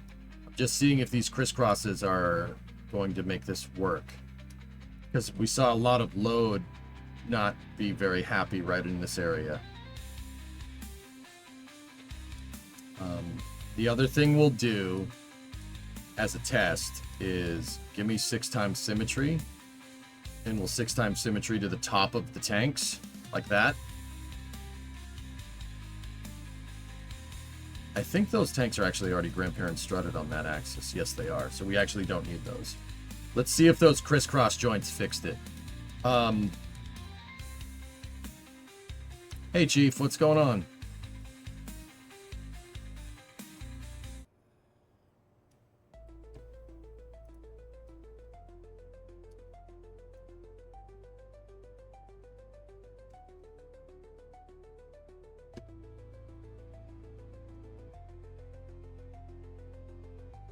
All right, let's see. It's probably going to blow up again, dudes. Any reason to use struts over auto strut? I'm using regular struts where the auto strut isn't running. We are using auto struts. I'm using grandparent strut all over the place. But grandparent strut isn't your end all be all. It doesn't strut everything to everything. Those struts are in places where the grandparent struts are not. Does that make sense, dude? I'm using everything. You can't be picky about what kind of strut you're going to use. It's going to blow up again, I'm pretty sure.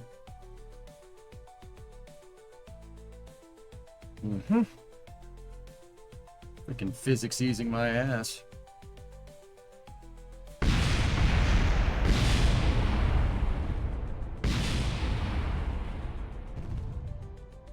That thing doesn't have like same vessel collision or something on it. Did I click a SVI by accident? Because that's certainly what it looks like.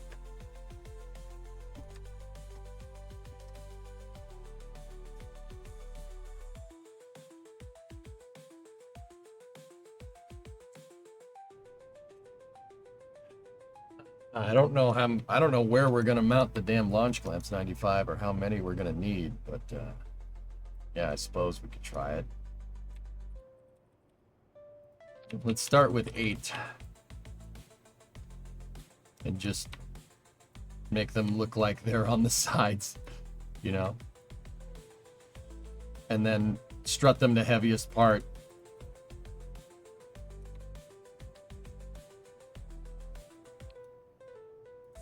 I doubt that's going to do anything.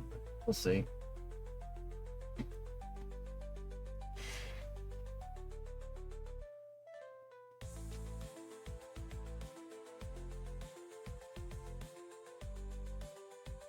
Just wanted to tell you, good luck.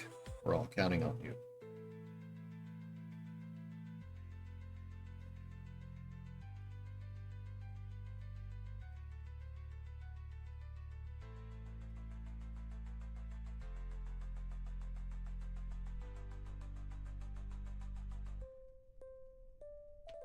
Okay, that worked.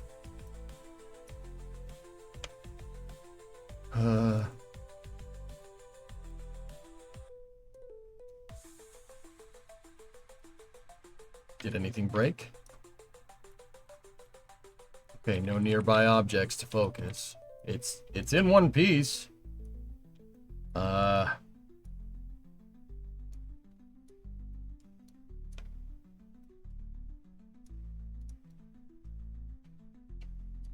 Yeah.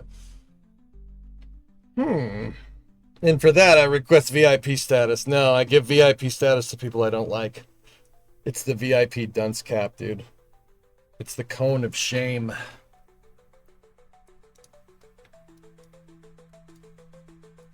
You have to uncheck the failure option. Ah.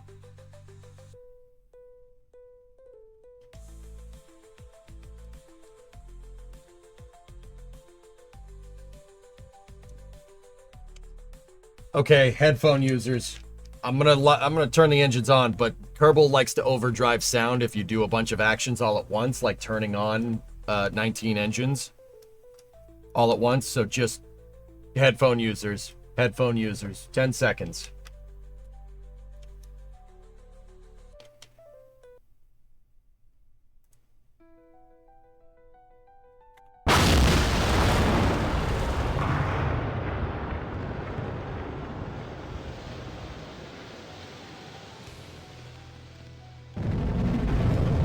%, thrust. 50% thrust. We went past 50 and it exploded. That's crazy, dude. Oh, man. That was nuts. What popped? Yeah. Huh. I didn't see. It looked like it was something unhappy up at the top of the vehicle.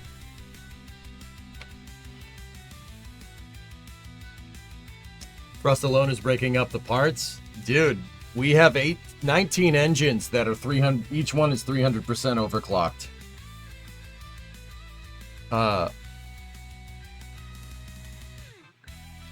Yeah, that explosion threw the probe core at 34 Gs up in the air. Boom!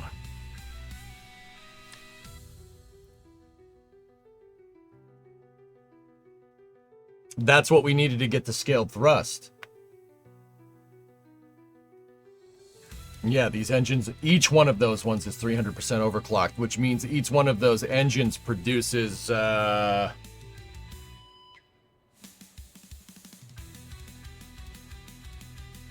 4,000 kilonewtons of thrust, each one. Yeah. That's how big this rocket is in real life. This rocket is so ridiculously large in real life that these are... like... This is the amount... Like, each one of these puts out the same thrust as an RD-180 does in real life. You want some scale here? You want to understand how big this rocket is in real life? Think about having 18 Atlas V cores glued together. Give or take. Actually, it probably would have been more than that. It would be more like 18 Atlas 551s. No, not 5. Yeah, that's about right. Yeah, so that Kepler KAO2 mission, take 18 of those and cluster them. That's what this rocket is. It's no joke. Ship 37 point of view.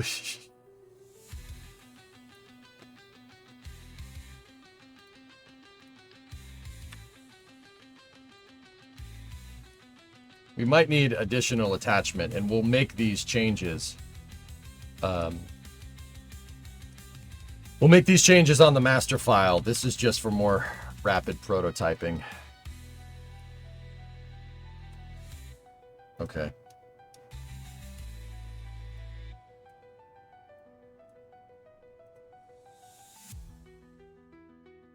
So not F1 engine equivalents. No, not to their real-life counterparts, because Kerbal's solar system is smaller than real life. It's not Earth's solar system, it's Kerbin's solar system. Differences. Congratulations, you've placed third in the SRB throw shot put competition.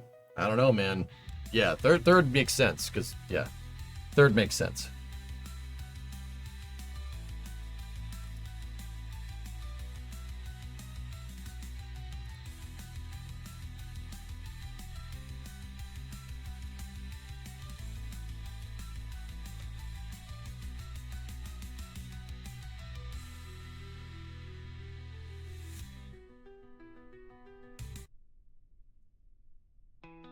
All right, ready? Headphone users again.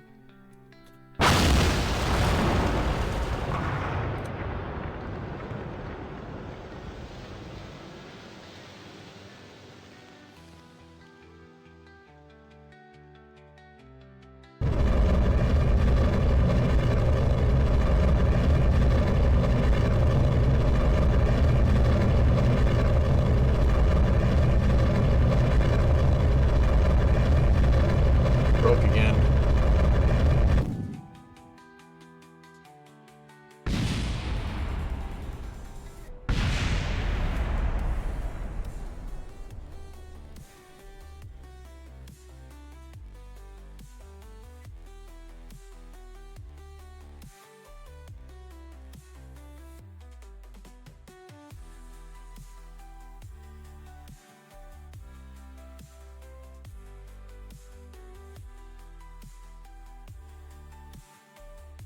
It registered a liftoff?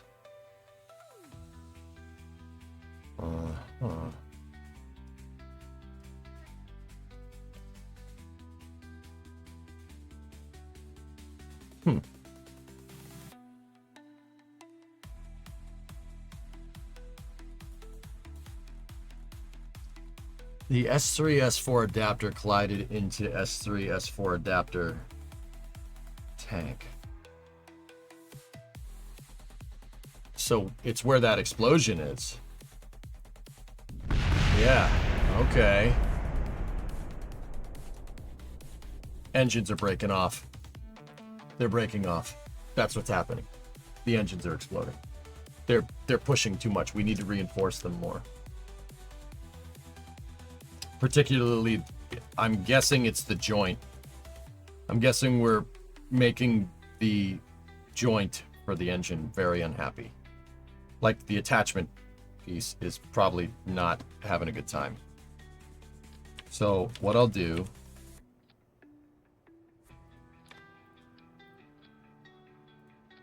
strut, man, obviously. Add more struts.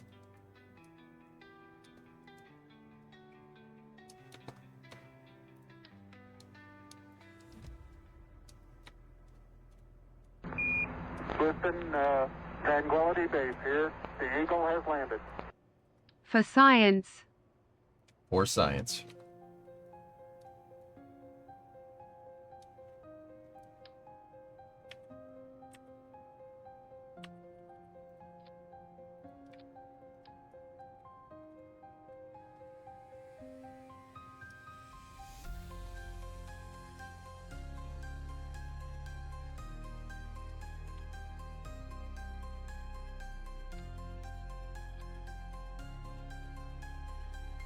Thanks, Kyron.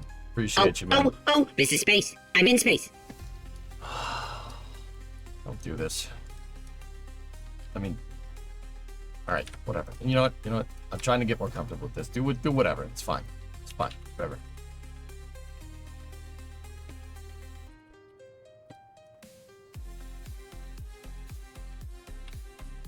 Vacation pay? Thanks, man. All right. Remember, we got to make all these changes on the master file, but we got to add the X braces and then the engine struts.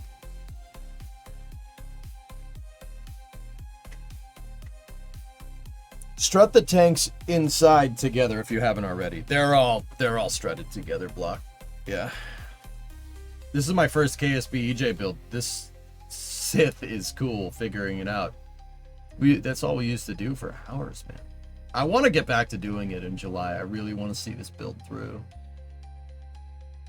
You know, at the latter weeks of July, when I get back, second, third, fourth week of July, I want Kerbal, the car, Space News, and After Hours games. That's what I'm looking for. Like, those are the big ones. Always look weird after weeks of seeing a full beard. Yeah. Alright, headphone users again.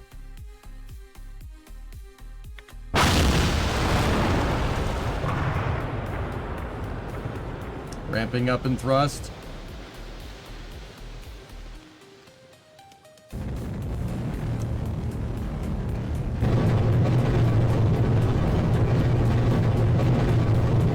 We're at 33%, 1/3 of total thrust.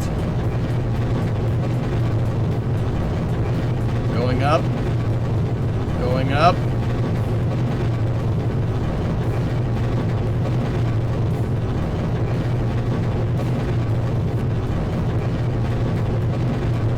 %50 thrust, pushing to 66.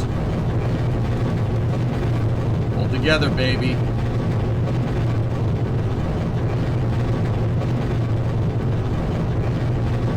%66.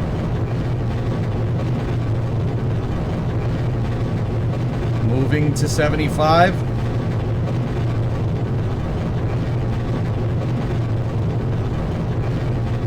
Stay with me. 75. Maximum. Came apart at 90.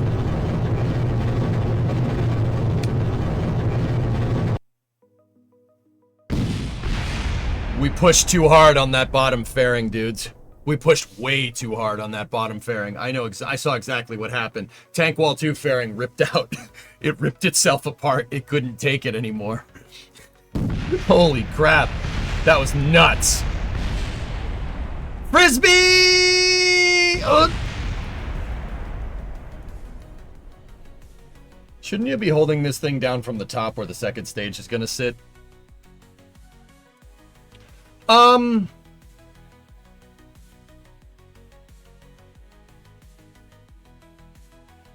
know, that's a good idea, dude. Yeah, we should be. Let's do that. I like this plan. I'm happy to be a part of it. Demo, the kind of reason why I was doing that before is I'm testing out the thrust structure, and I'm pulling down on the thrust structure to really, really compress the dang thing. But I think, after what I just saw, I think we're good. I think the thrust structure is fine. So what I'm going to do, I'm going to bring this monster of a stage down, and we're going to do what Demo said. I like that idea. That's a good call. We're going to do what you said. We're going to put 6x symmetry.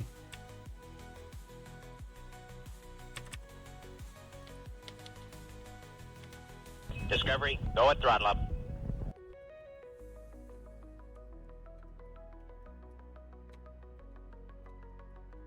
Actually, we were in 8. Oh, this is space. I'm in Jari's space. 70-month resub. Karen gifted this sub to Demo. You guys should see some of the straddle launch equipment that Demo is working on in KSP. Demo does good work. Those builds are so good, dude.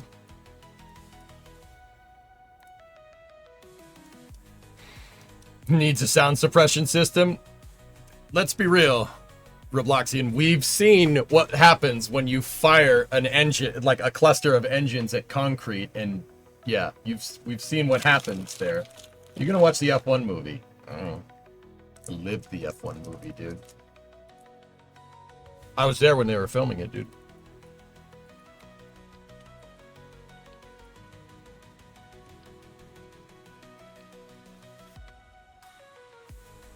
You have a new space plane you binged? Let's see.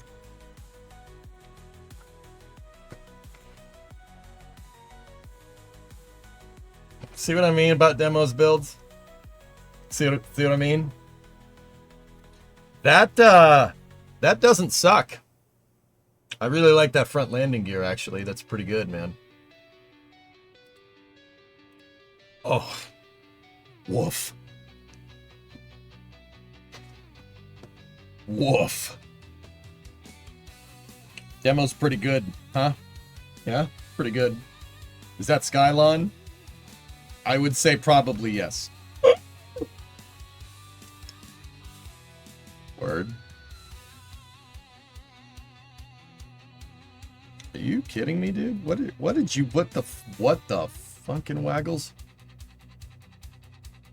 Nice. Nice. I see what you're doing there. Nice. Nice.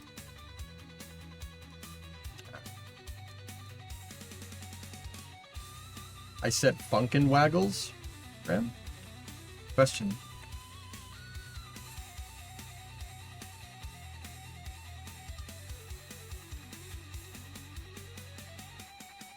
Alright, let's can crush this stage. Ready?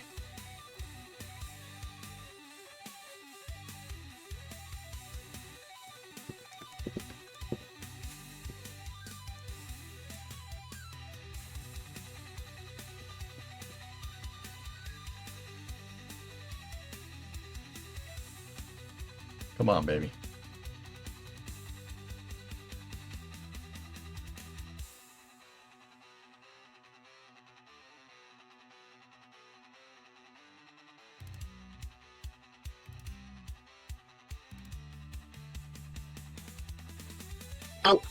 Oh, this is space. I'm in space. Karen gifted a sub to Jonas. Thanks, man.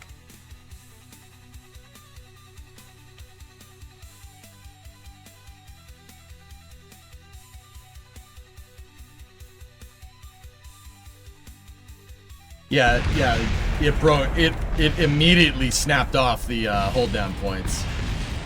Yeah, like immediately snapped off the hold down points.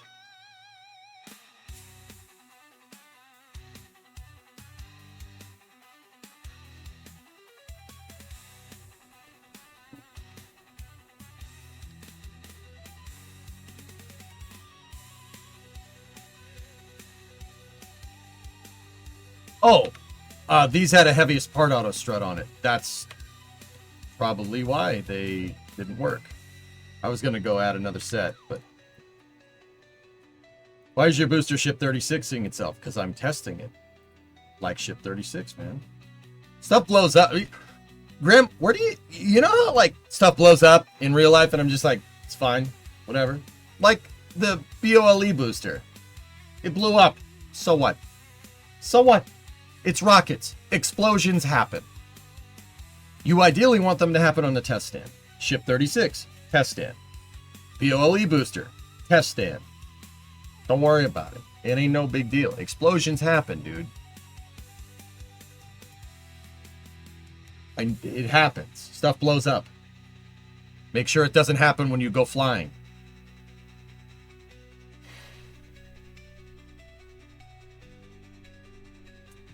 I was thinking, Demo, we're probably going to have to do a sequenced ignition with this thing. There's no way lighting all of these and immediately ramping the thrust is going to get us anywhere, anywhere fast. Okay.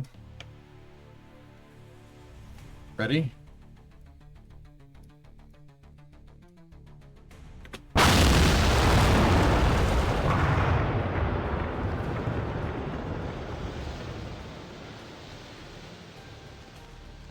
$33.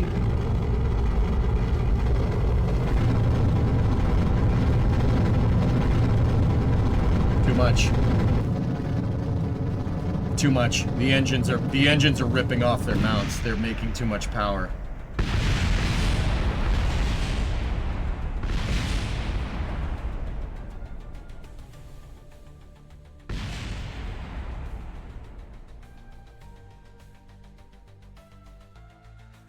Why don't you give KRPC another crack? And instead of Cal controllers, you could do KRPC with all of that. No, I don't, because I don't want to. Yeah, that's a big one, because I don't want to. I'll just do it the way that I know. Have I shown you this? Yeah, you showed me these. Yeah. You DM'd those to me.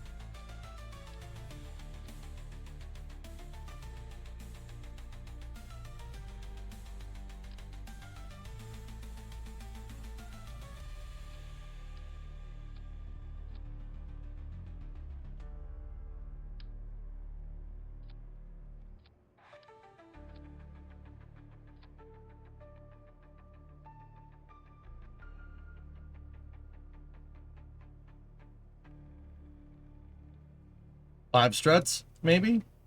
Question? That might do it.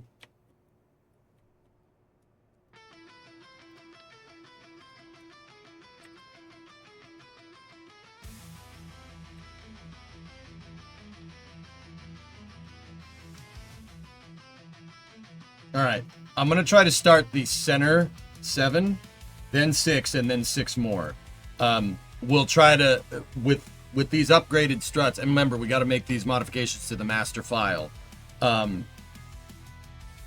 Yeah, what's going on here is just because we overclocked everything, ramping these engines. Yeah, we're shock loading the thrust structure and breaking the entire vehicle. The cool thing is, fellas, is that that's a real thing. That happens in real life. Yeah, there's a reason why, like if you watch like a Falcon 9 launch or Super Heavy, why the engines kind of turn on in quick succession. They don't, it's sequence. They go around the horn and then they go around the horn again. It happens very quickly, right? In like a couple millisecond stagger, right? But real rockets do this because if you tried to spin start all 33 engines like on Super Heavy at the exact same time, it didn't stagger their ignitions, it'd explode. And shutdown too is the same way. They stagger the shutdown as well. If you watch the most engine cutoff for Super Heavy, it shuts the motors down in stages, so you don't shock decompress the entire stack. That absolutely is the thing, and because we're dealing with this crazy scale, we have to deal with it too. So I want to see if holding these engines in place with 5 struts is going to fix it. So let's try starting 7. Ready? 1, 2, 3. Hang on to your butts. Okay. Outer 6, 1. Outer 6, 2.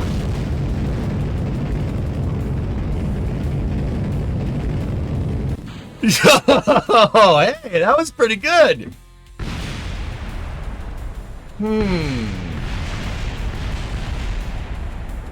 So that tells me we have enough struts around the engines. The engines are good. Because we shocked 2 of them, right? And it didn't break, right?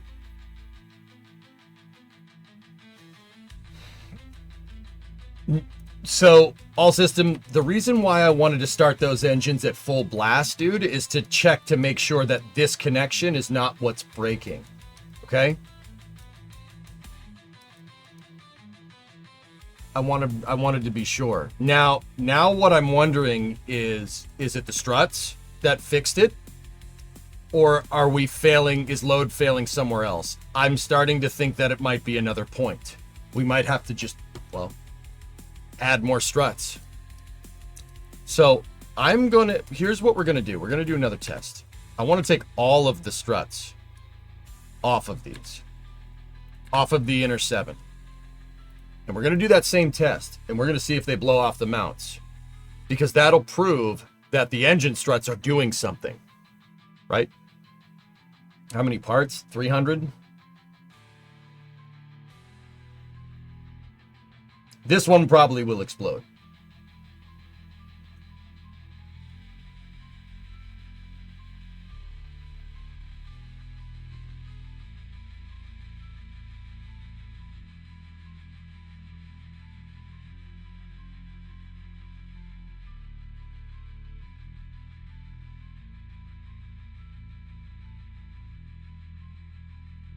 Let's see what she does.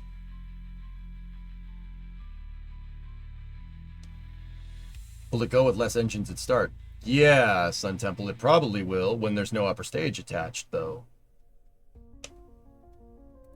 All right, ready? Full blast. Let's go. Let's see. Ready?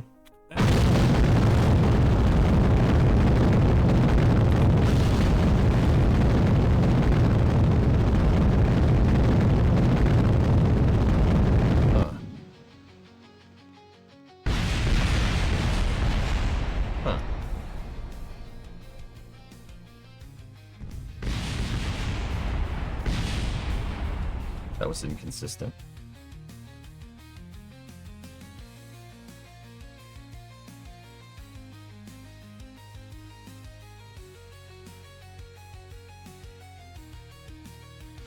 Huh. So we shock loaded the inner 7 engines, and that... I need to do it again. I need to see that one more time. That was weird. That doesn't make any sense, because I shocked the inner 7 engines and they worked, and then I shocked one of the outer ring engines, which are still strutted, and it exploded. That's very weird.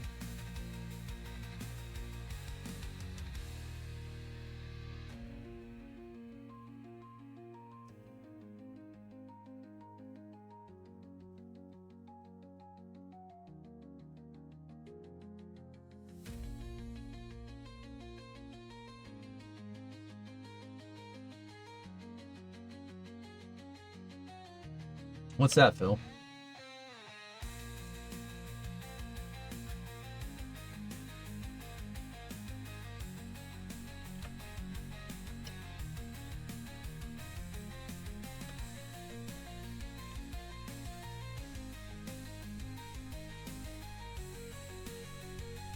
SpaceX retired Go Searcher.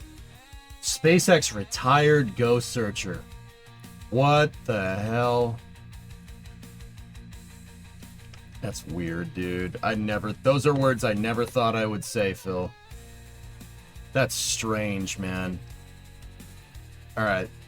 Inner shock 7. Worked just fine.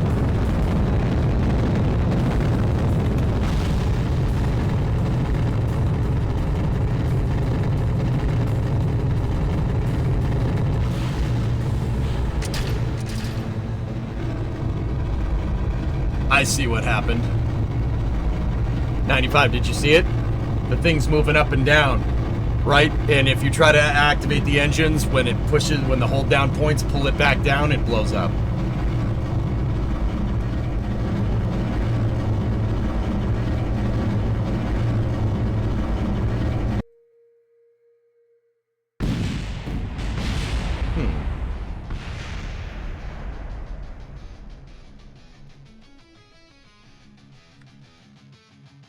I throttled the engines back just a little bit, and it popped.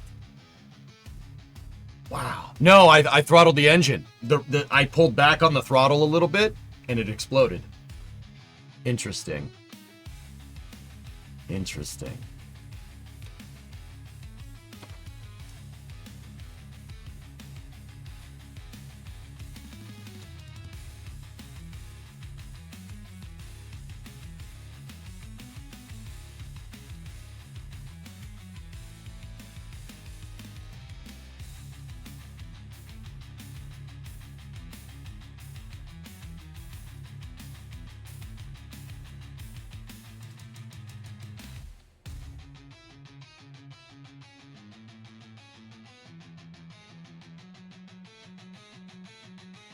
Yeah, guys, we have to be able to shock this thing. Alright, crazy test time. All of them. Let's turn all of them on all at the same time. No thrust ramp. All of them. It's probably gonna pop. So any change in thrust load causes the structure to act like an accordion. Yeah, it's really pushing up parts, and then the sudden decompression, which is why you see staged ignition shutdown. Same deal. We have to deal with those problems now. I'm going to go ahead and guess that this will probably make it explode. If it goes, I'll... But there's a weak link somewhere in our chain, and I have a feeling it's not the engines anymore. The engines are... it might not be the attachment joint for the engines. I have a feeling it's just probably the connections between fairings, if I had to guess. Yeah, it's probably that. Why did they retire? Dragon is being recovered on the West Coast. All right. All 19 engine shock load, 300% rated thrust. Ready?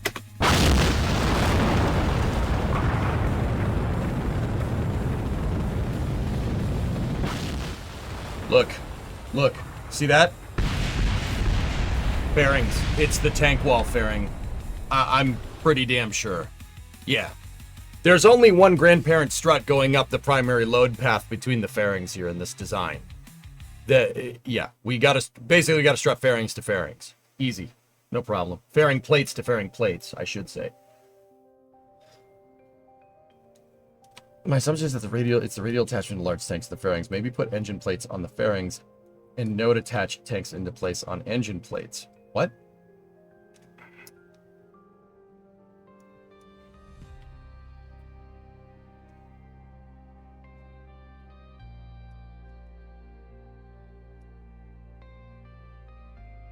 No, watch.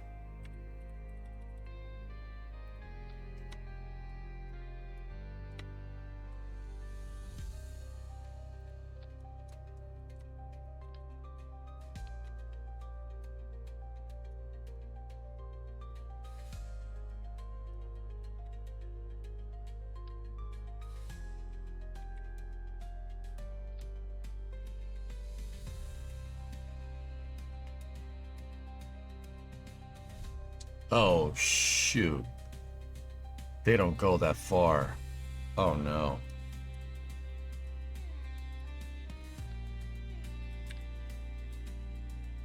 Okay, I got a plan.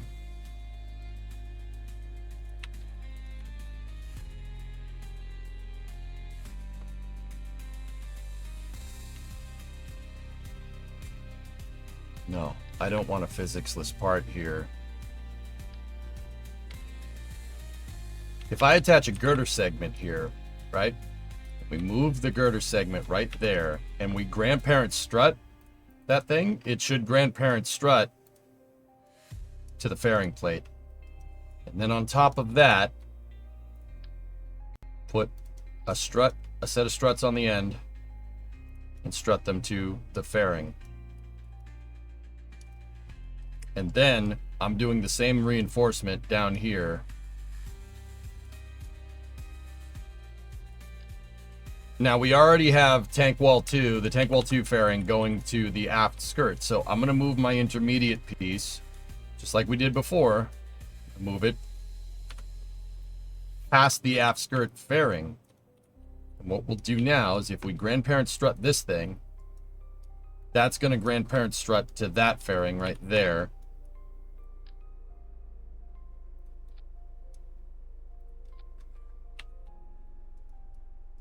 And then, if I take the intermediate beam, the I-beam, we could put that on the aft. Yeah, put that in 6x on the aft strut, or on the aft skirt fairing. Let's try that. Why not a physics-less part? Because no auto strut? That's correct. Yeah. We're going to have to use 2 parts to do it. Physics-less part would seem like the right move. Actually, I mean, it's trade-off. The physics-less part won't move around, right? It'll go wherever the fairing goes. Physics-less parts don't bend.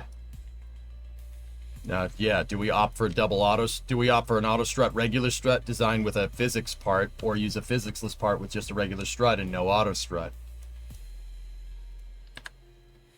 Kraken Tech is telling me to use a physics-less part in this application. So that's what we're doing.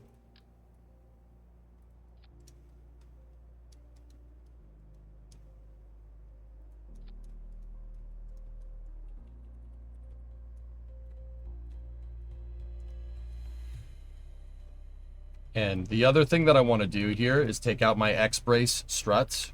I don't want those. Well,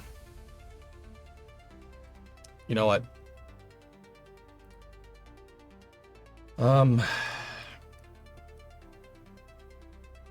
That's changing too many things in my mind.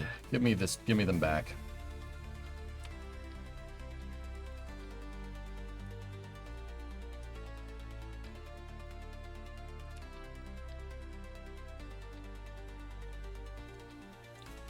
Just so we can keep our the data.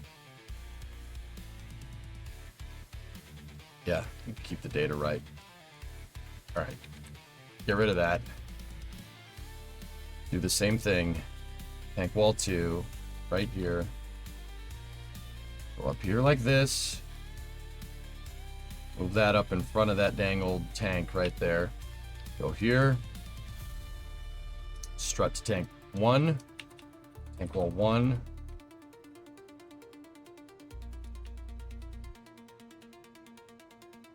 Oh, crap. That's not doing that. Hold on. I think we caught that. That needs to go down there like that. And then we can gizmo the strut into place. Because the tanks are clipping.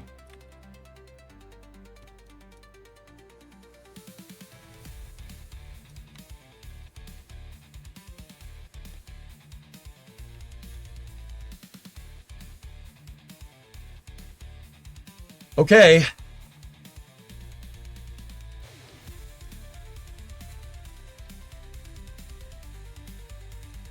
All right. Let's see what that does. Have you played Baltro? Balitro? No, I haven't.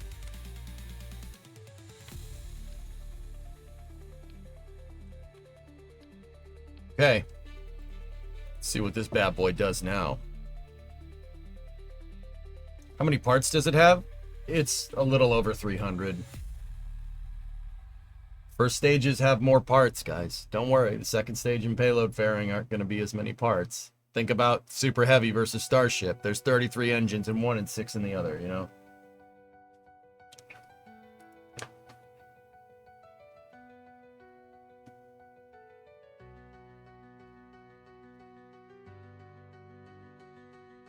Why are you sending me this?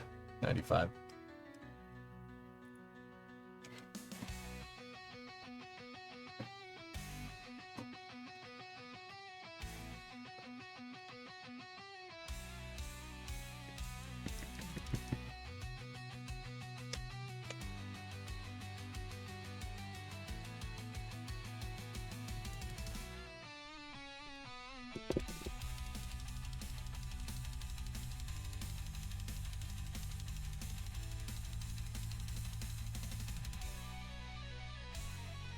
Hold on to your butts.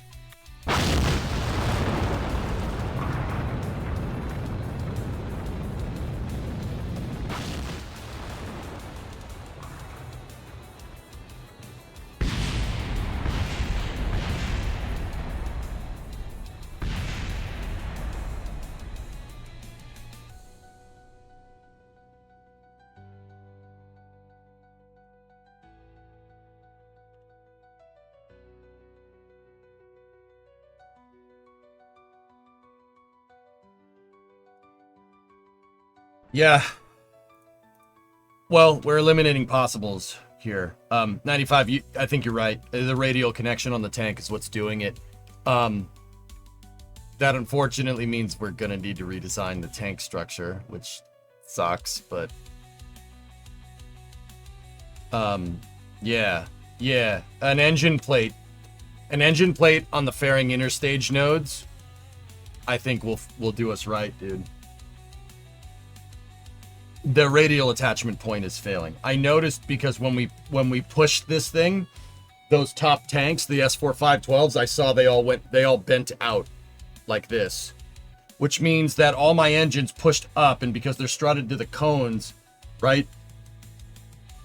And they're strutted to the cones, and the main connection for them is basically right. It's a connection point that goes down like this, right? And because it goes down like that, when it pushed in and pushed the tanks out, it's the radial attachment point that's failing. Yeah, that's what's going on. The good news is that a lot of the strut work we won't need when we go to redesign. But yeah, that's what's going on. Save that. We got to redesign it one more time, which is no big deal. Yeah. So now, would you want a pulling force or a pushing force on the tanks? Engine plates facing upwards or downwards? Push. I mean, I'd want them to be able to take load from the bottom, but the top also has to be strong, but I'm pretty sure the force coming from the bottom is going to exceed the force from the top being exerted by gravity, even if we have like 1,000 metric ton second stage. So, yeah, I'm good with it.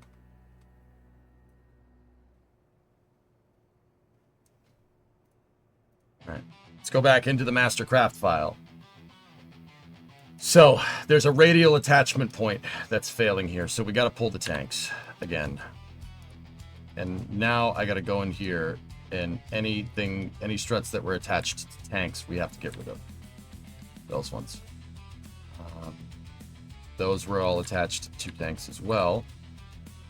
And those were attached to tanks as well. So, what we're going to do is on the inside here, I'm going to re-implement those intermediate. Well, actually, we should probably attach the tanks first. Let's go with an interstage node here. And then, I know I said not to use the engine sections, right? I was just telling people don't use these, but we can do it. And this will give us, see if you see the attachment nodes, the green and black ball, right?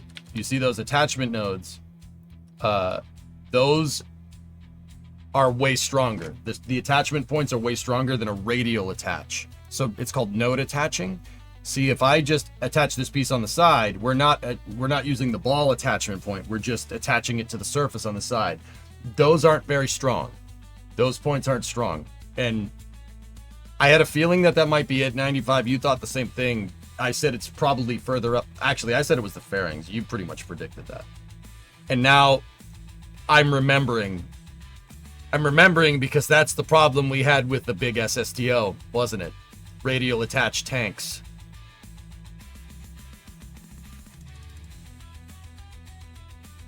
That was the exact problem we had with the SSTO getting that to work.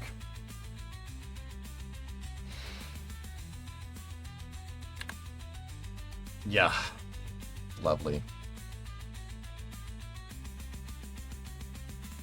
All right, so I'm going to put the engine plate in, right? And we flip the engine plate around, right? And we set its attachment nodes to 6 times, 6 by 1.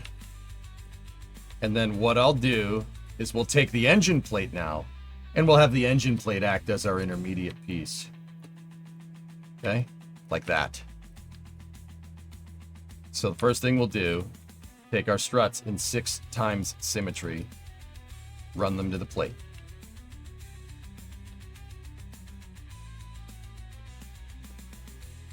Right? And then we take another set and we run them up to the interstage fairing like that.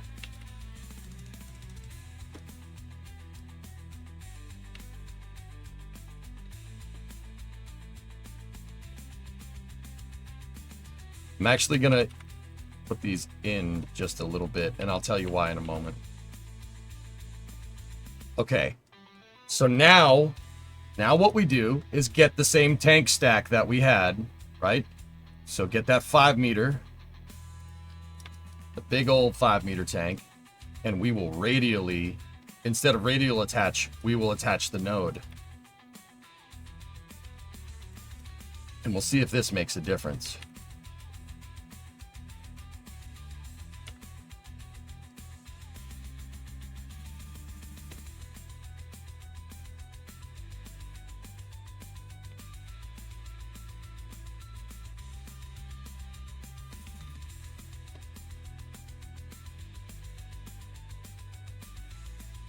Auto strut lock.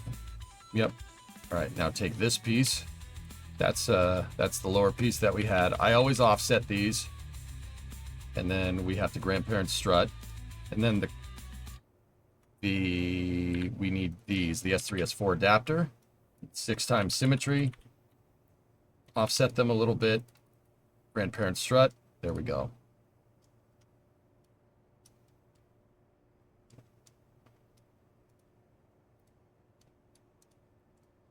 Now we need our fairings to be nice and solid.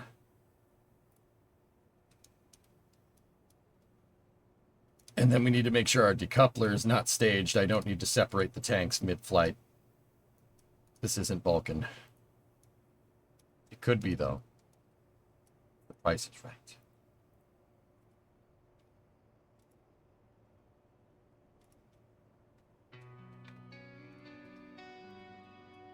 All right, so My theory here is that we might not need as many engine struts as we had, guys, because I'm fairly confident that that's what we kind of isolated variables here, and we're getting the same failure no matter what we did with the motors. Unstrutted motors, strutted motors, they were all breaking, right?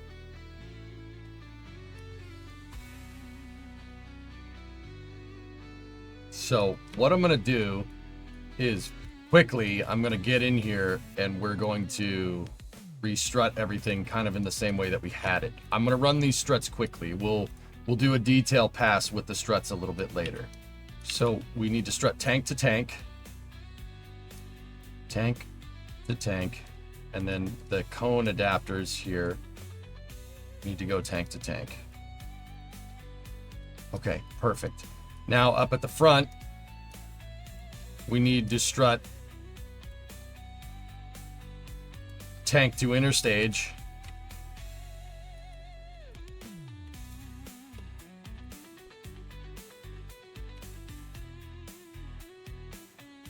And then we need to strut tank to tank wall shell like that. Once again, I will make these look nicer later.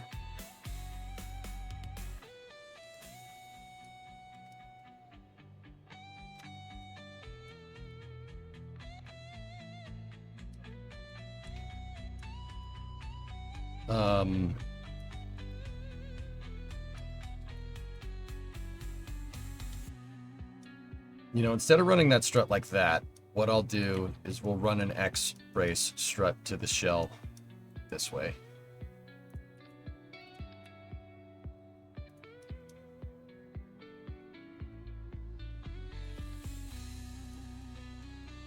And then I'm going to do that again.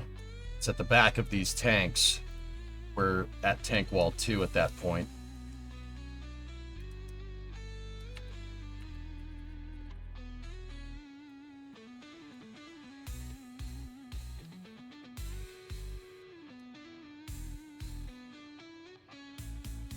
Okay. The thing is, we're going to need to do that with this piece again, with the secondary tank like that. So those need to be kind of in line, and then we could still do the X brace. I'll bring the X brace back like that because I have a theory that we won't need the engine struts. I don't think we need them. We're still going to need to strut the engine mounts, but I don't. The way I'm seeing this, we might not need that to be a thing.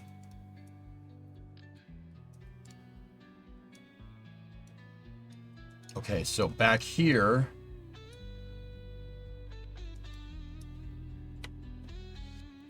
I need a set going there, like that, and then a set going there, like that, and then we need another set here that goes from the tank to the aft skirt.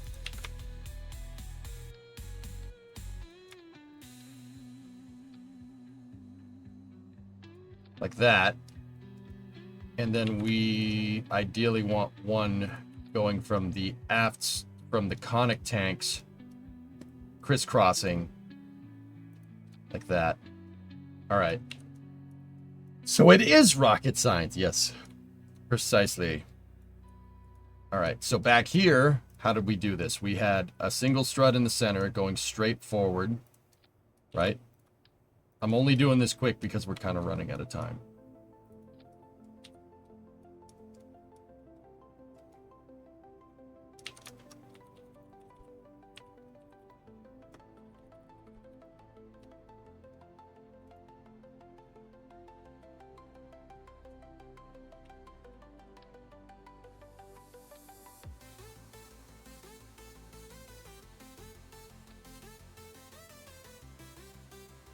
I'm curious to see if this survives with just 1 or 2 struts at the bottom of the tanks, and that's it.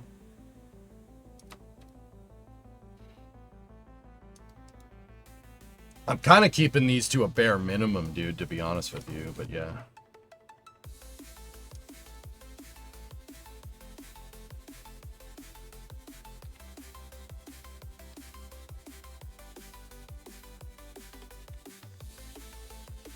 But we can always take away struts later, dude. Like,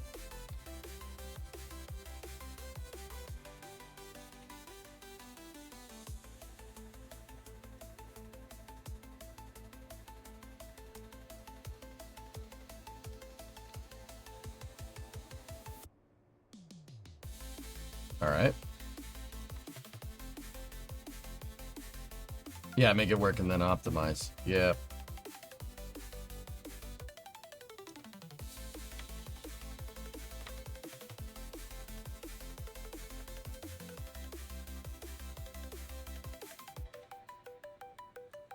I think that's all we need, dudes.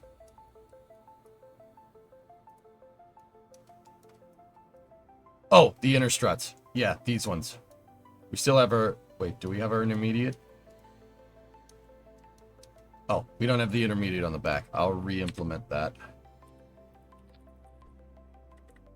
from our prototype. Right in front. Like that. Strut go forward. Like that.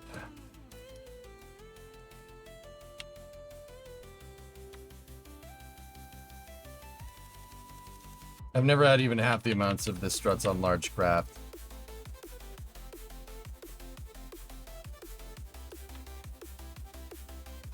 Okay.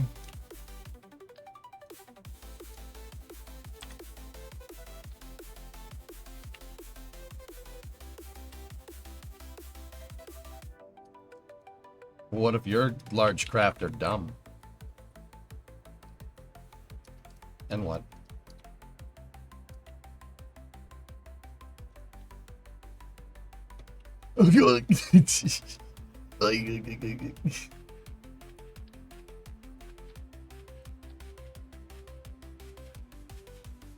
Okay.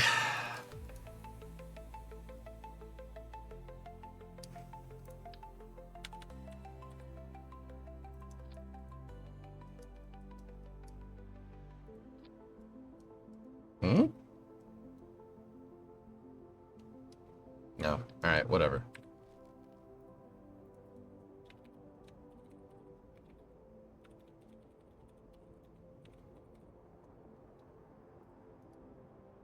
Overwrite. Reroute. Docking port. Get rid of the control node. We get rid of the rest of this. Save the file. Do that. Probe core on the top. We were doing our batteries in 4 times sim. Like that. And then I had solar panels. But you know what? Let's be real. We ain't getting that far to have solar panels. Whatever. I'll just put them because that's what we were doing. Okay.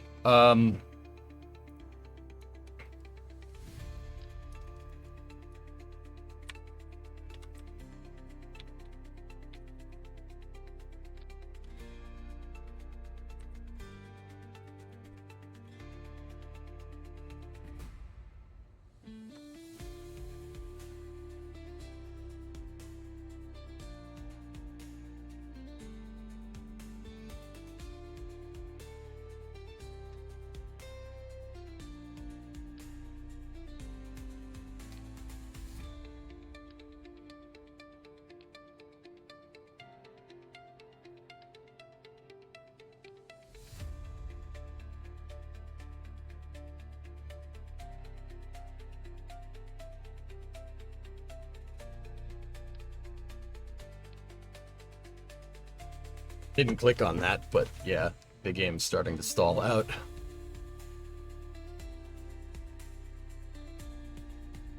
Must construct additional struts.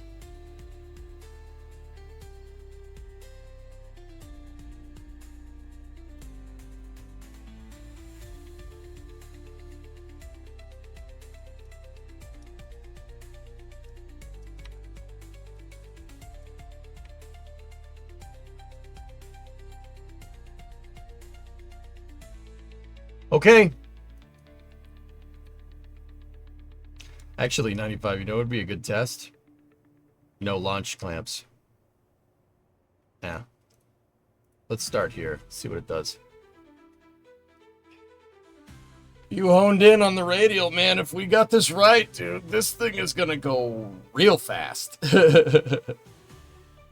Good test would be putting your mom at the top. Don't worry, we have an upper stage up there. The upper stage is gonna be pretty big. It's about the size of your mom, not mine.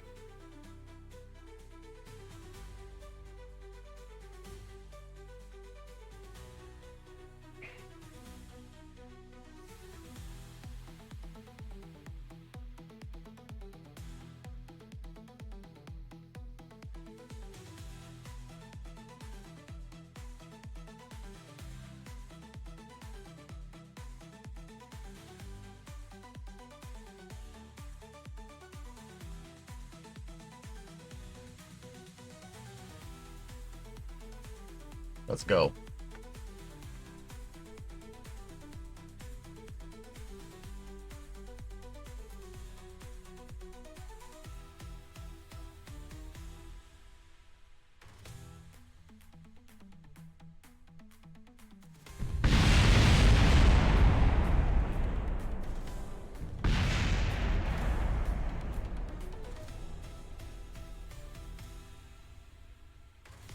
It broke off the hold downs. What are you ultimately going to be launching with this thing? I don't know. Something that's the Kerbal equivalent of 980,000 pounds?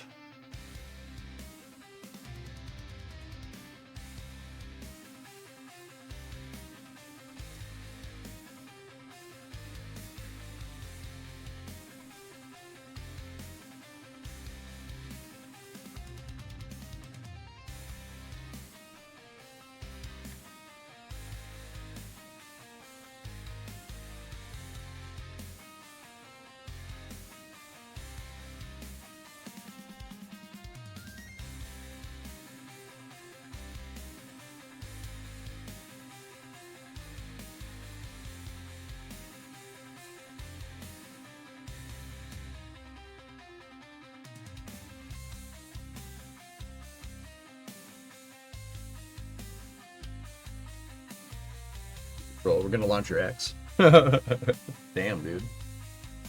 Damn!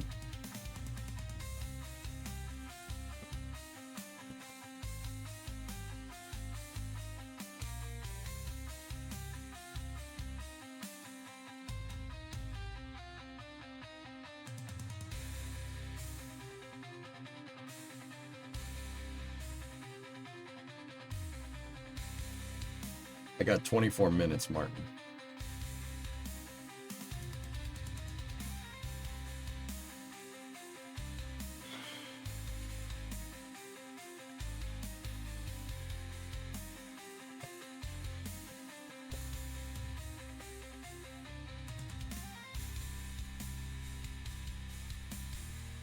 No, 95. I gotta get up for a flight in the morning. All right. Here we go. Headphone users, we're gonna shock load these engines. Actually, first thing I want to see.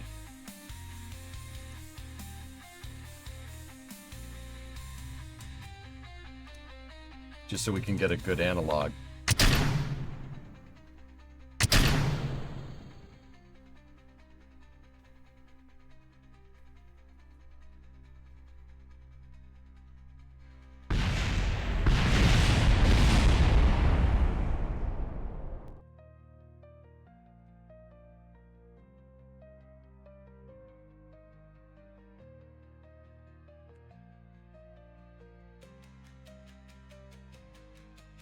What exploded first? Oh, we'll have to.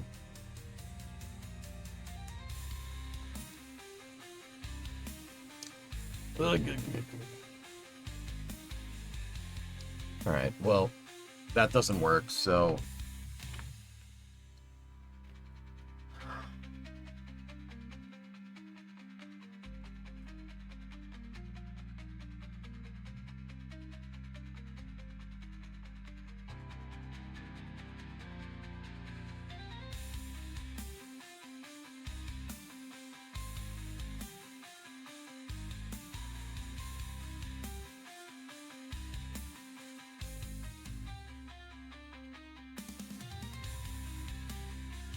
Could just be a bad attachment. I don't like, dude. What do you mean? Like they're Creeper has the replay. I don't know. We'll find out here in a second.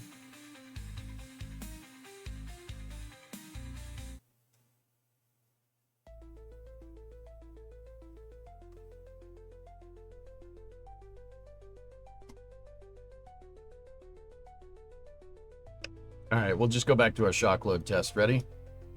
1, 2, 3. No good.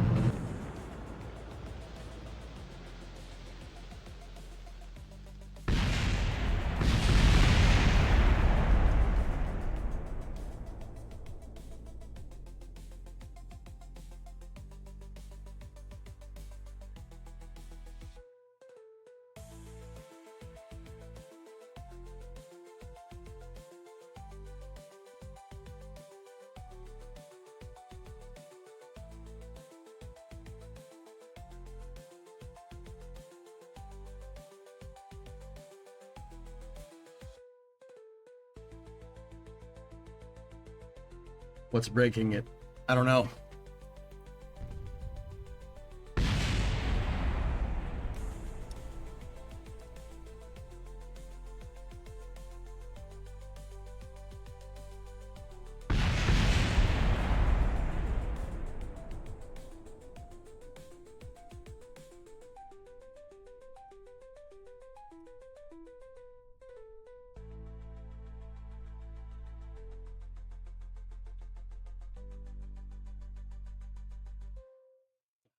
It fizz warped. Damn it.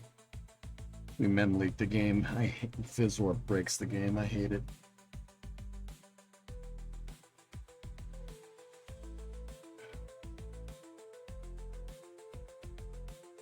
No, I'm not, Aqualex. They're breaking.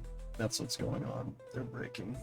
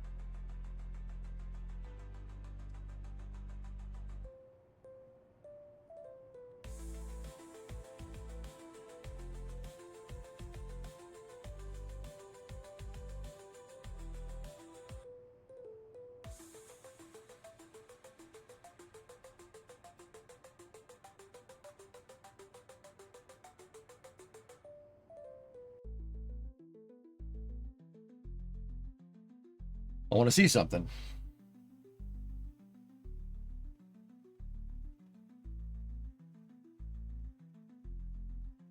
Could the location of the hold down points be a problem? I don't know. See if the shell is cracking out. Yeah, well, 95, we've eliminated all possibles. If this works, if we can shock the engines here and it works and she fires, well, that tells you we know what's wrong here. If this works, then maybe use flags. No, I have a couple more tricks up my sleeve to get those fairings to jive correctly. I'm not worried. There's an old trick that you can use to strut fairings to fairings. Well, yeah, I'm not sure if that still works. Anyway, ready? Shock loaded.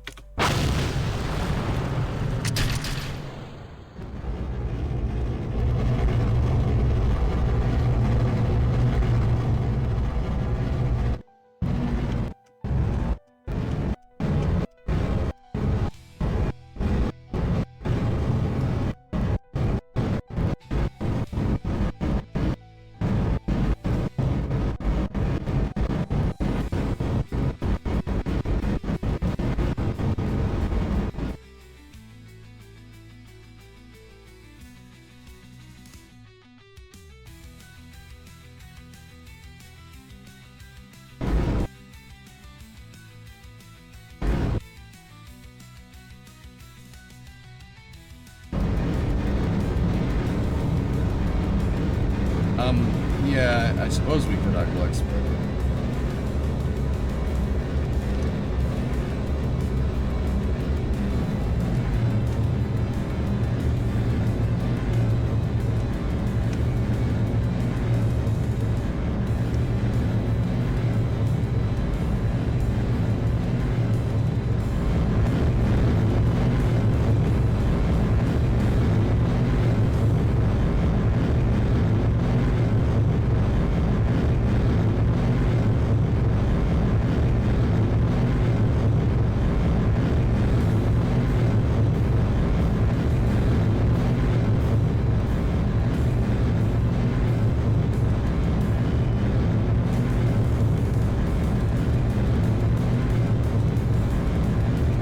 Didn't call Max Q. Yeah, I know.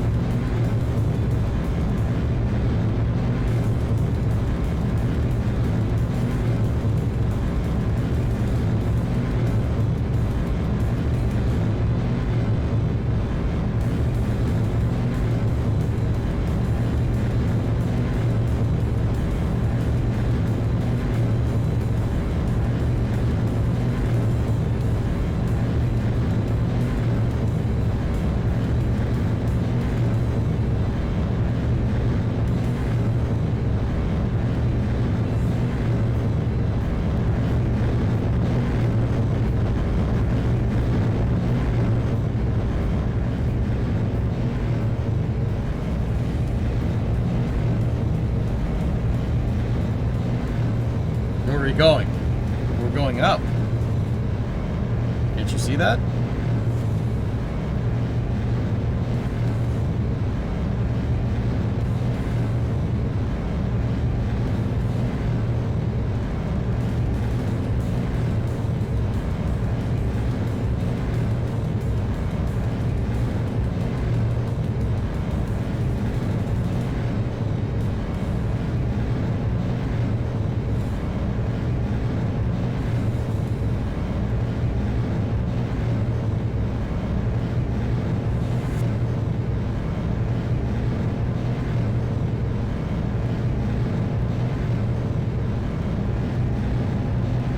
Haven't thought of that part yet.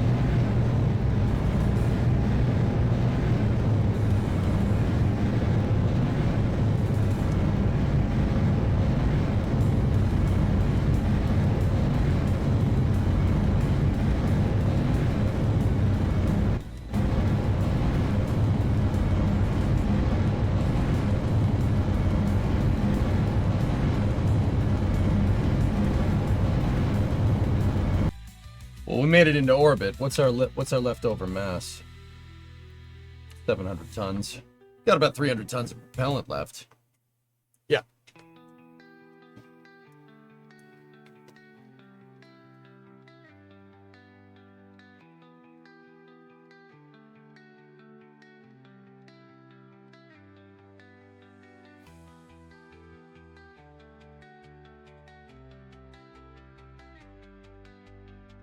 See, last. Maybe the fairing starting at the base is clipping into the tanks.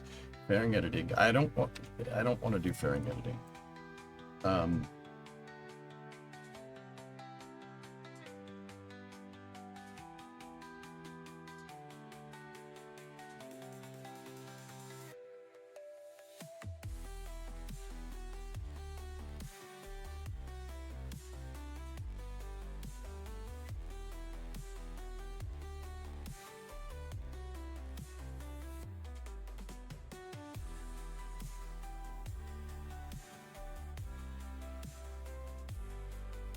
And claim with this thing we'll be able to go anywhere, dude.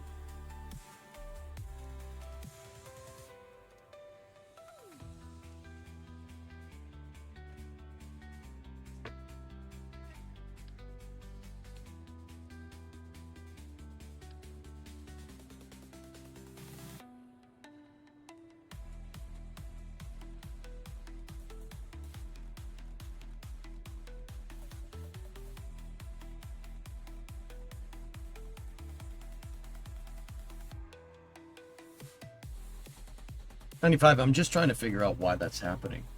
What's making the fairing shells so upset? Because they are not happy. Because it's definitely the shell.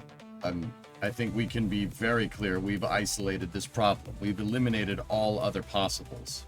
It's definitely the shells, the aero shells. Now, why? Why is it the aero shells? What's going on? Every shell clips into the tank and then explodes. Alright. Idiot idea time. What if we took the shells and instead of making them 4 halves, we made them 6 halves? Give them more seams. Perhaps that, I don't know, just straight curiosity. Because the shells are strutted. I know they're strutted.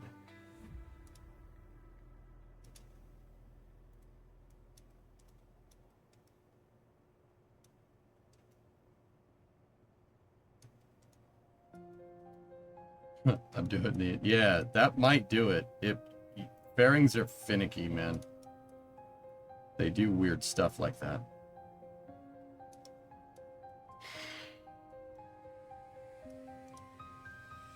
This is gonna be my last guess, and then we'll have to work on it in 2 weeks.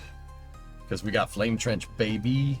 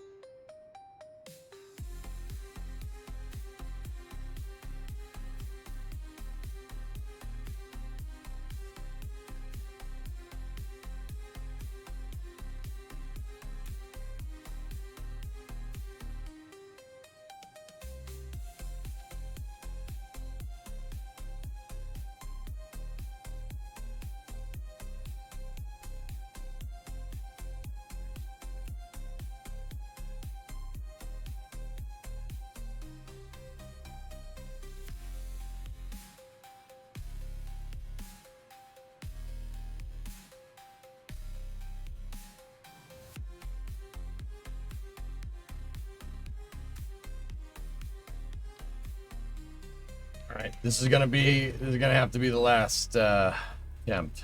Maybe it jives better with cut up fairings. We'll see. Yeah, those fairings aren't playing nice.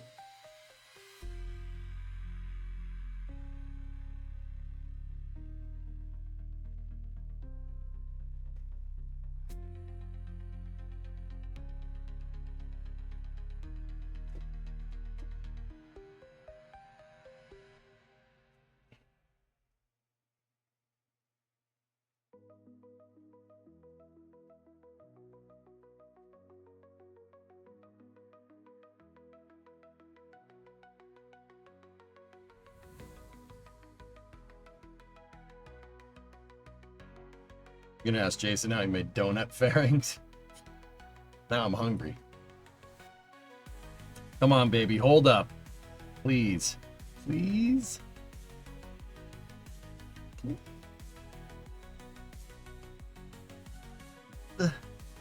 Fingers crossed, dudes.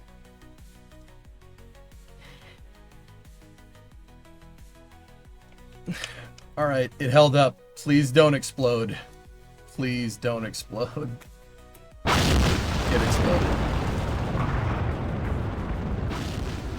Wait.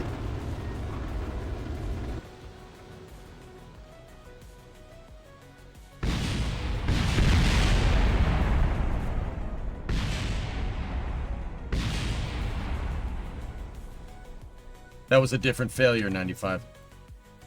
That was the aft skirt. The aft skirt broke. I saw it. It broke.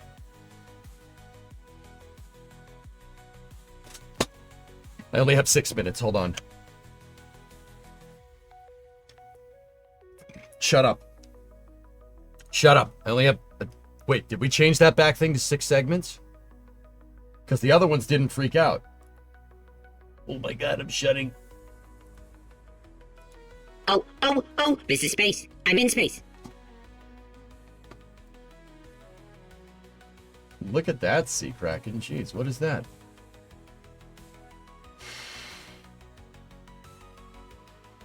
That's cool. Jacobs!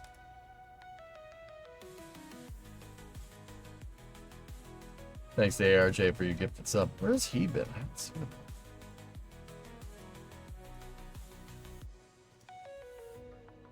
The aft skirt is still in 6 segments. Interesting. Okay.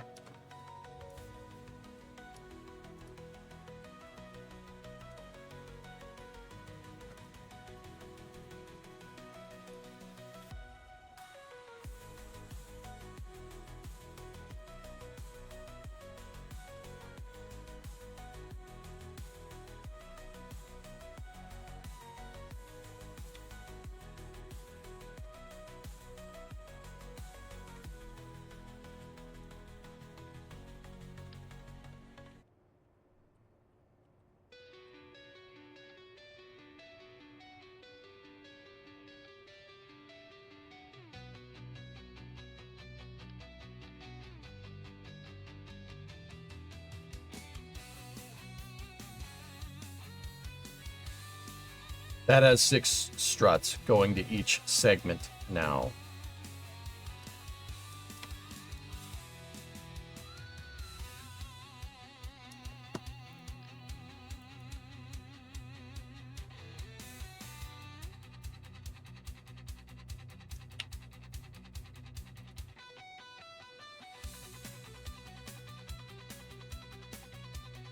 Okay.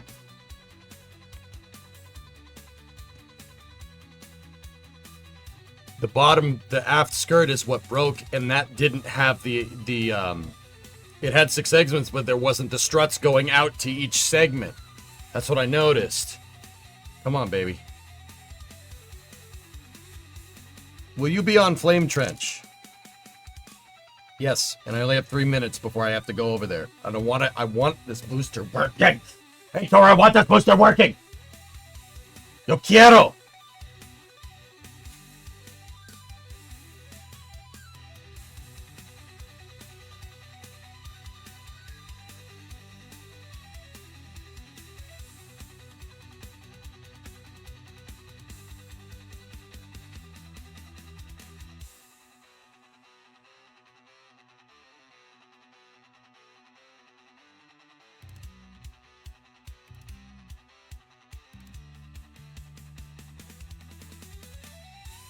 Working booster or no vacation, you hear me?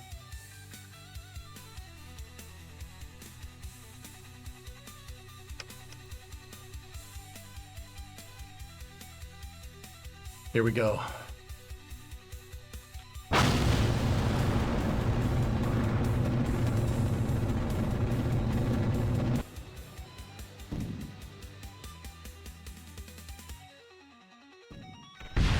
It was the skirt again. That was the aft skirt. We could do one more test. We have time for one more. One more test, bro. Y'all got any more of that testing? You see the skirt freak out?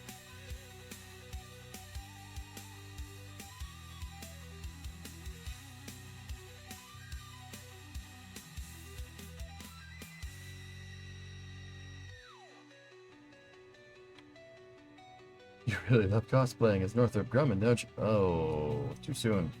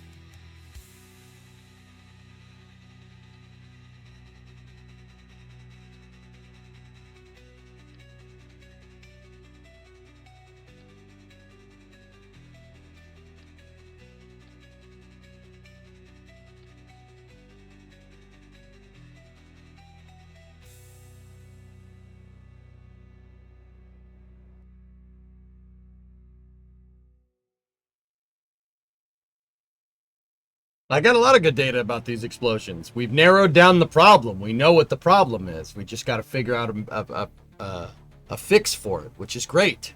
That's really good.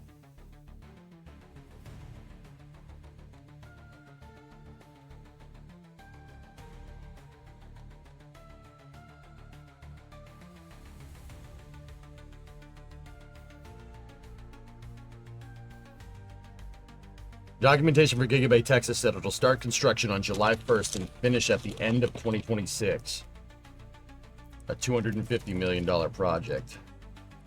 End of 2026?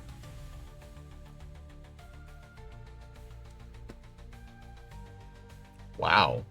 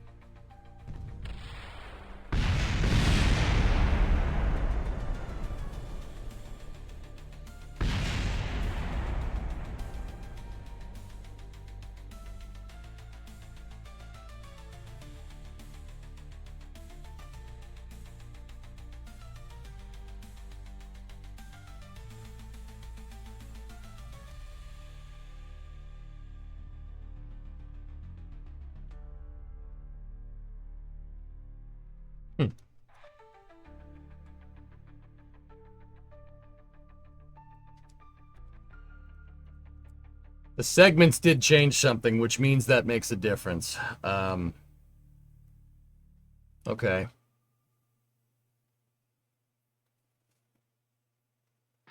To the trenches with you.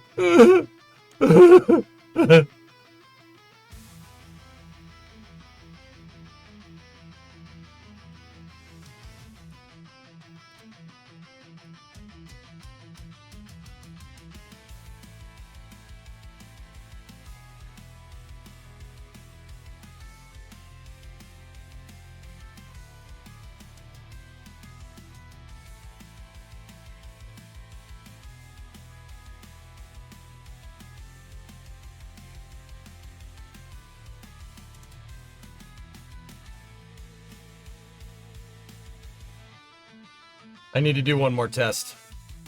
I have to. I have to see this. I want to check something. I think it's the outer thrust puck. It's the outer thrust ring that is breaking. Pretty sure. I got an idea. It might work. It might not. We're gonna do it. Yeah, you heard me.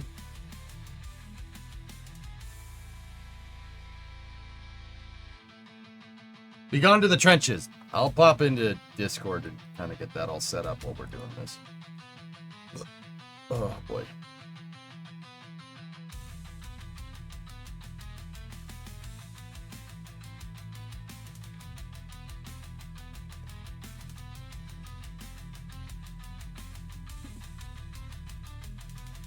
Do you have tanks intersecting at fairings? No, they're all kind of it's all kind of offset, but demo, we might have to rethink some of this. But I want to see something. What I'm going to test, I mean, we're light 7 engines and see if it breaks. I'm thinking the outer ring of engines. My outer ring of engines are picking up on a thrust structure that's on the aft skirt. The aft skirt is attached on an inner stage attachment node. It's not in my main line. So theoretically, if I do this, it'll work.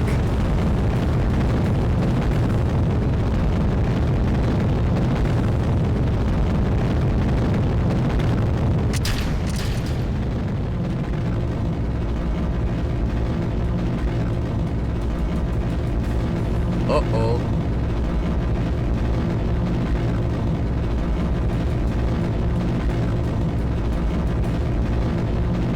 I think we hit one of the launch clamps.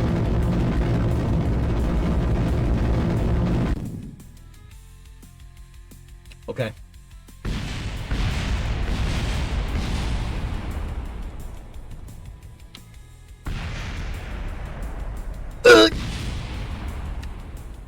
Okay.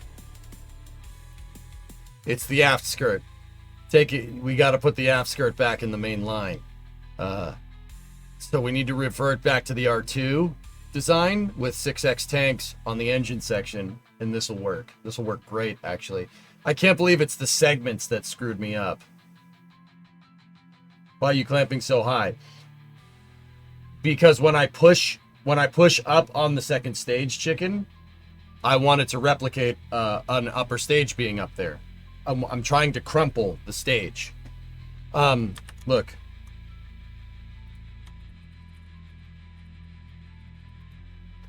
If you look at McGregor, the first stage test stand at McGregor, they have a load cell up at the top, and they clamp that stage down with bungee cords. See that? So when the thing fires, it's pushing down on the top, replicating a second stage and payload. See that? Same idea. Okay.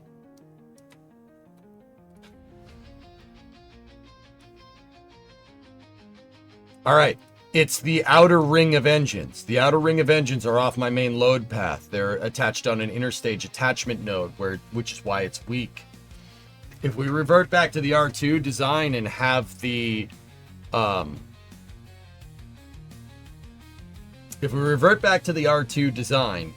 which had the thrust, which had the skirt of this in line, in structural line, instead of a secondary attachment point, and then attach the thrust structure to that with 6 times fairings and 6 times tanks, it should work just fine. Because what I'm thinking, Demo, you asked, do I have any tanks near bulkheads, like splits in the fairing? No, but I probably did when it was in 2x symmetry. That's what's happening, dude. We can fix that, but we're gonna have to fix that next week, unfortunately.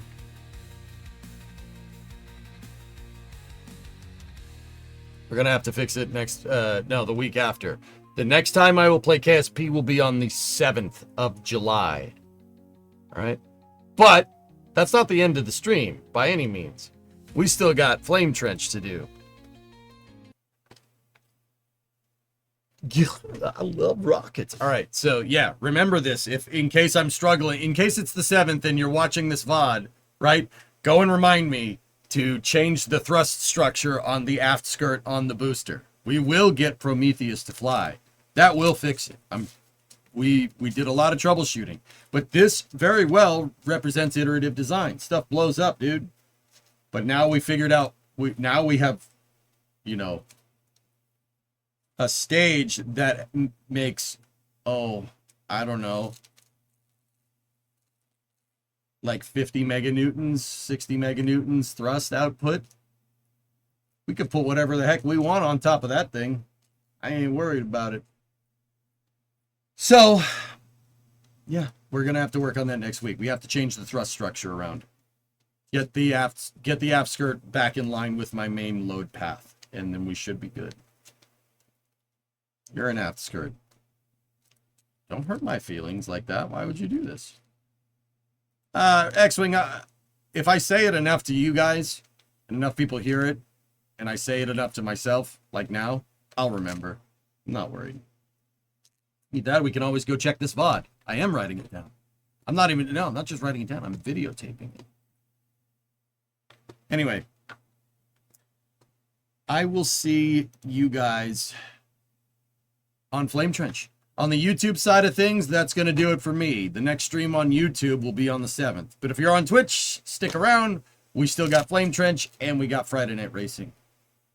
So I will see you guys in a little bit for all that. Should have a loss of signal for about 20 minutes. Anyway, on YouTube, bye-bye. Twitch, don't go anywhere. Stay tuned for the Flame Trench.